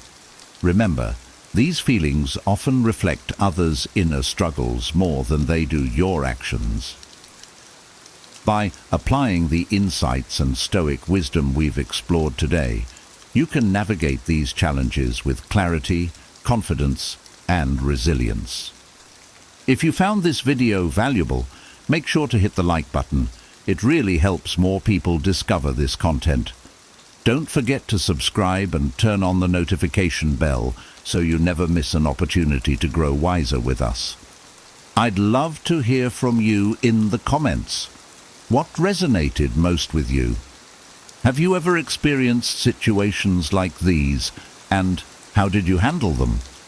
Share your takeaways and stories below. Your perspective could inspire someone else in the community. Thank you for watching, and remember, every challenge is an opportunity to grow. See you in the next video.